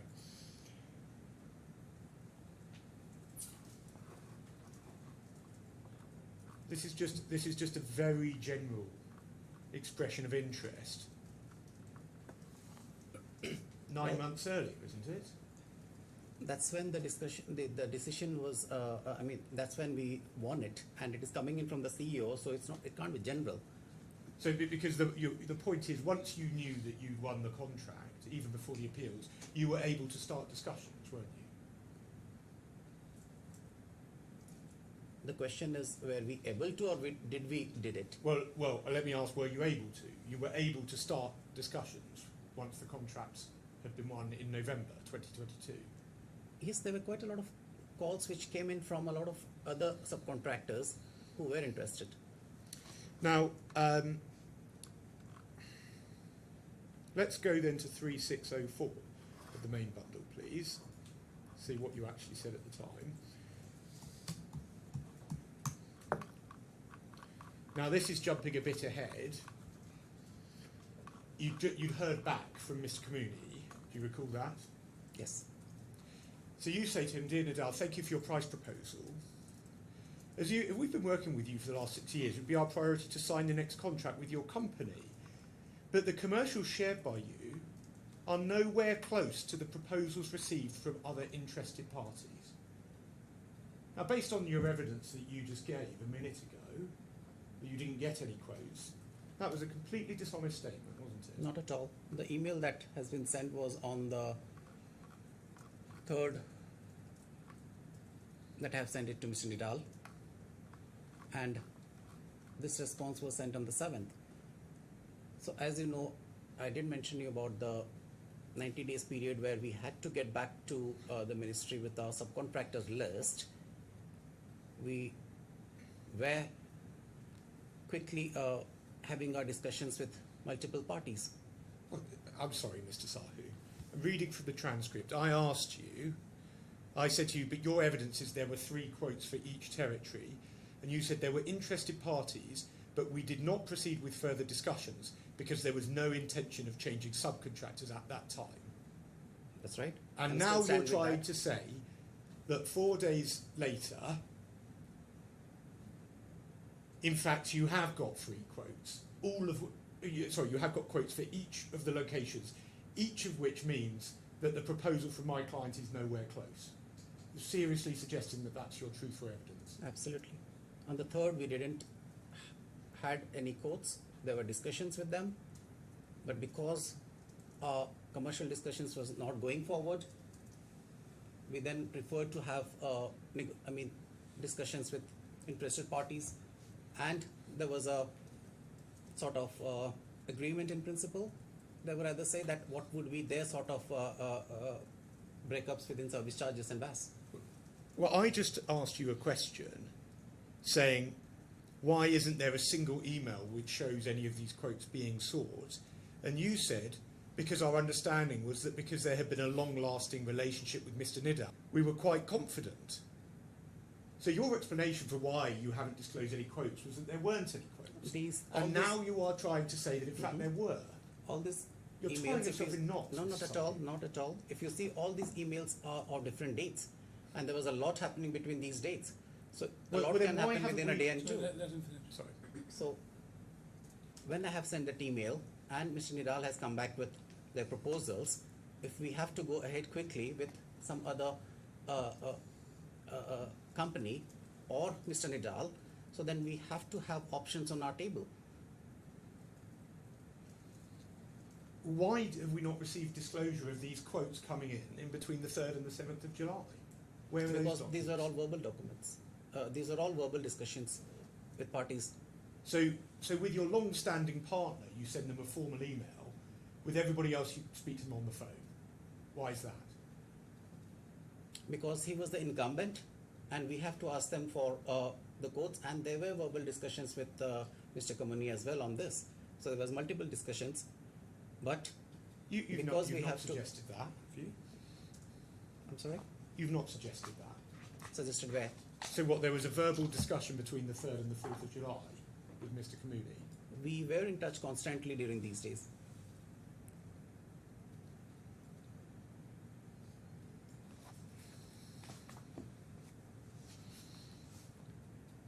The point is that you obviously, if you were getting other quotes at around this time, your evidence that in July you weren't even thinking of replacing the claimants, it's obviously false evidence, isn't it? You said, we could go back to your witness statement, page 1022.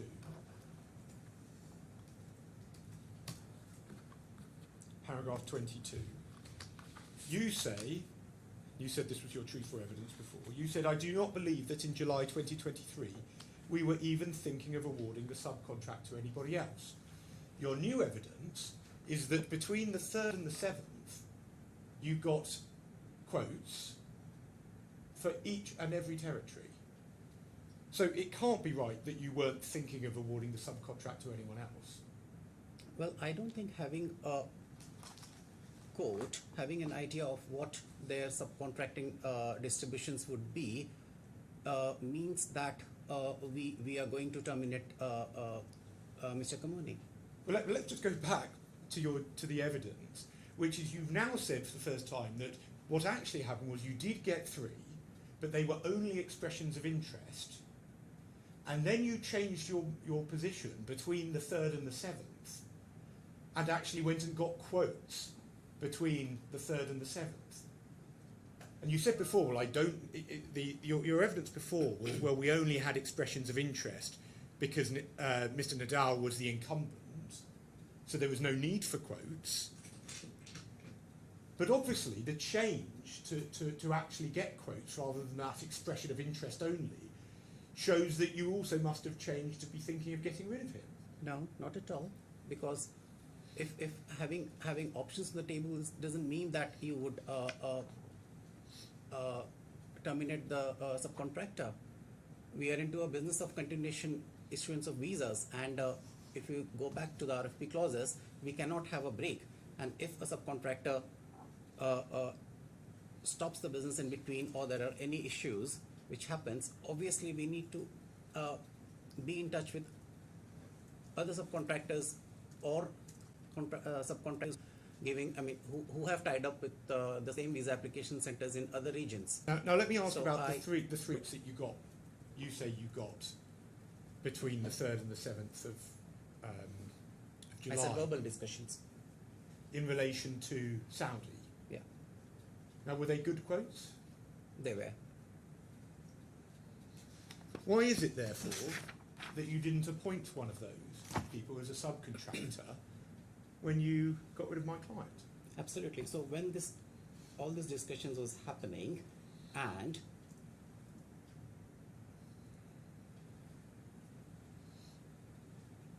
in that particular period, what happened was there was this incident which happened, which is related to Iran, and that got escalated quite too much with the ministry, and that's where we were in a very serious situation. We had to go through multiple documentations and what had happened there, which implied that the subcontractor staffs were actually... I know about, I'm not asking about the incident, so I just want to save some time. Right. So as a result of the incident, carry on. So this incident was one of the major reasons why we lost trust on the subcontractor, and including the Ministry of Foreign Affairs, because they are the ones who had gone through the evidences, and they simply said that this is not right. I mean, you can't just, this can't just happen. Can we focus the question? And Mr. Sarli, let me was continue, why please. didn't you use those And quotes? what we did was,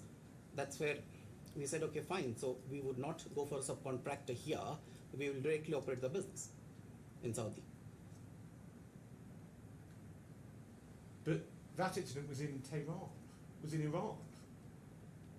So if you were going to deal with it directly yourself, surely you'd have got subcontractors in the other 3 territories, and in Iran you'd have done it yourself. But that's not Sorry, what you it's did. Iran, yeah. So But then- sorry, that answer you just gave is just it's just nonsensical, isn't it, Mr. Sahu? Do you No, accept? I said it simply lost the trust of this subcontractor who was operating, and Saudi was the major location where almost more than 60% applications were being managed. So that's basically the hub of the subcontractor. But either the embassy was unhappy with you subcontracting, or it wasn't. Which location is it you're talking about? Well, in all of the locations. That's right. Yep. So if they were happy for you to appoint Blueberry and KCM and Helen Holidays, why couldn't you appoint a subcontractor in Saudi? No, because basically Saudi being the volumetric location, we had to go back to them and tell them various ways in which we will control these particular steps that has to be taken to prevent data loss in the VACs, and that led us to take a decision that how do we operate in that particular jurisdiction. So as of now, we have the maximum staff, maximum control based out of Saudi.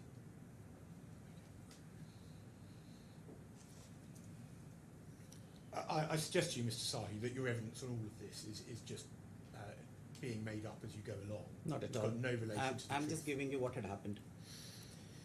Now, we can then see. Sorry, I should just put this to you. I suggest to you the idea that you were getting 3 quotes is just completely made up, and you referenced that because you were trying to give an excuse for why you then turned down the claimants. That's the reason why you referred to the 3 quotes. I don't agree to that answer. Do you get 3 quotes on all of your other contracts? Wherever we have changed subcontractors related to any instance, we do. There are documents in the bundle about the appointment of Blueberry to other visa centres. There are no documents with them showing any other quotes from anyone. So that's something else that's completely unevidenced, isn't it? Do you accept that? No, I have to check that out. In those particular cases, what has happened? Now, if we go back to 3607,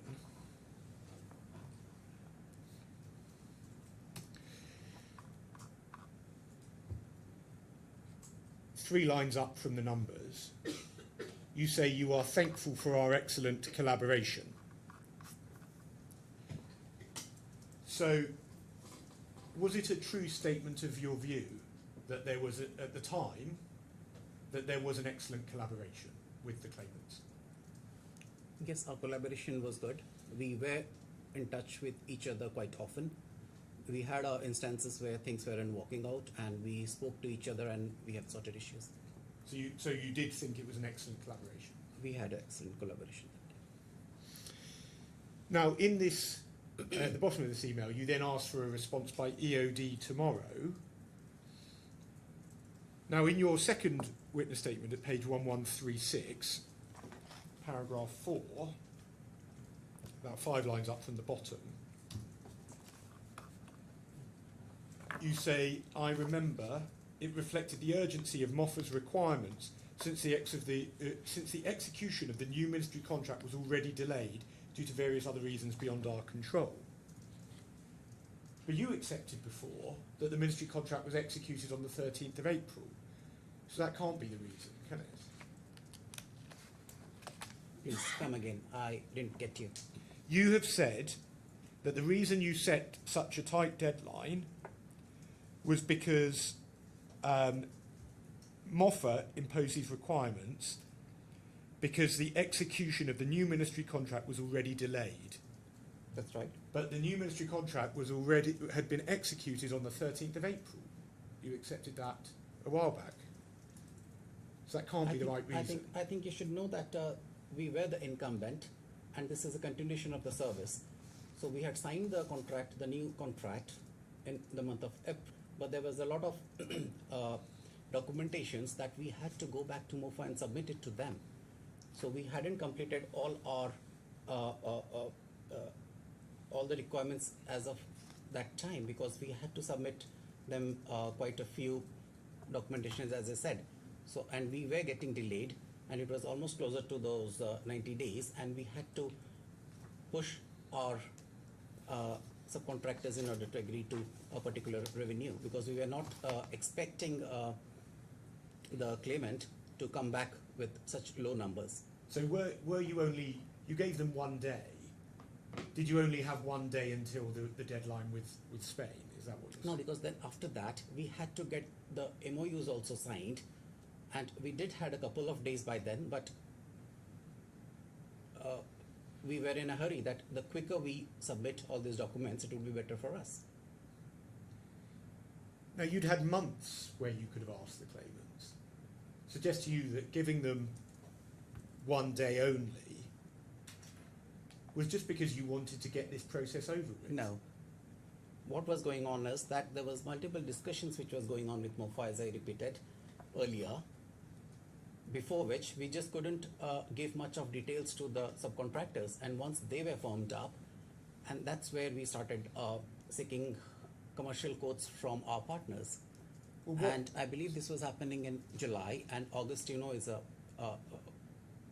it's a long holiday period, so we also had to finish those before the ministries people go on their breaks. So which is it points 1 to 5 in your email? Which of points 1 to 5 wouldn't you have known about at the point you signed the contract? Page 3607 again. 3608. Well, it's both, yes.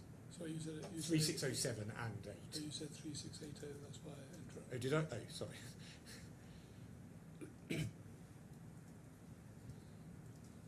I'm sorry, can you repeat the question? Which of these 5 requirements did you only find out about in late June, early July?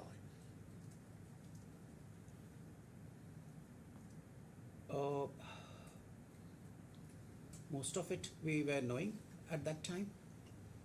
But then why couldn't you have asked the claimants many months earlier? No, because there were other processes, because when we go and deal with the partners, there is a MOU that we had to share with them. Now, you also say in your witness statement, at paragraph 4, page 1136 again, that Access failed to meet this deadline of the end of the day of the 4th. Now, if we go to page 3605 in the main bundle, do you accept that you got that wrong? Because we can see that Access responded before 4 o'clock on the 4th of July. No, but that's not something which is closer to our expectation. So that's why I wrote back to them. Sorry, please focus on the question. The question was that in your witness statement, you said Access failed to meet the deadline, the 24-hour, the deadline by EOD tomorrow. But we can see here, it's a straightforward question, isn't it? Access did in fact meet that deadline. Can I just go back to the previous one on my witness statement? It's 1136, second line up from the bottom.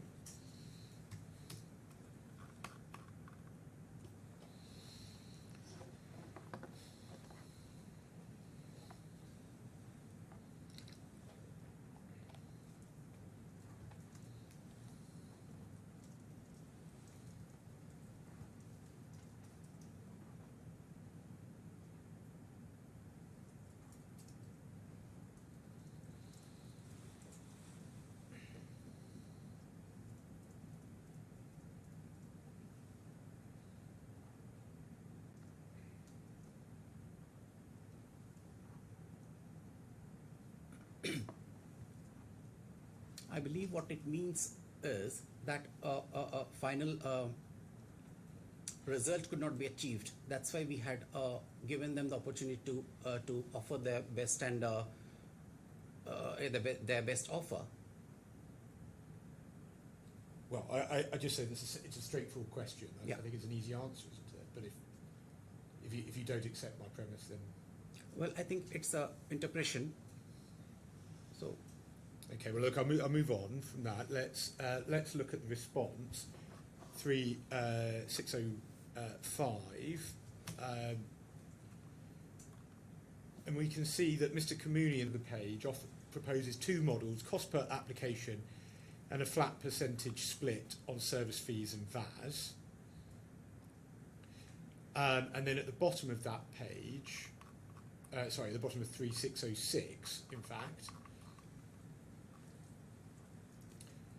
he says, should you or your finance require any clarification, I can organise a detailed session with the finance team to go through the figures.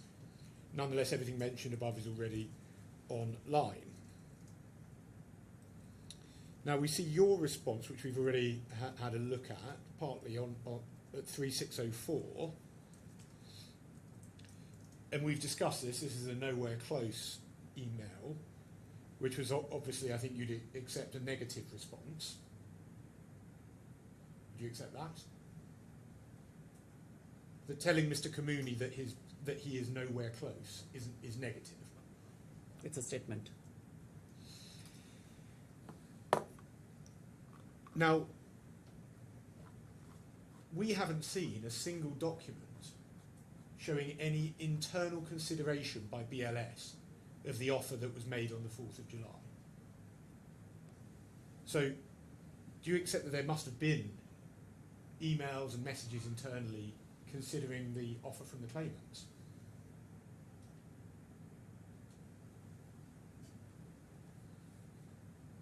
I'm so sorry, you have to articulate it better.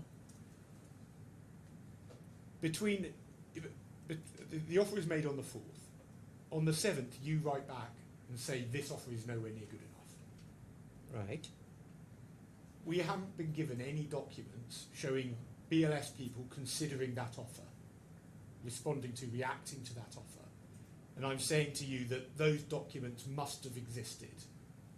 No, why should we give other offers to the claimant? I'm saying in this litigation, you haven't disclosed this. All right, because I mean, I don't think there is any reason to disclose those discussions here, because most of them were verbal. But not all of them.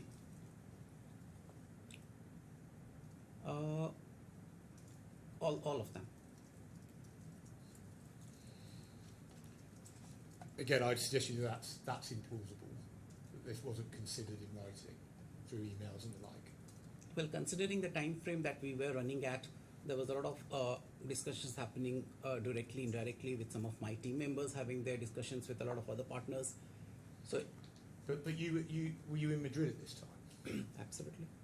And where was I was Chicago? shuffling between UK and Madrid. And where's Chicago? I don't know where was he at that time.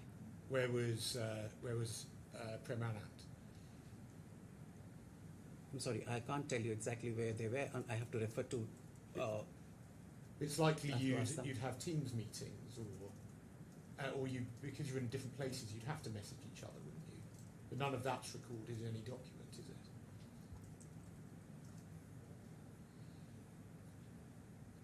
I simply suggest to you that there is no consideration of this because you always knew you were going to reject the offer regardless of what it was. Well, for us, that was not the intention. And then in your email, we saw before that Mr. Kamuni had suggested 2 different structures. But you don't go back to say which structure you're interested in, which is better for BLS, do you? That's right, because both the options were not right. But They if were you- nowhere closer to any subcontractor at that stage after offering the same, running the same business for so many years, would come back with such a one-sided commercial arrangement. But you are clear that you say in this email that you're going to offer them another chance. That's right. So why didn't you say, we're offering you another chance, we're interested in Model 1 or we're interested in Model 2? No, we have given them options to rectify both. When we don't mention explicitly that which particular offer they have to make it better, we means the complete options. If they can come, if they would have come back with a better option, but better offer for both the types of options, then we would definitely consider them. I suggest to you the reason why you didn't tell them is because you just weren't interested, because you would reject it anyway. Well, I'm sorry, I don't agree to that. And again, you give them a very short time period of 24 hours. That's right, isn't it? That's right, because from the 4th to the 7th, that we were just going on, and these sort of indications are something that they can quickly, they have been into the business for so long, and they knew exactly these figures in their fingertips. Anybody would know in operations. And then you give them more time till the 8th of July. So that shows that there had in fact been plenty of time when it came to the 3rd of July. So there was this idea that you could only give them 24 hours on the 3rd of July. None of that makes sense, does it? Because you're extending it on to the 8th of July. Absolutely, that's when we didn't find we couldn't arrive on a right solution. That's where we had asked our finance team to get into the patients and understand. And I believe post that, we had requested our team members to visit and understand the operations, why they can't get the numbers better. And then this will be a final question, I imagine, given time. At paragraph 23 of your first statement at 1022,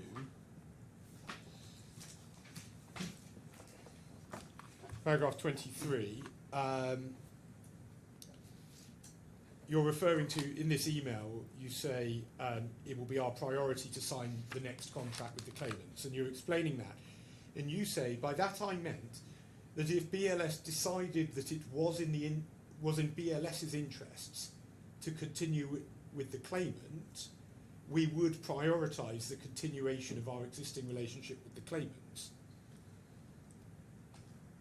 Now, I suggest to you, if we could go back to 3603.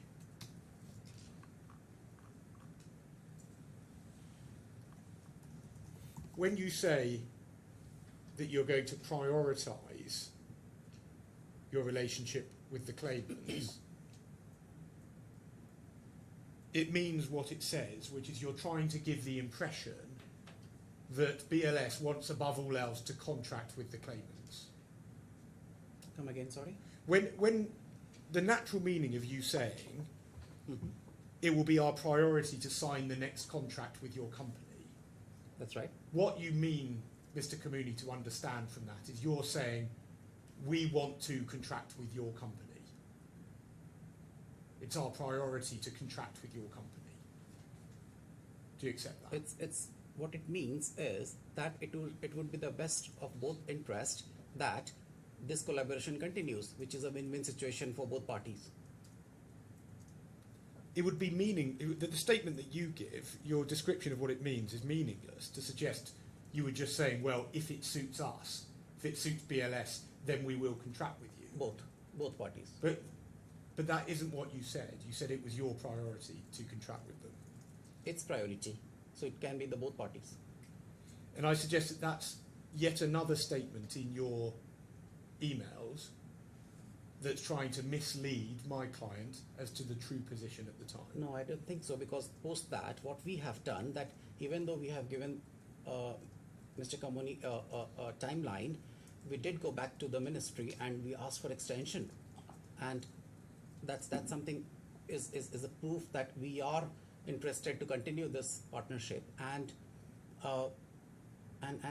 we want to get some more time to get this negotiation done. I think that's a convenient moment. Yes, well, can we have a quick chat? Yes. Well, that's your evidence for today. You're still giving evidence, so don't talk to anyone about the case in the meantime, please. All right. You're free to go now, but we just want to have a quick chat about scheduling. Sure. Yeah. How are we getting on with the witness for Monday afternoon?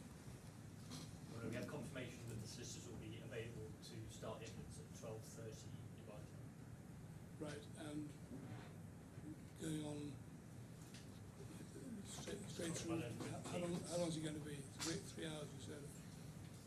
I would say so, yes. I mean, I think I have to say I'm making quite slow progress with this witness. So I'll have to try and. If we start at 12:30, and for the shorthand writer's sake, we'll need to have breaks. Yes. So we can go, say, 1:45, 2 o'clock, and then a break, and then. Yes, it's more that I'm thinking about finishing Mr. Sahu before 12:30. That's why. Well, you can interrupt him, can't you? Yes. So you think it will be most of the morning with Mr. Sahu? I imagine if I finish, I'll just finish. Yes. I go to try and cut because I appreciate I want to try and get through. If we're this. starting the next witness 12:30, we'll need to for lunch Yes. at about 45 or something. I mean, I'm not sure in an hour and 45 it's going to be particularly realistic. Okay. Bigger question. How are we for timing? Well, I mean, I think we've been shunted back by the various applications. I mean, for my part, I think it's probably quite clear we're going to go into the full length to next Friday. Into the Friday. Yeah, but And will that allow submissions as well as finishing the evidence?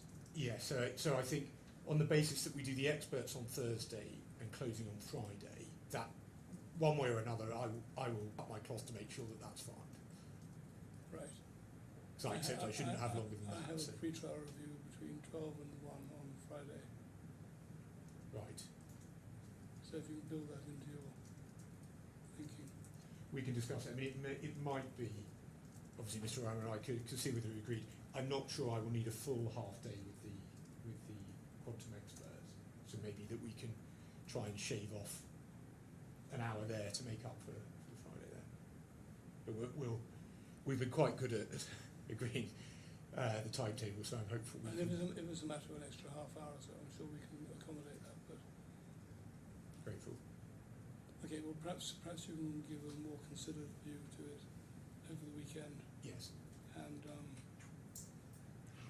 keep my clerk informed as you go along. Will do. Thank you. Well, have a good weekend. See you You too. Monday at 10 o'clock. Yes.